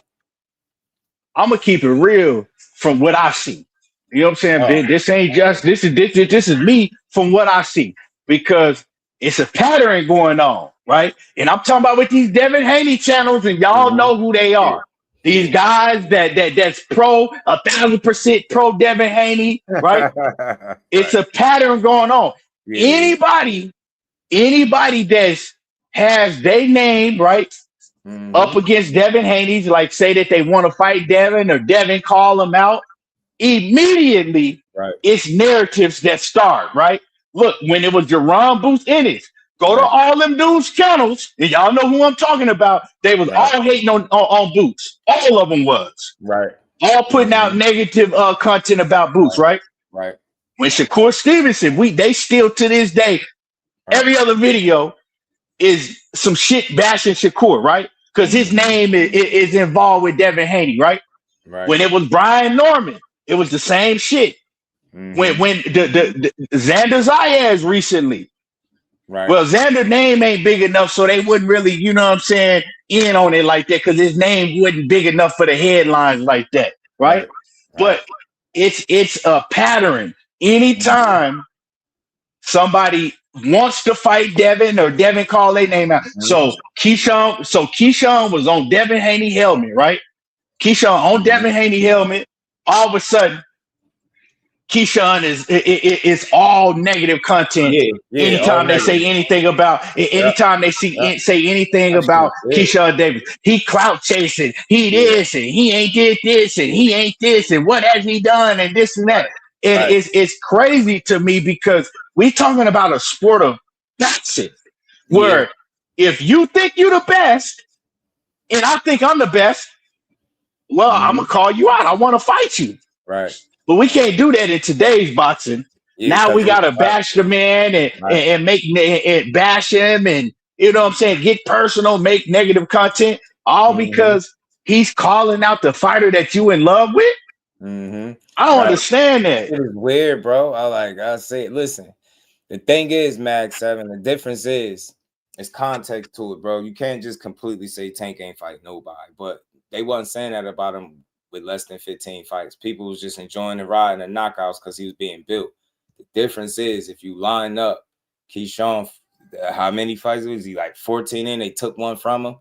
You line those 14 fights up or so with the average guy's 14 fights is not remotely the same in terms of who he's fighting. Like, so when they say he ain't fighting nobody, my argument is that at least none of these guys have a losing record. That's something to be said. And why I point that out, because people try to undermine it. Oh, it's just top ranked matchmaking. Everybody gets matchmade. You don't believe me? Go look at your favorite fighter and go look at his first 10 to 12, 15, or even more fights. Go look. So when you stack that 14 up that Keyshawn got with some of the biggest names in the sport or guys that's in around his weight class, that shit don't compare, and people don't like to hear it, but it's the reality. Like, dude's favorite fighter, and this is no disrespect, just the reality, fought a dude with 18 losses before.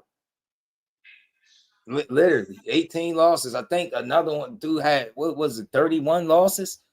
Some wild ass shit like that. Those are the like, so if he didn't fight nobody, those dudes really ain't fought nothing or nobody at all. Like, they fought dudes. I'm watching a guy be 10-0 fighting a dude in his pro debut. I'm watching this. I'm watching a dude fight a guy with 30 losses, bro. 30. And they like, so I don't know how people assess resumes, but a resume is the complete body of work, not the fights that just make you have a good case, not the fights where a guy fought and he fought a string of undefeated fighters or just a notable name. No, with however many fights from fight one to however many he got, that's his body of work. Look at the entire body of work. People, they'll focus on the last handful of fights and say, see, this is what he did. No. Point to all of that shit and see how he was match made early and built, just like the dudes you trashing, but he was match made even more carefully. That's what I'm saying. I'm gonna just be blunt. Fighting a guy with 30 fucking losses is insane. And then they'll say the guy, this other guy ain't fought nobody. He's another one. Ain't never fought a guy with an opponent with a losing record, won a title in like his 13th fight. He's never fought a guy with more than 4 losses. But they'll say he ain't fought nobody. And I'm just like, make it make sense. And then I realized what's going on is the bar is set unrealistically high when you one guy versus the next. And you can tell. You get what I'm saying? A guy will tell you his 65 punches he landed against De Los Santos is probably the worst fight you ever seen.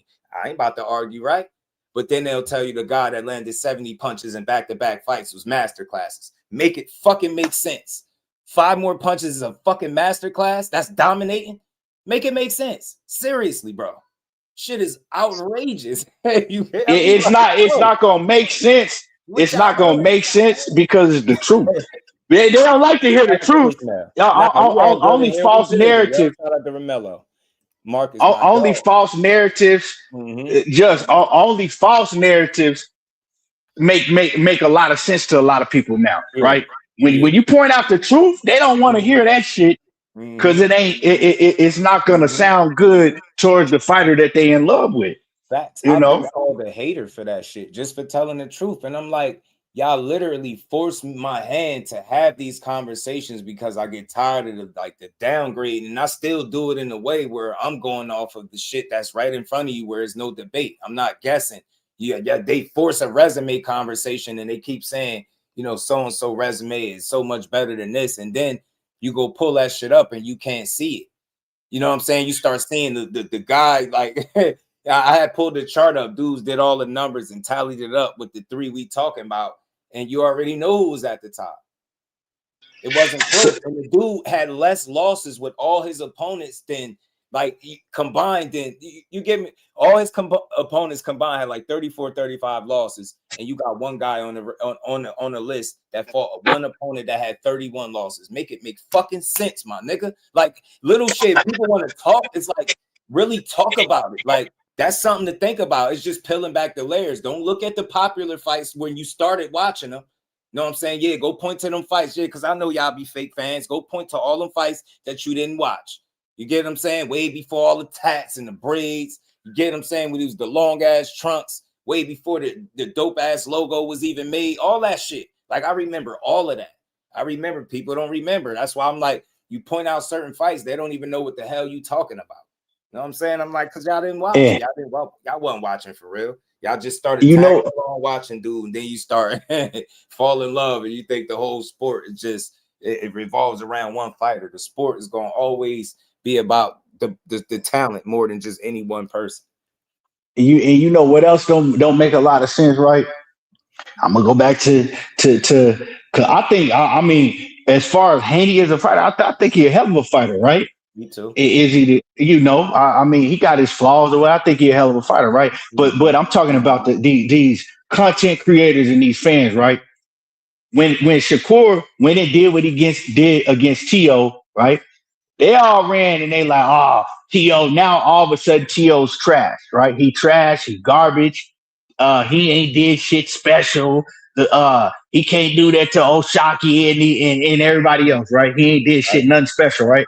But these same channels, and these same fans, and that same fighter was pushing hella hard to fight T.O. Right?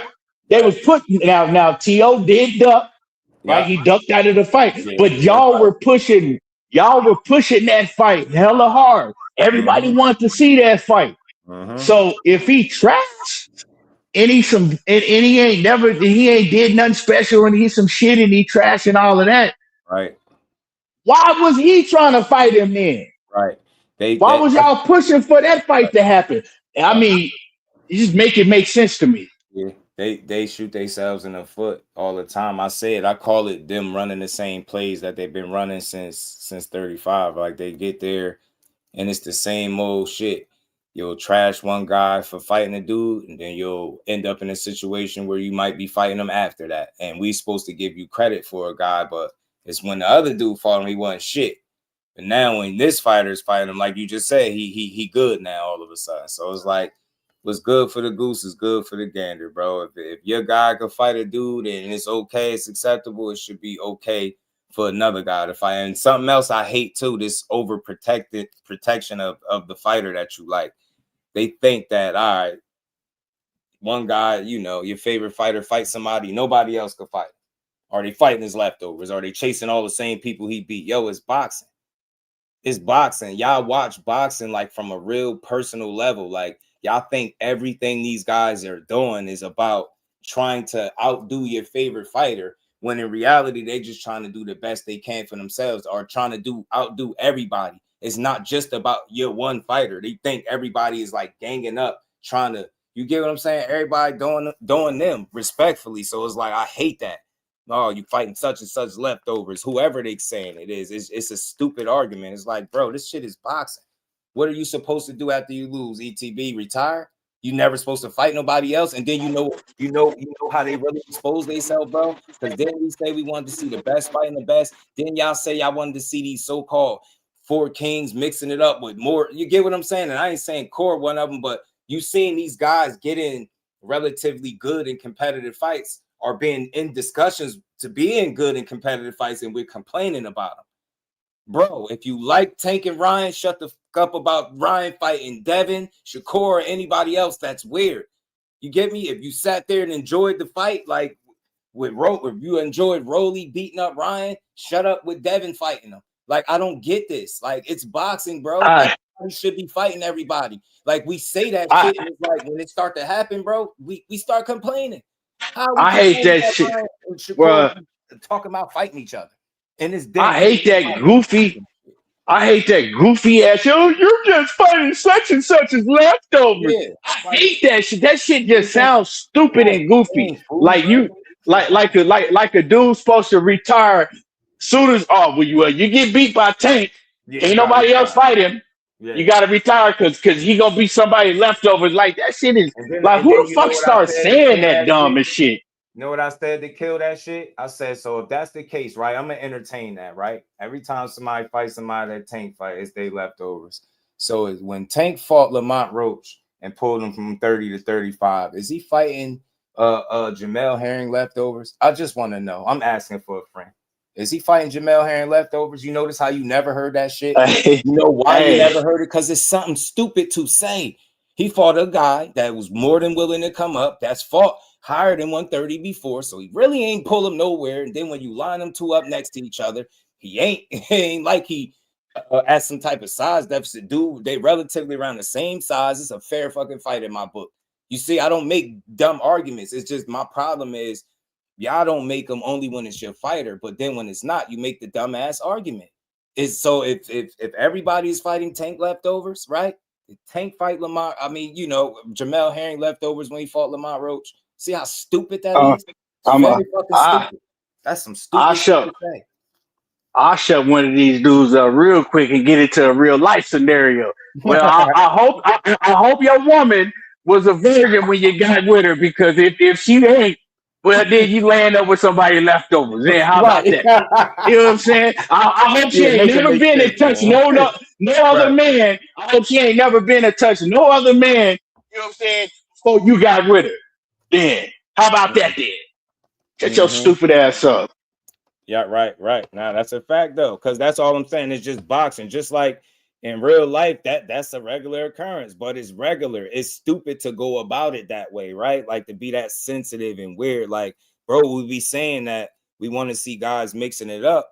Well, this is the most. I don't know how you feel about it. I think this is the most that you've heard all of these different names, like mixing it up, being in conversations to fight each other. It's been no other point where this group of crop of talent, they realistically, even with Tank possibly coming back fighting Pitbull, these dudes all still in position to kind of get fights with each other. They can do it if they really want to do it. That's what we said we want. And it's like you at least hearing the conversations. At no other point was you hearing about no Shakur and Ryan, but it's almost a thing now because he fought at least at 140, right? And they talked about going back then. Like, I don't know, why are we mad? Like, I've seen people mad about that. Like, but then if Devin Haney rematch him is perfectly fine, make this make sense to me. These are not bad fights for none of these dudes. Like, what the hell? And the thing is, Mag 7, I keep telling you, the difference is these other dudes got to stop saying that, right? But if that's how they feel, they can keep saying it. I don't push that on this channel. You will never hear me say Tank don't fight nobody. I think that's foolish. Like, it's a layered conversation. I don't just make no no empty ass statement like that and just leave it. Like, nah. Has he fought the guys that you want to see him in there with the most? No. Did he unify? Certain questions, there's no. But to say he hasn't fought anybody, I can't say that. But there's the biggest challenges he has not gotten in the ring with. That's not a death sentence. That's just the reality, right? And I know he's in position. If he come back, if he really want them fights, he can make them. But the people that push he don't fight nobody and they just leave it like that, they don't really like him anyway. So they're never going to give him his just due. Don't matter if he knocked out King Kong. They're going to find something wrong with it. They're going to say, well, it wasn't Godzilla. Like, yeah, it don't matter. So when you're a hater of a fighter, you're going to continue to call it like that. But everybody critiquing him is not hating. The fact of the matter is he's in a position that a lot of people are not in, right? He's the only guy that I know that they'll call the face of boxing, and then they'll strip him of the responsibilities that come with being the face of boxing. And what I mean is, I've heard people say ignorant stuff like Shakur is his responsibility to make the fight with Tank when they know that Tank's team has preached for years that you don't send him shit. He the triple A side. If he want to fight you, he'll fight you. But his fans will get on their YouTube channels and they'll push other shit because they don't understand how it works, or they refuse to understand and believe what his team has pushed for years. That's been consistent. Yo, you don't send him shit. He want to fight you, he'll fight you. You get me? He pick you. That kind of energy. And at the same token, you got the fighter on the other end saying he don't ask for names. I haven't knocked him for that because I look at it like this. If y'all put me in position to make millions of dollars, keep winning, and people loving the ride, why do I go in there and complain? Oh, that's who I'm fighting? I bet. I'm a train, beat his ass, get paid. So I ain't knocking him, but when people say he hasn't done some things, there's some boxes that he hasn't checked, but this is the beautiful thing about boxing. He's not the only one. These other dudes got to check those same boxes. So it ain't going to never just be no tank for me. I ain't going to knock him. I actually support him. I respect the grind. I know what he came from. I know that backstory. I can relate more than people know to some of the shit he went through. I went through shit personally myself, so I root for him differently. So I'll never get up here and just talk, he ain't fighting nobody, but I hate the super fanned out conversations. Like, again, it's shit in the past, but I had people snap at the mention of me saying that him and Shakur is a good fight. Like, people be bent out of like this shit be super weird with conversations surrounding him. So he got some people that truly support him. He got some truly super sensitive fans, bro. Yeah, like, let me say, will argue you down. Let me say this, right? Mag Life is one. Mag Life. My man's right. Like we just talking boxing. Salute to you, but you one of the Mag 7 Life. You one of them, bro. Dude hopped in my comments, right? I don't even remember. It wasn't. Dude hopped in my comments talking about, hey, all y'all, something like, all you supporters, y'all better have your fun now because when Tank comes, this shit is over with. All of it's over. Like, bruh, what type of weirdo shit like that is to say? Because all these fighters is boxers. What do you mean? So a lot of these fans, they only fans of that one fighter. Yeah. If that one fighter ain't around, what you gonna do? What did you mean by all of this shit is over when Tank come back? Like, so when Tank come back, boxing just end? Like, I don't understand what you meant by that. Like, you know what I'm saying? Like, the world of boxing don't surround around one fighter. None of them. Right. But these dudes, they understand what you say. I personally haven't heard somebody say that Tank ain't fought nobody, because Tank have fought solid fighters. He has. Yes. He just haven't fought the fighters, right? That we've been begging for him to fight for years. And my thing with Tank, right? With Tank or any fighter, I can't respect it when you sit up and you will do interviews and talk about, oh man, he know what happened. I'm gonna do this, I'll do this, and I'll do that to this certain fighter, right? Or these certain fighters. I'll knock them all out. They all know, right? And then you turn around and say that you ain't fighting them. You refuse to fight them. I can't respect that as a boxing fan, right? Yeah. That's all I'm talking about. As a boxing fan, I can't respect that. Now, if you never said shit like that, what you'll do to him and how you'll knock him out, then it's kind of like, hey, you know what I'm saying? What can I say? He ain't brought their name up. He ain't said that he'll beat them, and he ain't. But once you say that shit as a boxing fan, I deserve to see it.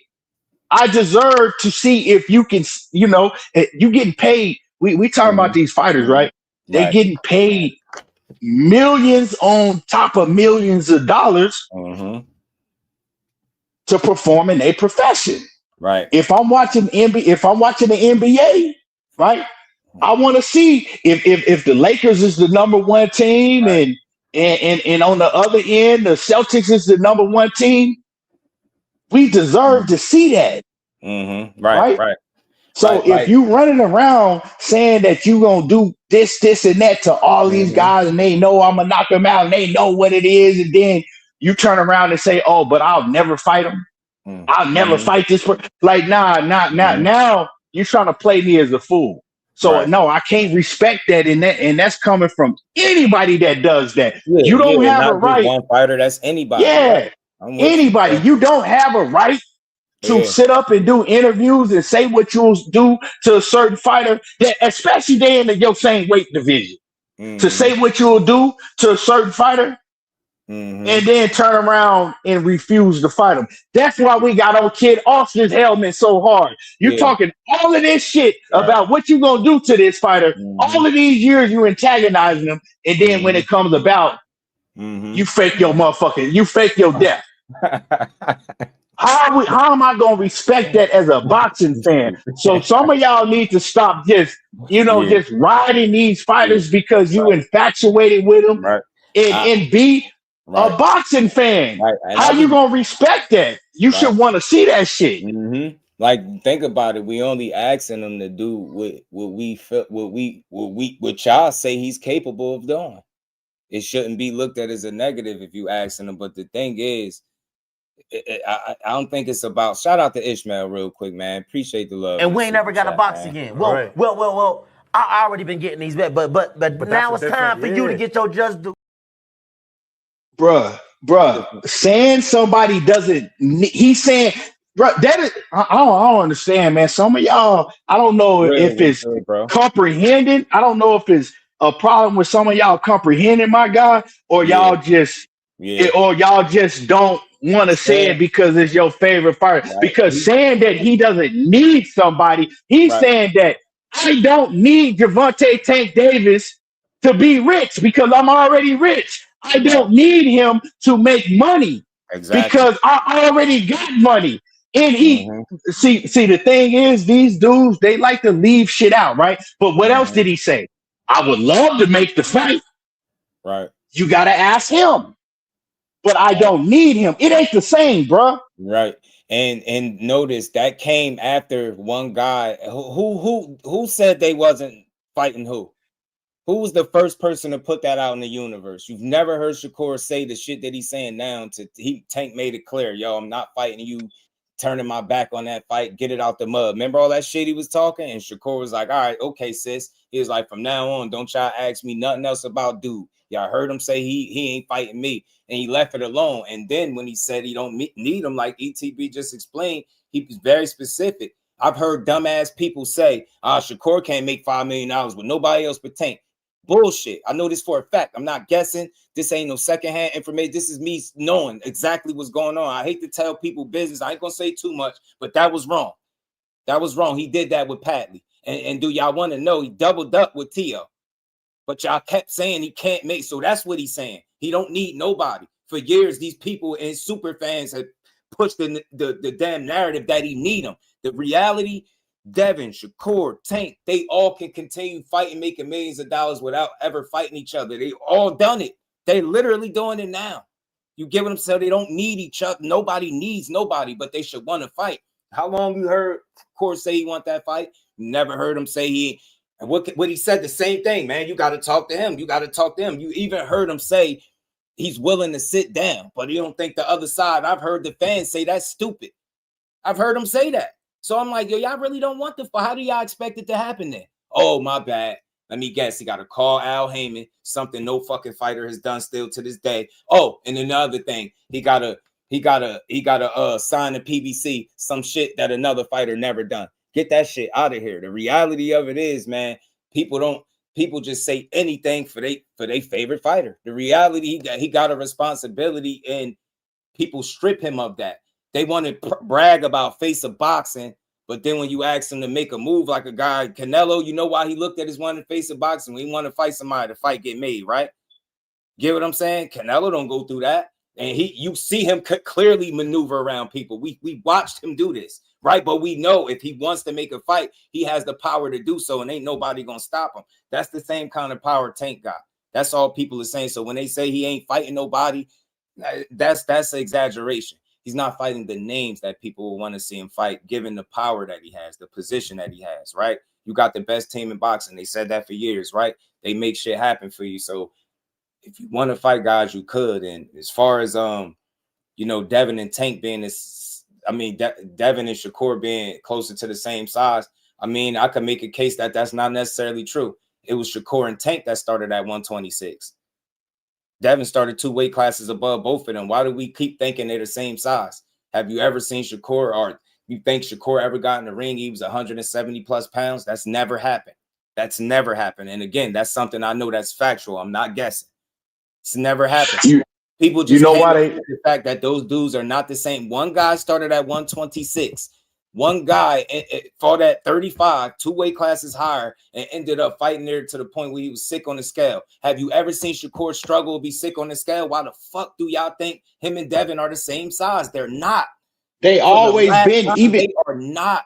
They weigh even in the amateurs. They're not the same size, bro. They was never even in the same. They was never even in the same division in the amateurs. They wasn't. It never even in the same. Devin has always been a couple divisions above Shakur. Exactly. But you know why? All of a sudden now they the same size, because the other challenge that they go to is pushing that narrative. Now all of a sudden they the same size, right? They always been like 2 weight classes different, but now all of a sudden they the same size. Right, like think about something, right? Like I see people pushing like something about Shakur weight, right? But they can't accept this, right? That he said he was, I think he was under 150 or something on Fight Night against Tio, right? They will force a narrative, bro. Look at this.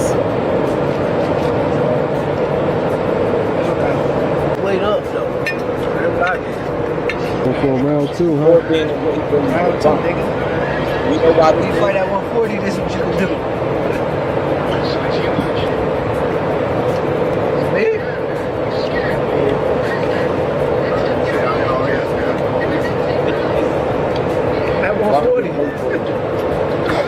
can't go this way.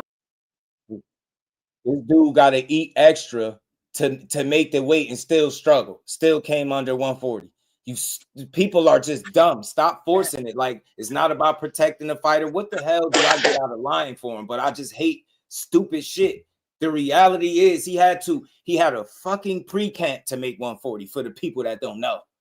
Yeah, he had a pre-camp to acclimate and make the weight. Then he had to eat extra to keep up and still came in at 138. It's not no big ass dude. I don't care what somebody gonna say. They know he ain't he big because somebody else said they seen him. What? So you telling me you trusting somebody else's eyes over your own? Bro, I've seen him multiple times. He was sitting rows in front of me one day. I'm staring right at him. I'm like, yo, it's nothing big about him. My guy sees him regularly in between fights in the gym. Matter of fact, he in the gym, as you know, I ain't gonna say as of right now, but he already back in the gym killing it like he got a fight lined up. He don't allow himself to get that big. People don't get it. That man got up to 170 pounds. He probably look out of shape at 5'8", 5'7", 5'8". Dude, not no big ass dude. I don't know what people think. No boxers be small. TV make them look big. I read, and this is what I know. You know that when you go to fights, you know it. You be walking past all types of man. I was at the Boots fight, man. Lamont Rose walked by. I'm just like, damn, yo. Like I'm a skinny guy, but I be a little taller than these dudes. These dudes be small, man, like short guys. Khalil Cole walked past. I had to double take, like, oh shit, like these dudes just don't be overly big. And we think we can stare at a picture. Yo, ETB, I don't know if you've seen it, bro. It was a picture Shakur posted on his story, right? And he had 175, like 175 pounds. And I seen that shit, bro. I seen that. And he was trolling. What he was doing, he was just. I didn't see Shakur more times than I can count. I didn't see him big right next to. He's not big at all. He's a small dude. Yeah, right. They don't get it, bro. Eho made a whole live stream and video trying to diss him about being 175 pounds. Do you know he believed that he was 175 pounds in that picture? I was like, he didn't eat. Are complete. And guess what he ended up being? He was 151. Said, yo, you really 175? He showed the next picture of him responding to somebody and said how much he was. 151. Them dudes thought they was looking at a guy that's at light heavyweight. Nah, y'all getting him mixed up with your favorite fighter. He don't get to know. But see, the thing is, man, is we look at him and we like, the thing is that when they put this content out, they don't believe it. He knew he wasn't 175, but the thing is they don't care about lying. It goes along with the narrative that they want to push. It's not that they really thought that he was 175, because ain't no way you could ever think that he was 175, but it went along with the narrative that he wanted to push. And check this out, right? How in the hell can Devin Haney and Shakur be the same size, right? When Shakur weighed in at 140 pounds, right? When he weighed in at 138. When he weighed in at 138, right? Wait, he looked full as hell, right? Didn't look drained nowhere. Like he looked full as hell, didn't look drained nowhere. When Devin Haney had to weigh in at 140 pounds, right? They had to cover his face up because he was looking like he just had rolls out the goddamn casket. Facts. So again, but they're the same size. Talk about it, man. So Mike, come on, man. Bro. It's like some of y'all, man. That's why we need to stop. That's why we need to stop calling some of these channels, right? Boxing media, because they're not boxing media. They're influencers. That's what they is. They're influencers, because what they do is they get an audience and they push narratives and they influence all of their audience, right? With the certain narratives that they push. They're not covering boxing. Their content is not covered. They're influencers. Yeah, that's a fact. That's what it is. So again, you never seen Shakur struggle to make 135 or 140. You seen Devin struggle to make 135 and 140 as soon as he got there. How many people do you know move up and still struggle to make the weight? How do y'all think they're the same size? And Tank is not way smaller than them. A Mag 7. You seen Tank overweight before. You seen Tank up at 160s before. You seen that. You seen that for a fact. I don't know if you noticed that you seen it, but you seen it. And we just talking. You remember seeing him on camera with AB. tipsy Tank used and to be everything. big. He used to walk around real big. Yeah. And some would say heavier than that. I'm gonna just stop at the 60s. I ain't gonna go to the higher where dudes are saying. Well, he said, even heavier. Well, if he in an interview, right? In the interview he did back then, right? And we know that he was only that size because he was out of shape. He said he was in the 170s. I heard him in the interview say that he was in the 170s. Now, does that mean that he was in shape? Hell no, he was out of shape. You could tell he was walking around at a weight that he should have never been at, right? But I also heard him in the Vlad interview say that, like, back then, he didn't even train until he got a call for a fight. He said that he didn't even look at a gym. He said he would never even look at a gym until he knew that he had a fight. Now, I don't think that he rocked like that no more because he didn't change. You know, he got older. He's a lot more disciplined. He don't let himself get big like that no more. Because he's a naturally small guy, right? But that's just like me running. That's just like if we ran around, right, with the narrative because of how big Tank was back then. Look, man, Shakur and Tank the same size. They're the same size. Matter of fact, Tank bigger than Shakur. Tank big. We're not finna run with that shit because it's a lie. But we got integrity to not push these narratives and lies like that. They don't. That's the difference. And you know what? This is something else to point out. It's like you keep saying Tank way smaller than these dudes. Based off what, Mag 7? Based off what? They both started at 126, Tank and Shakur. What can you point to that would suggest to me that Tank is way smaller? He fought one fight at 140, just like Shakur did, right? He wasn't a 40-pounder, just like Shakur wasn't. What are we talking about? The fact of the matter is people don't want to accept the fact that Shakur's sweet spot to me looks like it's lightweight. He don't struggle. He clearly said it. He's perfectly fine there. That's what people don't want to accept. Like Tank way smaller, saying that is like, what you want to disqualify him from the conversation? Then people should stop. People should stop saying what he'd do to Shakur then if he's so much smaller. Like, I don't understand what's the point of saying it. Like, every fighter ain't gonna be exactly the same size going into the fight, but Shakur is not some big ass fighter in the ring where Tank is just some little ass man. He 5'5.5". Shakur like 5'8", got about a couple inches. Yes, got about a couple inches in reach. It's not no like gross disadvantage that he's at. Like, so I don't know where I could point to in his career that would suggest that he's so much smaller. Yeah, he's shorter. He's shorter, but that's but that's he's trying to use that weight class, bro. Think about that. He's trying to use the logic of his height, right? Yeah. But when you look at one man, you see one man is built more like a Tank, right?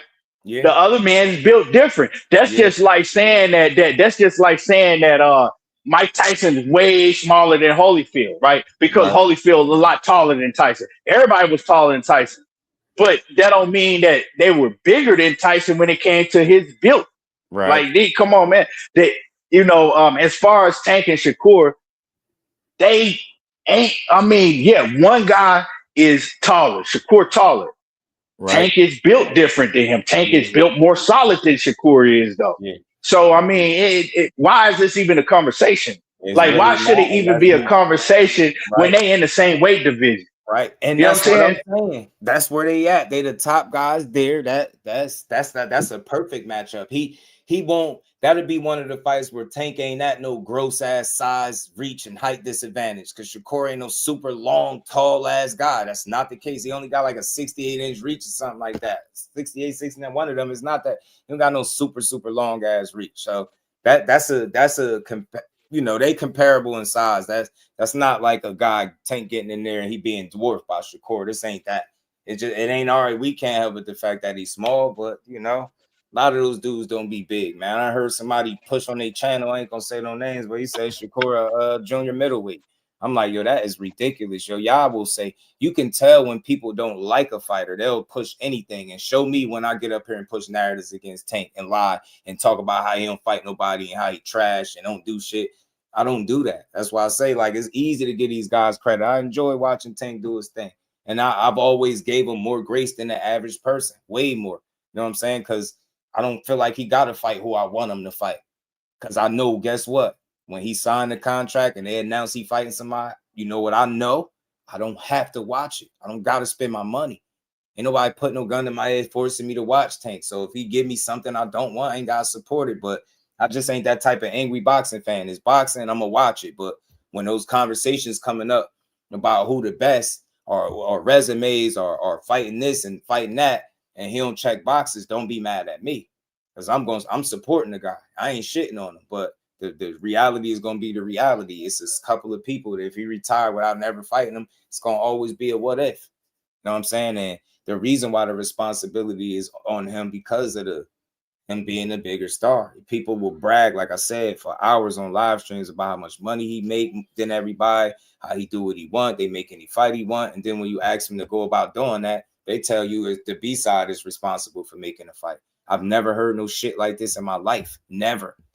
Like the guy is supposed to sign over to the PBC. The guy is supposed to call Al Heyman. It's like, so what is your guy supposed to do while he doing that? Nothing.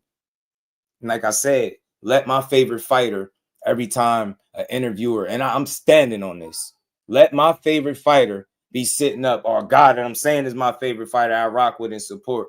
And every time an interviewer bring up another guy that's in the weight class with him that's deemed the best, and he start bitching, I'm going to be looking at him different. I don't give a damn what nobody say. Can't be catching no fit, getting bent out of shape. Then you start talking about your money. Meanwhile, dude talking about how he going to beat you up in the ring and you keep talking about how much money you get. Then when it all boiled down to it, you just told the entire world you're not going to fight him. And all your fans are still talking about how he ducked you with an imaginary contract that y'all never sent. And when I told y'all people I got directly on the phone with his team, shout out to my dog Behind the Hands TV for making it happen. Put me right on there and they let me know that shit didn't happen. I was like, bro, man, this boxing game crazy. So, you know what I mean? Look, as long as them dudes is in or around the same weight class, they're going to ask him to fight. And y'all know who can get the fight done. Y'all know that. Y'all know all he got to say to his folks is, hey, yo, man, let's make the fight. Y'all know that it's that easy. Or you could, like people say, notice how a lot of this call his bluff shit, they don't say that much with him. They tell Shakur he got to move mountains to make the fight. I couldn't believe it. Call Al Heyman. Don't nobody call Al Heyman sign a PBC. Don't nobody do that. Name me the person to do. He couldn't fight him at Top Rank, but he could fight Loma. This shit is crazy. All them narratives was falling by the wayside, and it just let you know that he was never a priority. And like I said, it's not about being scared. I just know that they watched that kid for years too, and they know he risky business. They know what's up.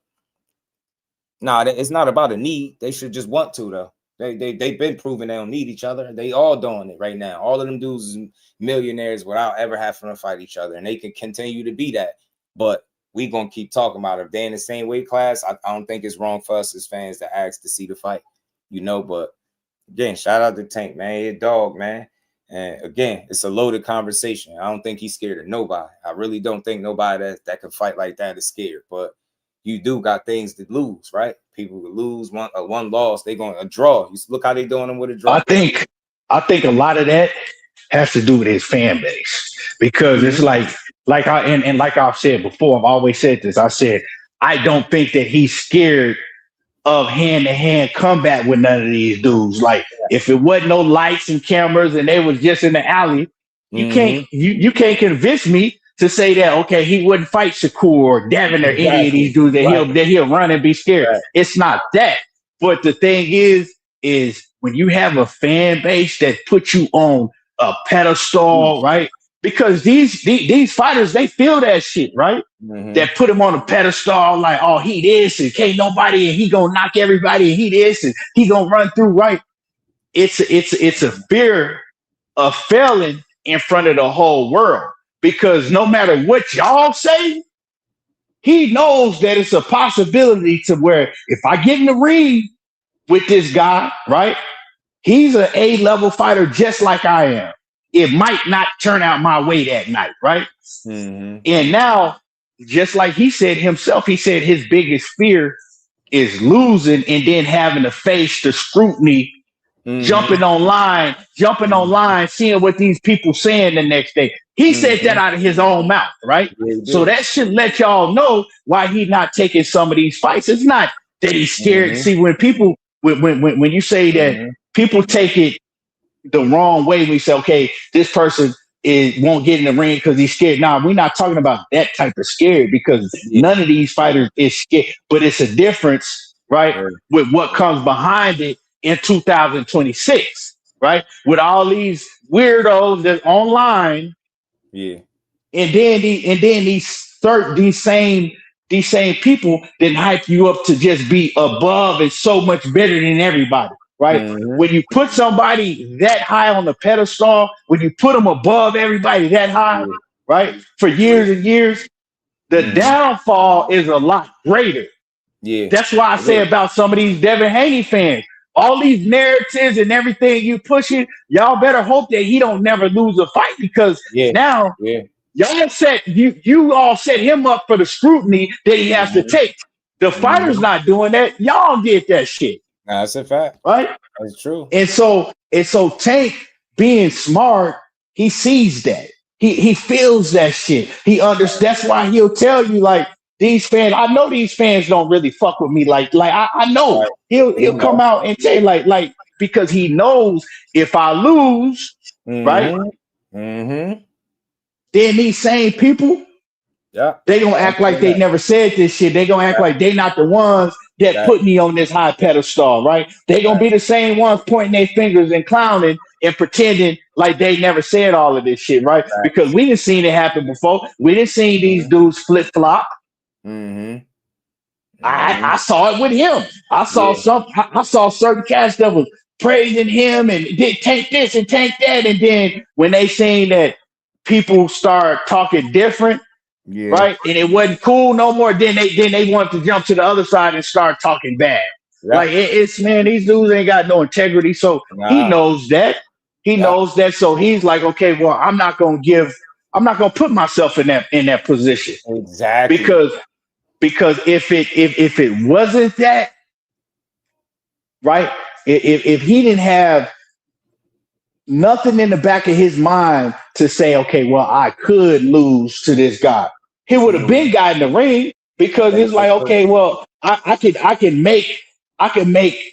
whoop him just like I did a Frank Martin, but make 5 times more money doing it. Yeah. Just make it make sense to me. And no man, no real man is worried about what the other man is making. Because if I'm making 50, 60, and I'm just throwing numbers out there, right? If I'm making $60 million, why am I worried about another man making 40 or 30 or 50? They ain't got nothing to do. So people can't convince me that Tank is really worried about, oh, well, I don't want to fight Shakur because I don't want him to make no money off of, because he already rich. You rich. They are, like, it doesn't make sense. He just knows that people are ignorant enough to believe that. So he's really showing y'all that he don't really respect you. Because he's like, I can say anything, they gonna believe it. You know what I'm saying? I can say anything, they gonna believe it. Yeah, man. Look, man, I don't know how y'all look at the landscape and stuff, but the reality is, man, it's fighters out there that are like, you hear from the people that work with them and promote them that they don't turn down fights. That's something that you've heard consistently about Shakur. Is not, think about it. Every single time you hear it, it's like a narrative. It's never nothing that could be proven. Yeah, somebody told me he ducked Albert Bell. He ducked O'Shaquie Foster. It's like, bro, where the paperwork at for these guys? It got to be more than a conversation. You got to hear the powers that be trying to put the fight together, and it's on the table, and he going to take lesser guys, or this shit is just ignorant. He went and he fought Teofimo. For what it's worth, he held his title at 140 longer than the rest of those champions. He went and fought him. On paper, that's supposed to be like a 50-50 fight. But us, the ones that know, we know what Shakur is capable of doing, right? But still, he wasn't supposed to beat him that cleanly. He just that good. That's supposed to be a tough fight. That was the best guy he been in the ring with, right? And look how he made it look. That's saying something about Shakur. I don't know why people think that a dude, and I always say this, I try to make it make sense for y'all. If I've been traveling the world as a fucking amateur, beating the absolute best fighters in the world, where I can't pick them one after the next, and I'm talking about, like, I love to interview his coach because he could go in depth better, like, and give you some details of some of these tournaments, like what his work ethic and mentality is like.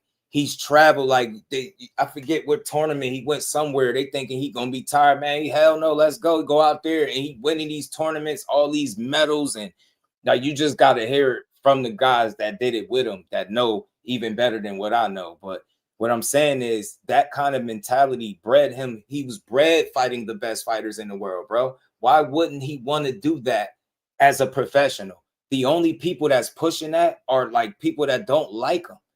Nobody, like, realistically, like, think about it. T.O. is supposed to be the best guy, but look how easy they fight got put together. Look how his dad said how easy it was. Like, you've been groomed fighting the absolute best to the point where your grandfather is one of the most absolute winning coaches in USA boxing history. Go look it up. You get what I'm saying? Like, he's not able to do that without the aid, at least, of his grandson. You get me? Like, he's done some shit, bro. Like, he's been fighting those guys. So again, that he's competitive as shit. And now I got a better understanding where that shit coming from too. So you telling me now they're paying him to do this shit. Now all of a sudden he don't want to fight these guys. The only people that push that shit are people that don't like him because their favorite fighter is a potential contemporary of his or somebody that he's a threat to. I'm telling you, that shit is bullshit. Like, think about it. Like, I don't know, who is he supposed to fight? Because they keep saying Gary Antoine Russell. I would love to see it already. I know what I know. I ain't gonna go in on that. I'll say that for another day. But then you hear Gary Russell after his fight say, what? I'll fight Dalton Smith. I don't think he's that good. I'll fight him. He's like straight up and down. He's literally telling you he fighting a guy because he's not good. Listen to this shit. Then he names Hitchens. Then he names who last? Shakur. What makes you think why he didn't just say Shakur first? How everybody is saying Shakur's supposed to fight him, but the guy that y'all telling him he should fight gave y'all order if he could pick, and he gave you the order in which he would choose it. Why Shakur last and not first? To just knock him off, being he's so dangerous and Shakur, he ain't gonna be the deal. Why he ain't just say I want Shakur first? Why he ain't say that? Not saying that it can happen. Well, why is that not his ideal? Why is he talking about saving him for last? People got to start paying attention to these fighters. They say a lot of shit until it's time to fight them. Ryan Garcia was on record saying he'd do 44, no clause. Then he said they'll make 40. Then they walk that shit back. Now it's he got to come up to 40. It's always something, bro. Like, the fact is, from my understanding, I paid attention pretty close outside of that Devin situation, and that's turning down. That's not accepting a low ball offer, not turning down a fight. It's not the same thing. That's just not a guy that's doing it. You hear it from the guys that push him, right? They would know better than us, right? They telling you this guy ain't never turned. He ain't the type of dude to turn down no smoke. Then people just need to believe it. This the same guy that'll get out the ring after damn near shutting out Teofimo, and he still got his outfit, got his ring attire on, playing ping pong. This the shit he be on. They in the gym making bets that they can land a jab on him, and he catch wind of it and make sure you don't fucking land one. Like, the competitive nature of this dude is fucking ridiculous. And I'm starting to know it because I talk to people that know him in the know. I hear these stories. Like, that dude, one thing about him that I know for a fact from hearing it from the people that know this dude, that competitive edge and that nature is something different.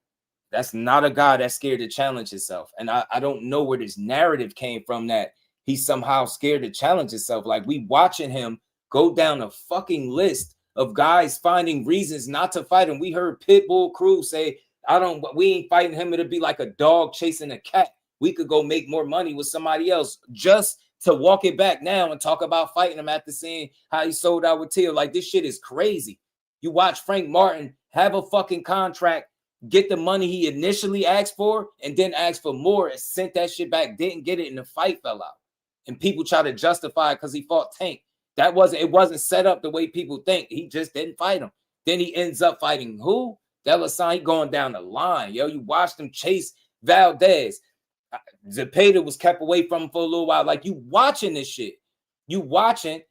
I'm going in, man. You watching Tank fans saying everything but they want to fight. Shakur got to sign to the PBC. He got to call Al Heyman. He got to take whatever they give him. They're not taking no pay cut. He not gonna let you do what he do. You hear everything, but yo, I'm gonna beat his ass. You don't hear it. It's all narratives. And until I promise y'all, everybody that's still in here listening, the day somebody of substance and relevance, send that man or make an attempt to fight him, and I know for undoubted fact that he chose to fight a lesser guy, didn't want smoke, trust me, I'm going to talk about it. But I haven't seen it. I paid attention as close as I can, and all I see through the years is all narratives. Nobody has been able to prove that he is not willing to fight you. And again, he grew up fighting the best in the world as an amateur. Why would you change that mentality that you were groomed, you brought up that way? Why would you turn pro and now all of a sudden you don't want to challenge yourself? Do that even make sense? It don't make sense. See, and the thing is, just is like I know a lot of people might disagree, but I don't want to see him fight O'Shaquie Foster because to me, I don't see that being a competitive fight. So I don't want to see him in fights that I don't why would I want to see him fight somebody that I don't think would be competitive? Like, I don't want to see that fight. And O'Shaquie Foster is a 130 pounder, right? Yes. He still ain't moved up. And now everybody's a huge O'Shaquie Foster fan. Y'all weren't O'Shaquie Foster fans before he started saying negative shit about Shakur. Facts. Y'all wasn't talking about O'Shaquie Foster before then. And like, to me, I've seen O'Shaquie Foster fight his whole career. Ain't no fight that he's shown me that he gonna be able to beat Shakur or be competitive with Shakur. That's not a competitive fight. So I don't want to see that. I would rather see him. I would rather see him in more difficult fights, like a Gary Antoine Russell, Dalton Smith, Ryan Garcia, or that. Like, I want to see him in those tough fights. I don't want to see him go fight O'Shaquie Foster because as soon as he fight O'Shaquie and he dominate him, everybody gonna be like, "Oh man, he ducked such and such fight." He did what he was supposed to do. He was never supposed to be fighting no O'Shaquie. Oh, he brought a 130 pounder up, and that's something. The same people that saying that O'Shaquie beat him and he afraid of O'Shaquie. That's what y'all don't see. And y'all don't have no integrity. Right? Yeah, y'all pretend like you never said. Dev, I'll never say Dev ducked Shakur either, though. He just didn't have real intent. And this is just my opinion based on their move. He didn't have real intent on fighting him at 35. And I got too many examples to make me comfortable with coming to the conclusion, starting with the fact that people were saying, this was Devin fans arguing at me saying, yo, Shakur only want to fight him because he know he drained at the weight. That's telling me that he's not fighting again there. And then the biggest like, you get that the nail in the coffin, ETB, you probably remember it. Devin had posted his like goals one day, and he posted it on like Twitter. And his goals he had listed, he had it to beat Lomachenko at 135 and then move up to 140 and become a world champion up there. Nowhere in that list did it say stay at 35 and fight such and such and such and such. He literally laid it out what he did and went and did it. That told me everything. He never intended on fighting again at 35 after Loma, and that's okay. That's okay, but his fans just didn't want to accept that. I remember that, but we also remember, right? He was doing a lot of interviews, right? And he kept saying he kept contradicting himself and telling on himself, right? Because I remember specifically, and I did a video about it, and I posted the audio, right? Specifically, he did an interview. And he said, you know, these guys, they just wanted me to stay at 135 to see me lose. You know, they knew I couldn't make the weight no more. They just wanted to see me lose, right? Eddie Hearn turned around and did an interview, right? And said, oh, well, we always knew that Devin was coming to 140 because as soon as he beat Lomachenko, he called me and was like, I'm coming back. I'm coming back with you. I'm coming back. I'm out of my contract. I want to fight Regis. He did. That's Eddie Hearn did the interview. Devin never came and said, oh, man, he's lying on me. I never said that. Right. Bill didn't never come and say he lied on me. So they already had their plan in place. So what they did is they already knew they was moving up. They knew they could make the weight. But I blame this on Bill because Bill was the one going on everybody's channel saying that, the next fight guaranteed is Tank or Shakur. He was telling everybody that. So he was putting Devin Haney back up against the wall, knowing they couldn't make the weight. But Bill Bill thrives off of publicity, right? That's the way that he promotes. That's the way that he promotes his son, publicity and and narratives and all of that shit. That's how he promote, right? But they already knew they couldn't make the weight. If you look at him, right, the last time he weighed in against Lomachenko, he was dead. They like, come on, man. Yeah, he was. Ain't no way he was making 135 again. But instead of them just being real and just look and being real, they couldn't say no to they didn't want to look some type of way, right? Exactly. Because they didn't want to move, bro. Yeah, they didn't want to look some type of way because Shakur was pressing the fight at the time, right? He jumped in the ring. And so they came over the plan to make it look like, okay, well, we gonna make it look like he did. Because see, they know Shakur personally. They know him personally. Because they they outsmarted Shakur.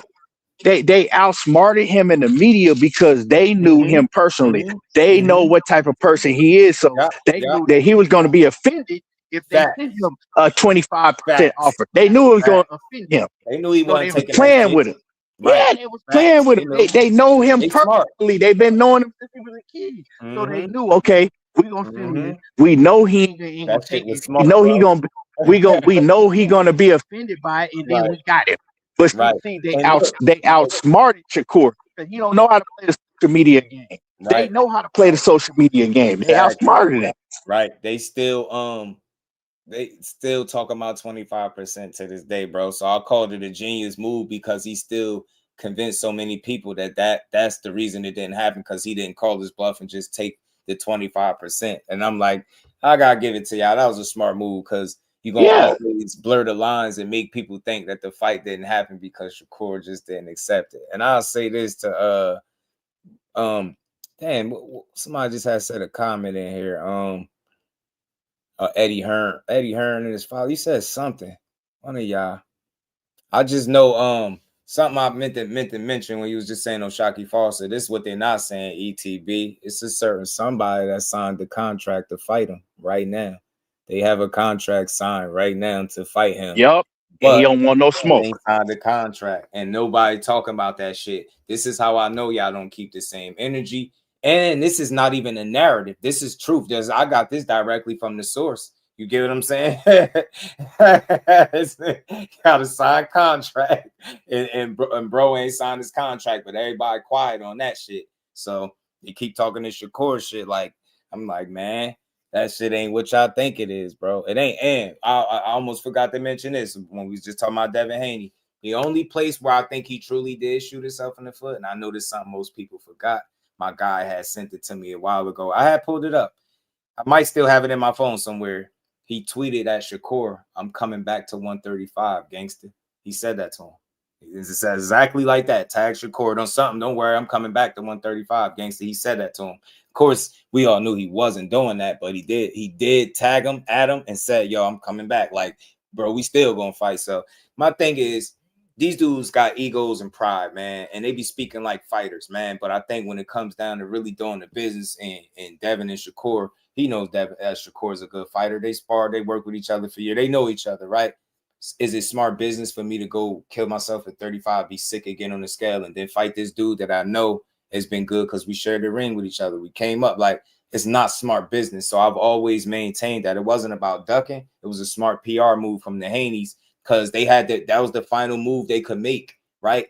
And they did to a degree get Core in the media, but I think he recovered slightly well by getting that letter to the sanctioning bodies and proving that, look, I ain't say no to the fight. I'm just not accepting this offer, and my team is. They try to pretend like that didn't happen, though. Right? Yeah, that never happened, though. That never happened. You know what I'm saying? That never happened, though. You know what I'm saying? That part, they just leave that part all the way out. Right. And then they say, oh, well, he was after 50-50. No, it doesn't matter. Of course, you're not going to lowball yourself and petition to the WBC. Yeah, I think I should make 30%. No, you're not finna do that. But at the end of the day, anybody that has common sense or anybody that know how this shit works, once they get involved, it's not about what you asked for or what he asked for. They're the ones who decide that shit. Now, if Devin really wanted to make the fight, right? He would have sat back, let them decide, and then whoever pulled out, that's who was going to be the duck, right? So if they could have came back and been like, nah, Shakur, you only getting 30%, right? Right. He's undisputed. You're only getting 30%. If Shakur pulled out, Right. then you can run and say, okay, well, he ain't really want it, right? Y'all didn't even let it. Y'all pulled out as soon as he petitioned for the WBC. Y'all pulled out and told everybody we're going to 140. And the last y'all one didn't want to fight. Is that he was demanding 50-50. No, he wasn't. Shakur went as far as to saying, bro, if the sanctioning body would have came back and said, right, the only thing you get is 25, he said I would have took it. But he at least wanted to make a case like, bro, I know, like, you're playing me right here. But he even went as far as saying, yo, if they'd have said, yo, that's all you worth, that's what he said, he would have still took it and fought him. My thing is, it's just, I just wish it wasn't these two fighters so I can call the situation the same way. It has nothing to do with me rocking with Shakur. It's just real shit. Like, not one move that they made would indicate to me that they really wanted that fight at that weight class. And I even went as far as to give Devin Haney more grace. I say one of the reasons why I felt like they ended up in that situation, because Devin Haney stayed at 135 too long. I said this. How many fights? Arguably about 3, right? Maybe both Cambosa's fights, it was tough to cut the weight. And then the Loma, you could say at least 2 to 3 fights, right? That's 2 or 3 fights too long. One of them fights made it so that Shakur ended up in the same weight class. Had he went up when he should have went up, the first time it was crazy for him to make the weight, even arguably the second time, he never ends up at 135 with Shakur. And I do think that because they knew each other, they had conversation about fighting later on down at a different weight class. But I think plans change like they do in life. Let me say something about that. Weight class, it changed. And Shakur was like, yo, you talking about it ain't going to be another champion? Well, I'm here. And I think that shit sparks. So I want to stop you for what you said, because you said you thought that they had some type of conversations about doing it, at a certain weight class, right? Now this is for a fact, right? So a lot of them Devin Haney cats, you know who they are. They was running around bashing Shakur, talking about they like we don't respect Shakur, F him and all that, because he know that they already had talk behind the scenes that they was gonna do it at 147, right? They was gonna do it at 147, right? I had a conversation on a panel with one of them, and they was like, I don't like him because he tried to bust Devin Haney out. Like, he tried to do that shit because he knew that they were supposed to fight at 147, right? So that was that was what they were saying over there. Like, that's why they going that Shakur. That's why they bashing him on their channels, because he ain't, he did because he did some sucker shit, because they had talk behind the scene and he knew that they weren't gonna fight until they got to 147, right?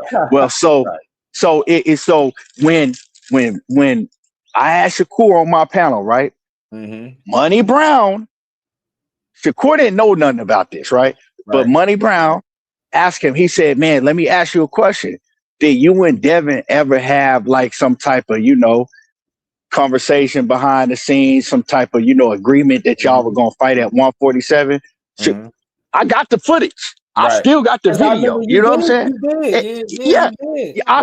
I still got the video, right? And he looked he looked in the camera. He was confused as hell. He was like, nah, like, he ain't never, like, that ain't. So that never happened. Okay. Nah, cool. Like, he said that shit. He said, and he didn't even know he didn't even know what Money was talking about. Right. But he asked him because Money remembered at the time, that's what they was all going around saying, and that was their reason for bashing him and going at him. And he said, he was like, nah, we ain't never had no private, that or no agreement that we was gonna fight at 147. You know what I'm saying? He was like, shit, I don't even know if I'll make it there. That'd be my last division if I do.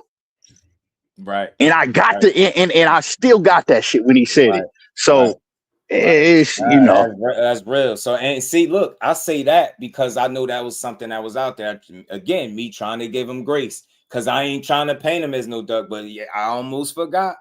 I don't know how I did, because you one of the ones that you interviewed him. It's something that people could want to watch. You ain't on that weird. You wasn't on weird shit. I do remember you talking to him because you had somebody on the panel. Was it Money?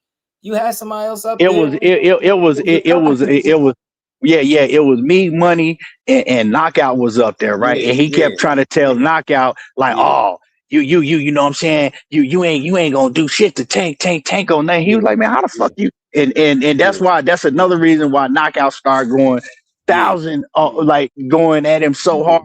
He was like, who are you to tell me what I'm not gonna do and who I ain't gonna like who are you to tell me? Like, you know what I'm saying? And Knockout was trying to tell him that he was lying about his that's how I was able to see the MRI that he took when he was hurt. Hold on. Yeah. Hold on. That's how I was able to see the MRI that he took. I remember that. Because Knockout kept saying that he wasn't hurt against De Los Santos. He's lying. He ain't had no injury. He ain't had no type of injury. That in order for him to believe it, he would have to send it to him and prove it. He was like, man, I don't have to send you shit. Like, who is you? Yeah. And then he hit me. And so what happened is Corey hit me the next day. He like, man, I'm sick of this dude. Keep on, like, you know, he was like, go ahead and he sent it to me and he was like, go ahead and you know, you can give it to dude and show him since he keeps saying I'm lying about being injured. And it showed that he had his labrum on his right. His labrum was on his right, and then he had like some torn ligaments in his left hand. Yeah. So he had two injuries. He had a shoulder injury and a hand injury. And so I add this. I know for an absolute fact that they had a bug going around in camp. And I also know for a fact to try to avoid it, he was staying in a whole nother room, like trying to stay away from people and end up getting sick. Like the last couple weeks or so, or I know it was a particular week, maybe the last week of sparring for him. So he was getting sick, bro, throwing up, and they was trying to stop the sparring. And he was like, hell no, I gotta get this money. That was exactly what I was being told. Like, he like, no, they trying to stop it. And you know, Bob Arum gave him ample opportunities to pull out the fight. He even went so far as to say he thought he was gonna do it, but his whole mind was like, no, I ain't pulling out of this shit. And that's why I say, me knowing this stuff, it was awkward trying to call that fight live because I knew that stuff.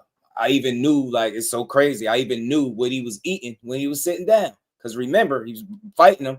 He was sitting down eating a sandwich or something. And I remember thinking to myself, like, why he doing that? My guy had hit me. He laced me with some shit. I knew the information. I knew what was going on. I'm like, oh, okay. And it was Bud and Ward that, you know, kind of put that in his ear. Like, yo, don't go in there on no empty. You know, you already been sick. You realize when he had made weight, he was a little light. It was like 133 and change or something like that. That's a little light, little shit that I pay attention to that I knew. Like being sick, pushing through that, multiple injuries, pushing through that. And then people will get on the internet and talk about how soft he is. Is he soft when the dude is flailing punches in the gym and throw an elbow and that shit cut him? And they try to stop the sparring and then he tell him hell no. And then proceed to beat a dude ass so bad that he don't even unwrap his glove. He don't even take his gloves and shit all the way off. He get out the ring after it's over, collect his shit and walk out. Like, is he soft when he getting in the ring with guys that's 3-4 weight classes higher than him? And he got these dudes trying to figure out how to deal with him. Like, I just know too much. And I'm like, bro, it's just a matter of time before he do it to somebody and y'all see it. And I think it started with Tio, and that's just the tip of it. So it's so much shit that, like, that's a guy that wants it, yo. He want it bad. Like, and I believe in him. Like, I believe he could get there. So I hear all these narratives. I'll be like, damn, why y'all be personally attacking these young men? And I feel like that about all fighters. I don't have that type of hate for these dudes. Like, I just want to see them do what they do. If you nice, I want to see how nice you gonna be. And that's one guy that I ain't been wrong about yet. I ain't been wrong yet. Shout out to my dog, Big Dog Willie, man. He said the Haney code. Whole MOs, everybody ducking Devin, man. I promise you, they're gonna say that to the day he retired. Like, they got to stop running that play. Some people, like, look, the only person that officially didn't want to fight him that we know is Tio. We know this. Nobody else ducked him officially, right? And then they'll tell you somebody ducked him just to fight him. They trying to push that Ryan is ducking. And then when they fight, then what? Rolly was a duck. And then I'm hearing he the one that sent the contract. And then Devin said it was a lucrative, it was a favorable offer or something like that. So I'm like, hold on, what's going on? Rolly said he shot it down in the public, but behind the scenes trying to make the fight. That's crazy. And we ain't never got a box again. Well, right. well. I already been getting these bets, but now it's time for you to get your just due. Okay, Bill Haney said no rematch. Yeah, man. He know he want that because to fully solidify himself the way he would need to, he would want that scalp. And if he thinking about like, ending on a high note, it would be the perfect time to beat Ryan. Ryan ride high. He beat Mario Barrios, took his title. He was never a champion before. You get him clean on an even playing field. He make weight. Y'all fighting a unification. You take his belt and send him back to being irrelevant with no belt. Devin could had the sweetest revenge, and I actually low key, not even low key, high key, low key. I want that for him because I ain't like the way the boxing world turned on him all over some lawsuit that never went nowhere. That his dad clearly was pushing. And that's the thing, man. You really think he was somewhere trying to push about a lawsuit? That was Bill. But I just thought it was stupid to make it such a public focal point. But when certain details get out, people made it all about assault and battery. No, man. If you take Osterine out of the equation, I'm willing to bet money that they don't try to sue him. Like that wouldn't even been a thing. Like all this, Devin can't take a loss. Shut the hell up, bro. He took the loss. He kept getting up, and he ain't even make no excuses after the fight when he felt like everything was clean. He sat and dealt with that shit. He wasn't a sore loser. But then you got to think, put yourself in his shoes. You going through all that shit in your head, like, damn. He said he never felt overmatched like that. You questioning yourself, your team, the game plan, everything, and then boom, you get a call. Hey, yo, he was on Osterine. Now all that shit you thinking, you like all of that. He was cheating. And people try to act like because of the amount that he didn't have a case, all bets is off. I don't care if it was the smallest of amounts. The fact that it was a banned substance in his system is always going to give him a case, a leg to stand on, so to speak. So I just didn't like how everybody made it only about him not being able to take a loss when it really was, I can take a loss. It's one thing to lose, but I didn't lose. This dude cheated. And that's something people try to force themselves to ignore, to try to push that he's somehow a soft-ass fighter. And I'm like, I just didn't rock with that. I'm like, that's what's wrong with boxing. We be tearing these young men down just for trying to figure it out. Look, he went through some shit. He got dragged, man. He was getting knocked all over the place. I forget which knockdown it was. I thought he was done. I swear I was like, yo, Ryan about to knock him out. And the fact that he finished, I couldn't believe that dude finished that fight. And so I respect that. I like the grind, like the Mexico travel. I like how him and Bill, the reason that guys get paid more now, you know what I mean? Because they blaze that trail. That's something people don't talk about a lot. And I remember hearing it from Robert Garcia. What?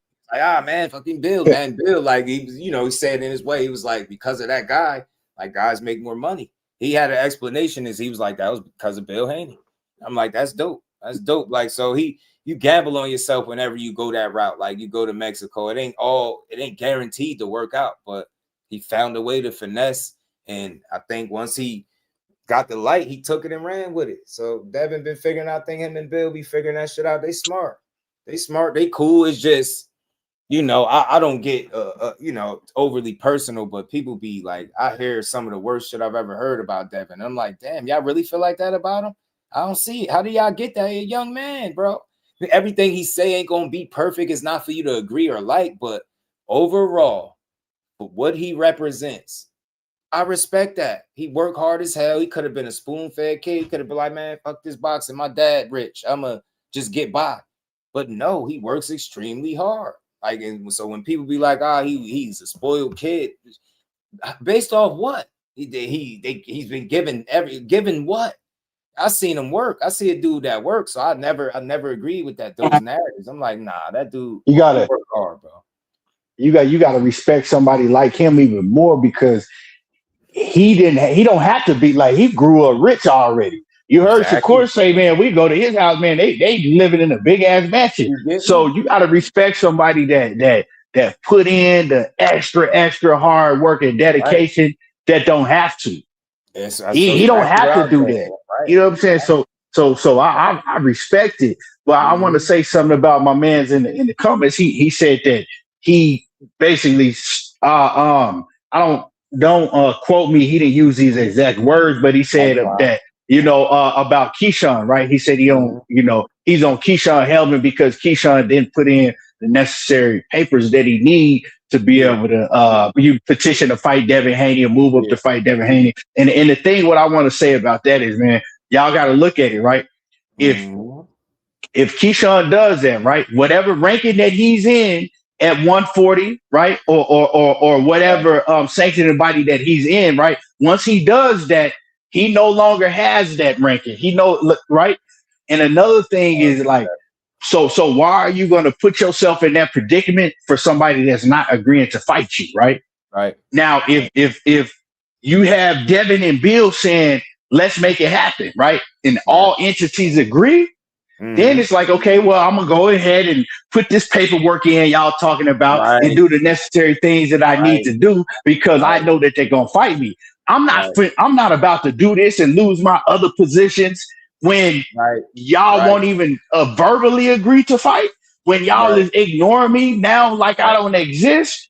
So it would be stupid for him to do that for what? It's like now I'm doing it for no reason. You see what I'm saying? So it's like, I know that, you know, people ain't gonna want to say, and I know, look, they ain't scared of ducking, but that's a risky fight.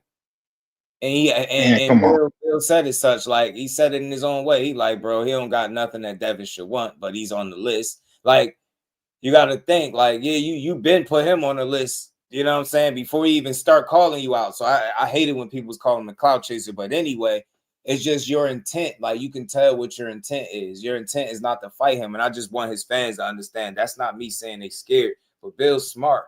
That's an unnecessary risk.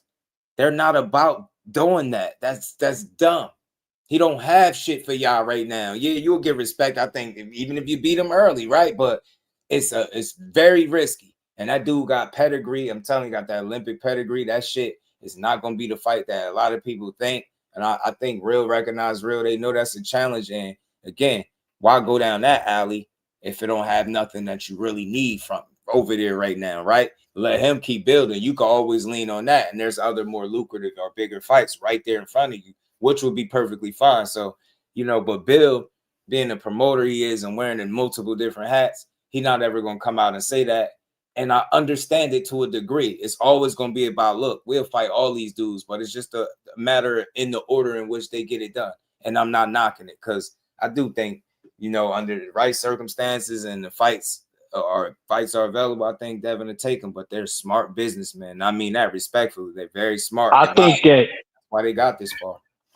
I think that if Keyshawn had an edged out of it, I think that if Keyshawn had an edged out of victory against Jermaine Ortiz, still won, but he showed a lot of flaws and he edged out a victory. I think they would have took that fight in. Possibly. Yeah. If he had a show like, you know, what these fans is trying to push in these certain channels, like he ain't really like that. Keyshawn ain't really, you know, if he had a shown that against Jermaine Ortiz, right? Because remember, he say they say that Bill hit him before the Jermaine Ortiz fight was like, don't, you know what I'm saying? Don't duck us, don't do all this, and you already know we got an agreement. Right. After that, right, it was different, right? But I think that if he had to show some vulnerabilities and had a tough fight with Jermaine Ortiz and, you know, squeeze out a win, this is just my opinion. I don't know. This is my opinion. I feel that the fight, you know, I think that they would have tried to make that fight. I could see I think they would have tried to make that fight. But now, like you said, he ain't showing that. He's showing that he on that same level you are, right? He's showing that and he's showing more dominance. Right. I mean, you know, I mean, if Jermaine Ortiz and Devin fought, would anybody pick Devin to dominate? Would anybody would have picked Devin to dominate and just stop him?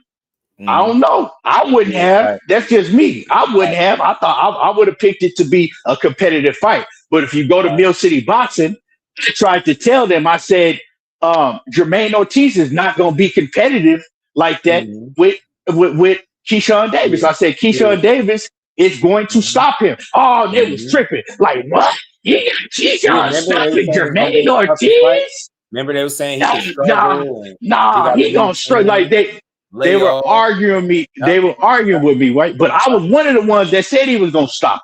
The fight wasn't going to be close, right? So Yo, who else was saying it? My damn girl over here, like, man, she love her some Keyshawn. She's like, he gonna be him. Like you know what I'm saying. So I wasn't surprised about the outcome, but if he had shown those vulnerabilities, I think it would be a lot of guys calling Keyshawn out. I think that Frank Martin would be one of them.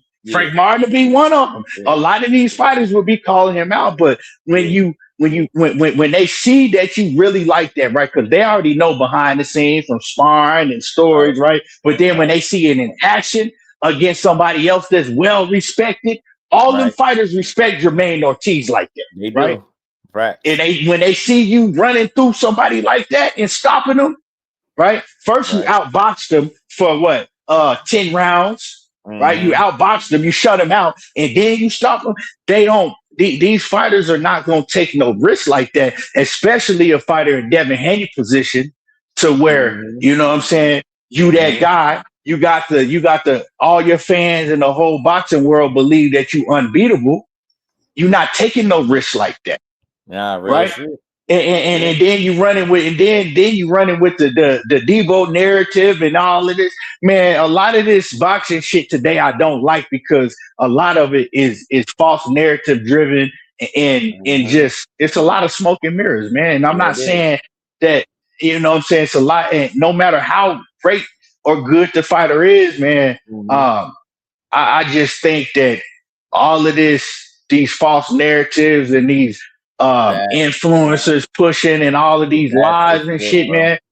Yeah, like it's bad, bro. It's bad because it makes a lot of these fights not happen because now, oh well, we don't want to see what has such and such done to deserve a fight with him and this and that. And when it's a threat, they'll try to minimize you, right? Yep. They'll try to minimize you so you don't have to go and fight that person, right? Right. Now I understand in some circumstances it's like when dudes like UK, you didn't see the dude whole career and he ain't showed you that he on that level at all. Right. But with a fighter like Keyshawn, that's not the case. Right. You know what I'm saying? That's not the case. So it's just, man, it's crazy. I see what be going on. Yeah, I thought more people did this because they like boxing, but then the more I was listening, I was like, damn, you listen to it enough, you like boxing, but you like more boxers than you like the overall sport. And you can tell by how people deliver the content. And this is nothing personal to nobody, but you know, it is what it is. Shit is shit. I feel like people that push narratives that they know aren't true, like that's super fan energy, and it's insecure fan energy. Because if you really believed in the guy, you wouldn't have to do that to make him look good. You would just be able to say, "Yeah, man, you seen his last fight?" Like you wouldn't have to try to paint everybody as some scary guy, and it's just too much weak ass shit. Like we should not. And I think we should be more and you know, I think on the same page as creators. But again, like you said, bro, people are more influencers than anything because all they're content with doing is swaying the crowd in public opinion and controlling a narrative. That's what their content is consistent and built on. It's not built on having good boxing conversation and just trying to, you know, speak the sport up. You know, nah, it's like, nah, man, this dude ain't good. Like, imagine spending countless hours talking about how people aren't good and they just continue to win. You look stupid. I don't care how dope you think. You look like a fucking fool. Like he making you look stupid. Your hate for a man that you don't know is making you look bad because you keep preaching and he ain't this, he ain't that, he ain't this, he ain't that. Yo, bro, I'm gonna say it. One day I'm gonna do a live stream on it, and I'm gonna compile all the hateful shit that I've seen through a week, and I'm gonna make a whole live stream on the hate for that man. That shit need to be studied. That shit get bad to the point, bro. Dudes would be in your inbox hating. Yo, it should be crazy. Like he affects people so much by just existing and winning. I swear to God, I've never seen nothing like that. I ain't seen no shit like that in my life. Like I told you the other day, when you got people, shout out to my dog Blunt, when you got dudes calling, trying to get dirt on people from the gym, is crazy, and I respect my man because I know he got way too much integrity for that. He's almost disrespected that you think you can call him and be on that type of time. Like, yo, I know this dude. He on some bitch ass shit, ain't he? This is what he's saying. I know he a bitch ass nigga. He like, nah, fam. Like, this dude ain't normal. He ain't like what he was hearing, and he was like, this dude is not normal, bro. I'm telling you now. So all that shit that they talking, I don't know. He's like, man, they got me fucked up. Like, he said he was one of those non-believers pretty much too. He said he'd seen that shit in person and they ain't been the same since. He said he don't need to hear nothing from nobody and see nothing else. He know what he know. Like, I done seen way too many in personal experiences where this guy's supposed to be able to do this. Get in there and they can't do it. This guy do X, Y, and Z. Get in the ring with him and can't do it. It's like, he said, fuck that. He like, all this shit people doing, they just hate. Said that shit is the closest thing that he's seen to Mayweather, like just in the presence in the gym and how he run his shit. Like, he know where everything at. He know where everybody at. He know everybody that's in there. Like, he just know he fully aware of everything that's moving in his space. And it's an awareness and an understanding of what you doing, what you on, how you got to stay there. How confident are you about your favorite fighter, right? The fighter that you in love with, right? Mm-hmm. If you got to do all of that just to try to minimize another fighter that he could potentially be fighting, like that, it don't make no sense to me. It don't. You know what I'm saying? And all of this started, right? Mm-hmm. Well, it's been happening. It's been happening. But I've seen certain content creators, right, jump on that bandwagon, right, and really, really up the ante ever since they put him on the pound for pound list, right, that high. And then when you hear the boxing media, like these big podcasts, these big shows, and they all consider Shakur Stevenson to be much better fighter than Devin, right? That's their opinion. But it's showing that y'all got jealousy. Right. You went out for a second. So that's why I see that's why I see like they put the full court press on hating on him. Yeah. When now that he's going on these big podcasts, now that he's getting the shine, and it's kind of like it's kind of like, oh boy, you know what I'm saying? And oh boy, eating a banana in what you would call it? What's the movie? Belly. And Belly, you know what I'm saying? Like, oh, you know what I'm saying? You just sitting back hating now that he's getting the shine and shit, right? And that's what these dudes is. They him. They that cat and Belly, you know what I'm saying? That's the perfect. Yeah, bro. And it's like you don't gotta keep on coming out with content after content after content after content, trying to, you know what I'm saying, just going on an all-out smear campaign. All of y'all done got together, right? Because this shit ain't no coincidence to me, right? All y'all doing it at the same time, and like, come on, man, that shit ain't no like, you know what I'm saying? And it's a full court press. But you gotta laugh to keep from being annoyed because people will really make you like not ever want to listen to nothing they say because you know it's fake shit. It's like it's a full court press to lie like that on you. You know how many for the last maybe 3 weeks, bro? No exaggeration. Every single day, I've seen a Shakur exposed video. I don't remember. Yeah, real talk. I can remember it like that. And now for months, I've been seeing them ramping up the shit. But like, I ain't never seen so many exposed videos in my life, and I've never seen it where none of it. You would think at some point all this getting exposed, you would think some of this shit got something to do with inside the ring. It's all narratives. Dudes bringing up tweets from all of it 6 years ago. All types of wild ass shit. Like, dudes can't change their mind. Like, circumstances, opportunities don't change. It's like, bro, whatever you said 6 years ago, you gotta stand on that. Hey, but so you our regular life that we don't do. If we all being honest, we all do it. They don't gotta be big. We all do it. See, I'm gonna get on their helmet because these same dudes, right, that's making all these videos. Oh man, and he calling for catch weights and rehydration clauses, and then Well, these same cats, they didn't have nothing to say when Devin, and I got the tweet when Devin Haney tweeted, right, talking about, oh, I ain't fighting at no weights and shit, man. I'm making my own weight class, 144. He the one that said this shit. Yeah, he It did fall. It did fall at a catch weight. He did. He did. None of these dudes said nothing about it. They had no problem with it, right? They had no problem with it. But and then another thing is like, y'all keep saying Shakur needs to go to 147. He needs to. Okay, well, how come if y'all want him to fight Devin so bad, right? And Devin said that he want to fight Shakur, how come he don't have to make no sacrifices? If Shakur is supposed to move up 2 weight classes, so he should just be like, who the fuck is he? Like, who the hell is he to where everybody got to bow down to what y'all say that they should do for him? Like, if both of these cats want to fight, both of them should be making sacrifices if they ain't in the same division. That stands for him. That stands for if he want to fight Tank, all of them. If they not in the same division, this shit has been like this forever with boxing, right? And then they like, oh man, he ain't like Terrence Crawford. He ain't nothing like Terrence. I keep hearing that shit too. He ain't nothing like a Terrence Crawford. Terrence Crawford at the end of his career, he went at the end of his career. Terrence Crawford did it at the end of his career, right? At the old. Now that's 28, yo. Yeah, and not only that, right? The same cats that's saying this shit.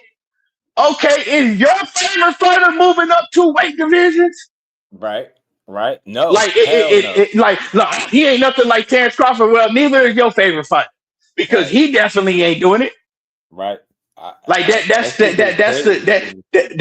shit that's crazy. Like, how can he ain't nothing like Terrence Crawford? Well, these fighters you talking about ain't neither. Right. You know where he put his foot in his mouth just a bit to me when he came out and said that was the biggest fight in boxing. Because the mentality, if you're willing to go out on a limb and say something is the biggest fight, my understanding, just the way I think, what are you willing to do to make the biggest fight? When you said that, you're admitting that he's 50% of the biggest fight in the world. So by that admission, you don't think y'all should meet somewhere in the middle? You think you should hold all the cards and be able to tell him where you got to go and how he got to do it? It don't make a lot of sense to me, because if you want something, you go get it, or you going to be willing to come to the middle to do it. But we know the bar is set differently when it's him, and it's come up to 147 in your 5th weight class. Yeah, where I'm comfortable, where I'm going to be 170 plus pounds, but I'm going to make the weight, so it don't matter what I'm weighing on fight night. And to me, I just, that way of thinking bothers me, because it's like saying weight classes don't matter. You can't believe they matter if you don't care. If you think rehydrating 25 pounds above what you weighed in is perfectly normal, I can't get with that. And I said that before. You add 25 pounds to 147, and what do you got? That shit, to me, being damn near a light heavyweight, fighting at welterweight, I don't know. I'm gonna always have a problem with anybody that I know openly is moving that way. That's just shit to me. It's just, that's bogus, because no weight classes matter then. They shouldn't matter at all. Like, that's wild. Like, you can weigh in one thing and then weigh 3 to 4 weight classes above that, and that's a fair fight to you. Hey, What Jeff, the fuck? can I get That shit is twisted. Like, I really don't respect that. And it's nothing personal to no fighter that you because you ain't breaking the rules, right? But just for me, I'm looking at it like, bro, y'all out here talking about rehydration clauses and shit. So think about it. The IBF got that shit, and why do you think they implement that? That's not to give somebody an advantage. Go look it. I've said this. I pulled up the rule. Go look it up. It's to even the playing field. It's to make sure nobody is blowing up significantly above what you agreed to weigh in at. And people think, depending on what side you're on, it's to weaken the bigger fighter or to give the smaller guy the advantage. It's not to do neither of those things. It's to even this shit out. And y'all both got to adhere to the same rules. It might affect you differently, obviously, but my thing is this. If it affects you that much to the point where you sick, then you clearly fighting somewhere where you don't need to be at. Yeah, weeds out the way, To me, well, in my mind, it shouldn't kill you for y'all both to follow the same rules. And look, people been doing it under the IBF for the longest. Am I right? So it's like, But when you hear it applied to a fighter, we make it seem like these individual fighters, like Tank get a lot of flack for rehydration causes, like he created and shits. And then they make it seem like he had it on every single fighter when it was really just 2. I hate that. You get what I'm saying? But I pulling up the rule and just like our definition and why they use it, like I was going through all of that and it made perfect sense. I mean, but I understand some people still, they're gonna be like, I don't rock with it. I get it, but for me, the only reason I'm cool with it to a degree, because I know there are people that's gonna try to weigh in. And that's like, it's like finding a loophole in the system. And that's the loophole. And Devin found the loophole. And Devin found the loophole. That's why he didn't go under the IBF rules. That's why he unified at 135. But let's put the IBF rule in perspective. When Devin went up to 140 in far Regis pro grade, the weight he rehydrated to, he wouldn't have been able to qualify for the IBF title at 154. Facts.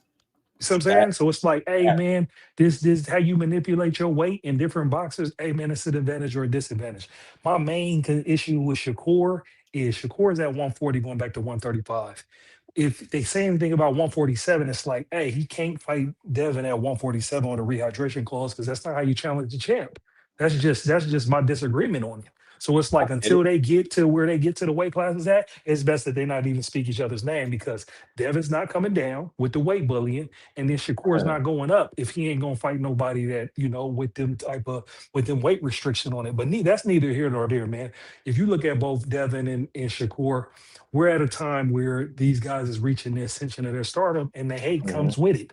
And we're in this algorithm now to where these people talk about everything but boxing and analyzing what goes in the ring and styles, and it's all this extra stuff that's going on, all their personal issues and all of that. And that just comes with being at the top and with stardom. You feel me? And that's just unfortunate where we're at in this space when we're talking about boxing, is it goes left beyond boxing because you got to realize there's only so much content you can create when you just stick to what's inside the ring. Because there's only one fight a year, 2 fights a year. You feel me? And so, to keep the algorithm going, we got to go left and talk about everything but boxing, and just creates all this pandemonium. And they're always pinning these guys against each other. And there's whole plans and some more stuff. And it just gets nonsense sometimes when you really just want to get to boxing. But, I appreciate, the work that you do, Just because you cover all the other boxing outside of the hot names that, tap into the algorithm. And, that's just what we got to do, is just continue to cover boxing, continue to cover who's going to be up next, continue to cover who's rising up in the ranks, and then just, keep it boxing. And that's how you separate your branding from everybody else. And I'll land my plane right there. Man, for sure, man. Shout out to my dog Blaze, man. SP got beats. What do, man? Firm believer, weight classes matter, and if you can't make a weight classification, you should be taking that fight. I get you. It's a real loaded conversation, man. I understand. Sports is all about these advantages, trying to gain the advantage. So I get it. It just is what it is. But I think the reason them dudes are going to always. It's hard to avoid that conversation, but I agree with you. And look, I think he can go up with no stipulation and just win. I think he can and compete without it. But I am with you, because if you're gonna do it, you want it to just be for your 5th weight class. Why not go for it all? And I know you believe in yourself, and you said you're crazy enough to do it. So you my God, but stand on that. So, but I do understand that. I don't think it would be the best move right now unless you completely done with 35 and unless 140 gonna be your home. You get what I'm saying? Like if you done completely at 35, I think you can entertain it more, because even if you don't stay at 47, you can just fall right back to 40. Which you still, because he said, and I'll talk about this probably tomorrow in another stream. He's saying he trying to operate from 135 and 140. Anybody from them 2 weight classes, he willing to fight. He said something like that, bro. And that's why we got to just sit back and be patient. He just fought on the January 31st, and just sit back when his next fight is going to be, because he's at the time now to where it's got to be a name or it's got to be for a title. Yeah, you heard what he's saying, more attire. He's saying the right kind of shit. If you stick around at 40, I would hope it could be either a good fighter there, because even outside of the champions, it's quality matchups. But we know what we want to see, bro. Yeah, Gary Antoine Russell. Right. I just hate the fact that his name lasts. I mean, but you got to look at it as when it's mutual. When Gary says it like that, then it's like, hey, man, they setting up a fight for him to get paid. You see what I'm saying? That's how I'm looking at it. I'm not looking at it discouraged because Gary got to continue to handle his business and Shakur No, for handle his sure. business. And if they still there, it's going to be a super fight. For Because I sure. give great shout out to Gary Antoine Russell because people who haven't seen Andy Hiroka's tape don't understand what Gary did in the beginning of that fight by taking away Hiroka's jab and making him adjust and making him sell out to the body like that. You know what I'm saying? Yeah. It's like, man, Gary's a dog. Gary's a very good high IQ boxer that can scrap as well. And so, you know, I think them guys is like mutually setting it up because you can see how they talk about each other. You can see how Gary talk about Shakur, not as like a duck or nothing, but in the sense of like setting up the fight, man. And if they doing that, I can respect it because Yeah. both of them got smoke. Both of them can have some good fights, make a bunch of Right, good Ty. money right there at 140. So I'm just Mm-hmm. patient, bro. I'm not Yeah. in no rush because there's so much Yeah. competition at Nah, it's 140. fun. It's just it be like somebody will ask, well, why don't Shakur cherry pick Teofimo? Why he ain't fight Gary Russell? It's like, bro, he had that same fight lined up for the longest, bro. Why you acting dumb? And then after the fight, well, why don't he fight Gary Russell? And then you see after Gary Russell fight, and he said if he could pick, he did an interview. If he could pick, he started talking about Dalton Smith. He said he don't think he that good. Like get him out of the way first. He kind of like straight up and down, no special effects, something like that he was saying. And then he moved on to Hitchens. Then Shakur for last, because that'll break the internet if we fight or I beat him, something to that effect. So I'm not mad when I hear it, but for the people that's asking the question, listen to what Gary said. Does that sound like he trying to fight Shakur next? He literally just said, if I can pick the order, that's what he doing. So it's like, I want to see it as soon as we can see it. You know, I'm a junkie. I want to see it. I want to see that. I want to see that animal Russell go in there and push Shakur to the limit because I know he could do it.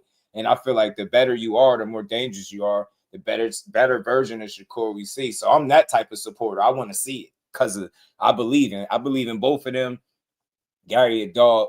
I just know Core is smart. I would love to see how he would deal with a guy that's bringing pressure, being consistent, trying to, fight behind the jab. And Gary a dog. Big shout out to my dog Marcus, man, for that 10-piece again in the Cash App. Much love, much appreciation. And we ain't never got a box again. Well. I already been getting these bets, but now it's time for you to get your just due.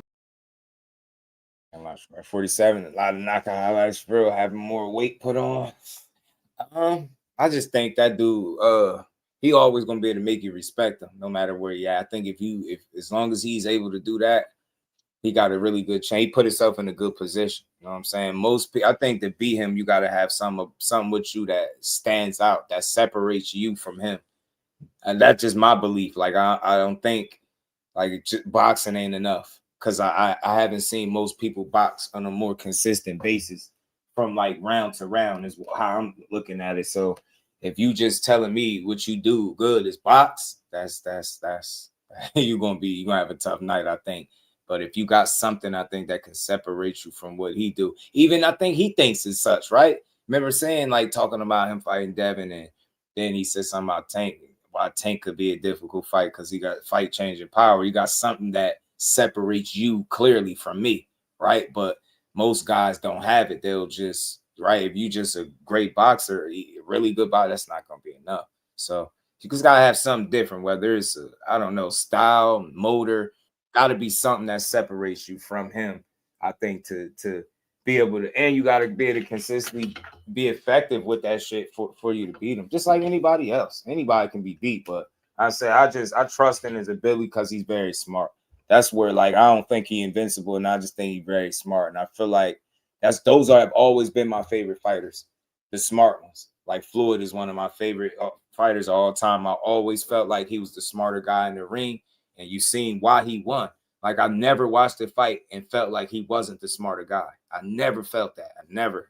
So I feel like they always kind of overlooked the physical capabilities that he did have because of what standards that it didn't meet. If you get what I'm saying, like, oh, well, he's not this big puncher or KO guy. So, you feel like he lacking shit physically. You got hand injuries. You think he brittle and you think he like that. But then when you see how his technique, fundamentals, how perfect he throw his shots, his timing, and he make up for all of that shit with smarts and IQ. Like whatever he may lack physically, he's gonna make up for it with intelligence.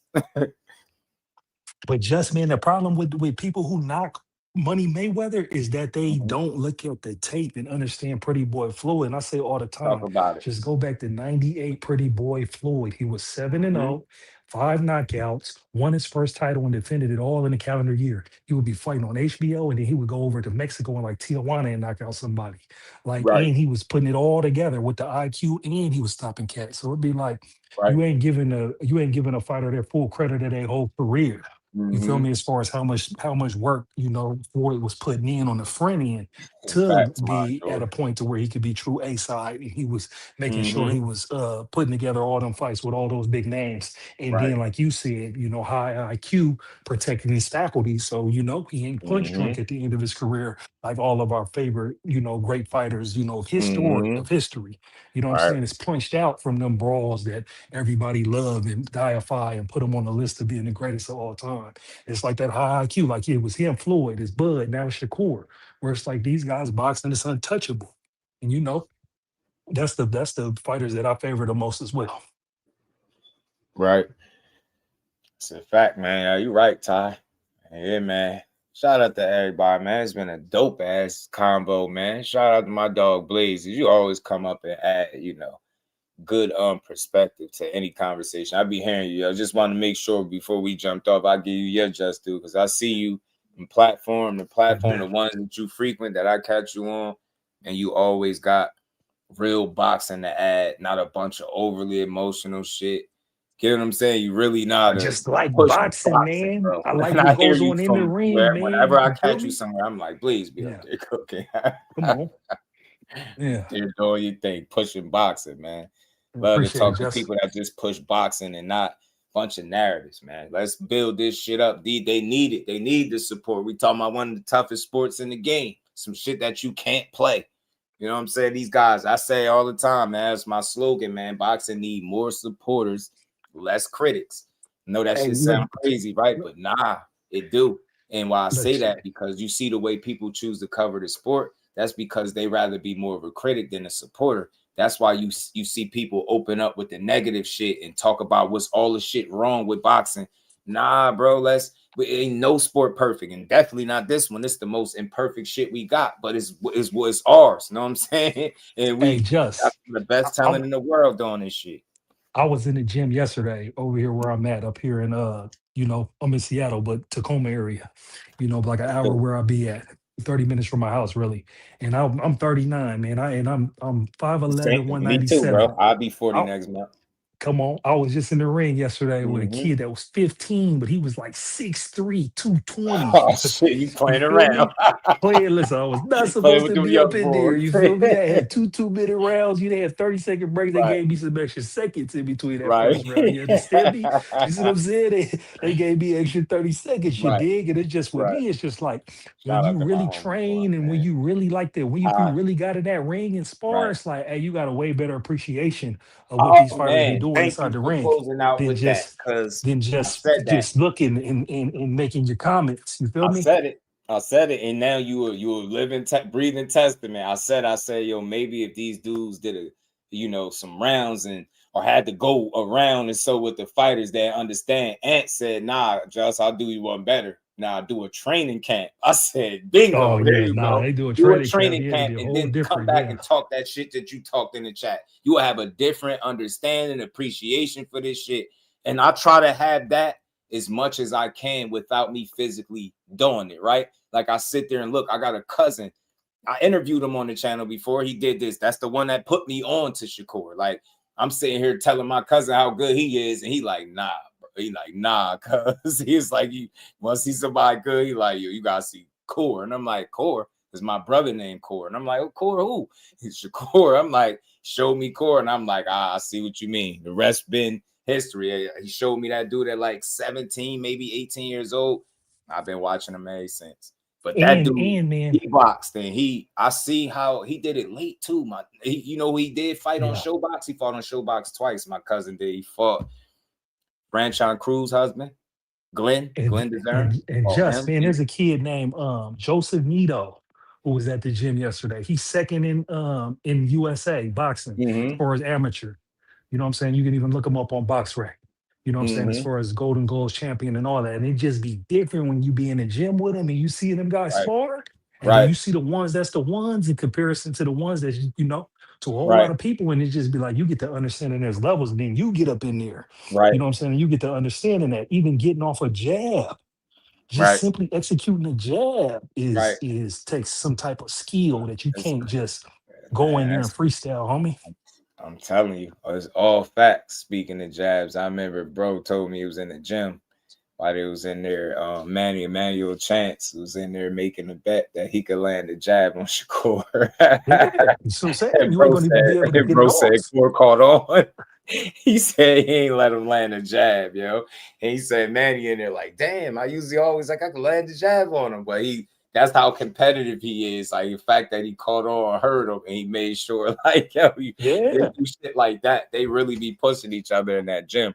I like what he doing. I like he keeping young people around him that can help push. He helped them be great and vice versa, man. Something I like to see. I like to see all these dudes coming into their own, figuring it out and building something for themselves. That's why I like that Keyshawn took that leap of faith.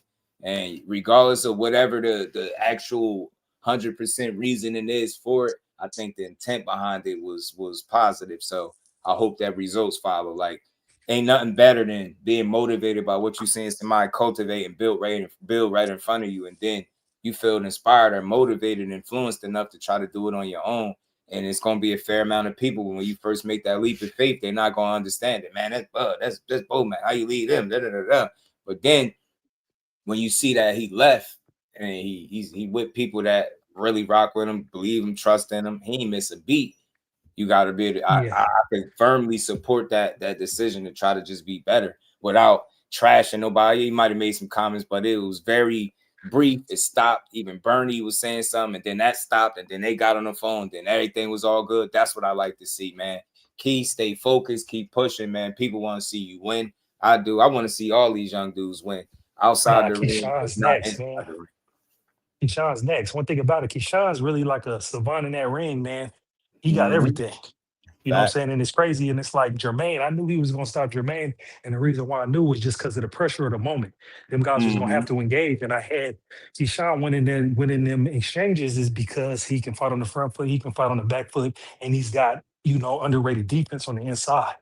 As far as making you miss, and then he sits on all his punches and he throws combinations, including body shots, and he does it often.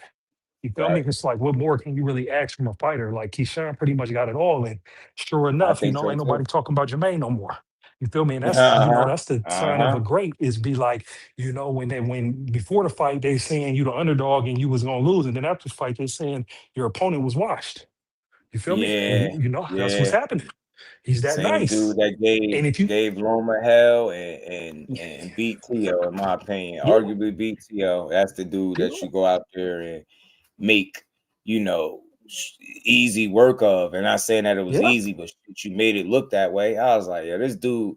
And the hair, like, that people still have such a negative response to him. Like, you know, everybody, I rock with everybody. Yeah.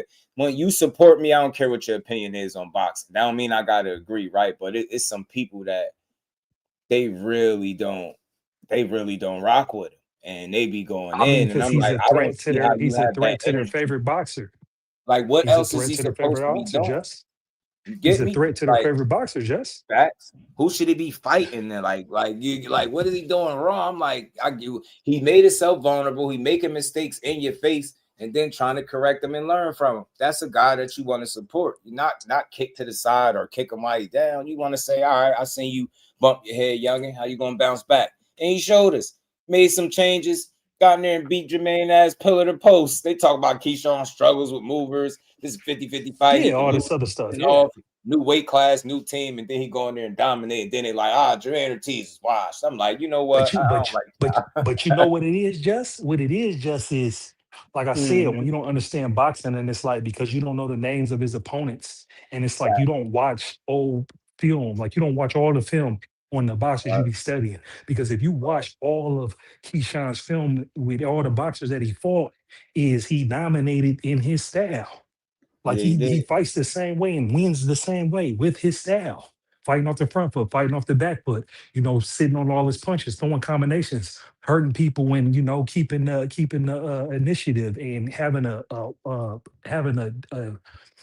lethal Yeah. jab, like he can hurt you with his jab. Hey, man, I see You people feel me? mad that he faced off with Devin, not Devin, Ryan Ryan Garcia. Garcia. Like, bro, we asked for these young men to be entertaining, to promote themselves. Why are we crucifying them for being regular? Everybody that calls somebody out, I don't have to see that fight next just because you did it. You know why? You know why? And then why I love what Keyshawn doing, because we asked for guys to promote themselves, right? What the fuck is he doing? He calling people out. He being entertaining. He being fun. Most importantly, he's staying out of trouble, and he look happy doing it. He's having fun. He promoting himself. He's sparring with people. Like, he's literally doing it the right way, bro. Like, what more do you want? Like, he trying to let God, be a focal point for him. He got his son, his team. Like, he's motivated. Like, what? I don't get y'all dudes. I don't But get it. just they missed the wisdom that you can get in the game that he's giving these young fighters. It's because he done created DB3 promotions, and he's serious about DB3 promotions. And so he's serious about how he promotes himself now. And he's using the current technology to do so. Yeah. You see what I'm saying? He's blowing his name up. He's cracking the algorithm. I love it. It's you fun. can hate all you want, but it's like he's about to be the guy to come up. Right. It's fun, and it's entertaining, and it's tasteful, man. And it's putting yourself in different spaces where you could be open to different audiences, maybe being able to catch you doing something. Maybe you sparring a Blueface and a Plumber and all these different streamers, like, you're having fun. This is what it's about. They're supposed to be calling each other out, doing face-offs. Like, it's getting to the point where if it ain't dude's favorite fighter doing it, they have a problem with it. Did y'all have a problem with Ryan and Devin faced off and didn't fight the second time? No, right? Nobody gave a fuck. Like, because it's boxing. And I can't wait to Devin get that lick back and scalp his ass. Nothing personal against Ryan. He lose that fight. Maybe I'll like him a little more after that. But for a fact, I know my guy. Shout out to my dog. He's seen the picture with that dude with the shit. With the shit. The drugs. So it wasn't no conspiracy. He knew exactly what he was doing. And he was doing other shit too. When he said he was smoking, yeah, he was doing that shit. Dude is unhinged, man. And you could have changed the career of one of the, I think, best young boxers in the game. Say what you want about him, but that kid can fight. He can box his ass off. And you, because you don't want to cross your T's, dot your I's, because you pissed off in a chunk of your training camp, you try to make up for it and take shortcuts and then blame everybody under the sun. That's sucker shit. So I would love to see him get that lick back fair and square. And once he do that, I think I could like Ryan a little bit more. Because look, all that racist, he racist, teal racist, look, I'll tell you what I think. I think they said a bunch of misguided, stupid shit for all the wrong reasons. But I also listened to all the different stories with the people that said they knew them way before this point. And if they wasn't doing that shit then and they just now start doing it, I think, I don't know. Maybe you picked it. Maybe, your dad, you following down behind him, maybe being a dickhead. You think it's cool to move that way. I don't know what it is, but that's not something that's in your heart. Like, and when you that at the core, you don't just start doing it at a particular point in your career. You're going to be that. And it's going to be evidence of that throughout. You get what I'm saying? The years of people rocking with you. I keep listening to these fighters say, man, he wasn't doing that type of shit then and da. I hear it. So I look, and then you think about one, Ryan in particular, he's smoking, drinking. He under the influence, talking ridiculous. I'm like, nah, I ain't giving him a pass, but I don't think that's what's in his heart. You got Tio. I think he's like, I really think he a little, touched upstairs. Like, I think a part of him really believed that was promotion. At least he tried to drill that in his own mind and make him think like, I'm promoting. No, you not. That shit gonna get you pulled up on in person and hurt. So do I think that's what's in their heart? Nah, because I think it would have been so many others examples of that. I think we'll see it. It ain't gonna just be a period in your life. Just think about a person that's a true R. They ain't just that periodically. They're that naturally. It ain't something you got to try to do and go out of your way. To me, it was attention seeking, but going about it in a very nasty way. You know what I'm saying? And it was playing us. That's a slippery slope right there. So do I think that's in them? Nah. Would I ever forget that they was saying shit like that? No, but I will definitely pay attention from this point forward. I think both parties involved bumped their head enough times in that regard to know like this ain't the way we got to carry it. We got to move differently. So like if I was to see them go left again from this point on, being that it all settled, they kind of, you know, chilled out. Seems like people are aware of, all right, this pushing it too far. Let me chill. Let me not go that route ever again. If I see it again, then it might turn me off in a way where I don't know if I ever be off. You know what I'm saying? So I try to give people, you know, grace, and I know they're gonna make mistakes. These young, you could be ignorant, misguided, bunch of shit. You know what I mean? But you got to be able to show me. If you can show me, not saying you owe it to me, but if I can see that you learn from something, I can, you know, I can compartmentalize, can see that this was a period of time where you was on bullshit, and I can see that you learned from it and you know better. And if that's something that you could, you know, demonstrate, then you know, I ain't gonna hold it against him, because I think Ron seem like a decent kid. You heard a lot about people that know him. Same thing with T.O. You heard Corey talking about, he cool dude. He be chilling. He's silly, weird, but, you know, cool. You know what I'm saying? So you hear that about these guys. So I don't want to just be the one that is demonizing them, you know what I'm saying? But they do need to tighten up, you know what I'm saying, and make sure the message that they putting out there is more consistent, because those are two guys that talk about God in a heartbeat, but then go off the rails and hinges. So, I mean, just be more consistent. But shout out to everybody, man. Another dope building the books, man. We over 6 hours in. Make sure you hit the like button, hype the lives. If you didn't, share the lives. Make sure you hit that like button, and we're going to keep building tomorrow. We're going to be back 4 p.m. We're going to build on this boxing, man, like we always do. So just got to get on a program that works for you, for sure. Salute, Just Do. Appreciate you having me on the show. Always, bro. Shout out to you. Appreciate you, Blaze. Shout out to everybody. Appreciate you, Marcus. Appreciate the love. My guy, Ty. You know what I'm saying? Derek James tried. EJ Mel, AJ Frank Ryan, all without having a full stuff. Someone not going to get their proper or adequate amount of time or attention. Yeah, that's another. Oh, damn. To that point, my bad, Ty. Yeah, that's another thing too. I'll give you an example. It's a particular fighter that went to work with B&B, and it didn't work out because they wasn't a priority, like what you saying, Ty, and that put them in a strange situation because they no longer with them, and I think they trying to, you know, reestablish themselves and find a situation that it could be theirs where they're the focal point, you know what I mean, and the priority. So it's tough, because it definitely is like that when you got a lot of chefs in the kitchen, or a lot of, you know, I say a lot of fighters in the stable, right? It could get hard to manage, you know what I'm saying? Shout out to my dog, man. Appreciate the love. Shout out to everybody. Hit the like button on the way out, man. I'll see everybody tomorrow. You already know. Yeah, he just didn't fit. That's a fact. Peace to the fan. Representing Brick City,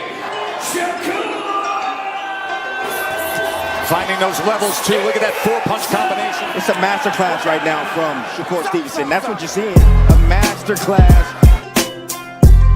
And Shakur meeting them with straight left hand. Oh, there's a knockdown scored with the left hand.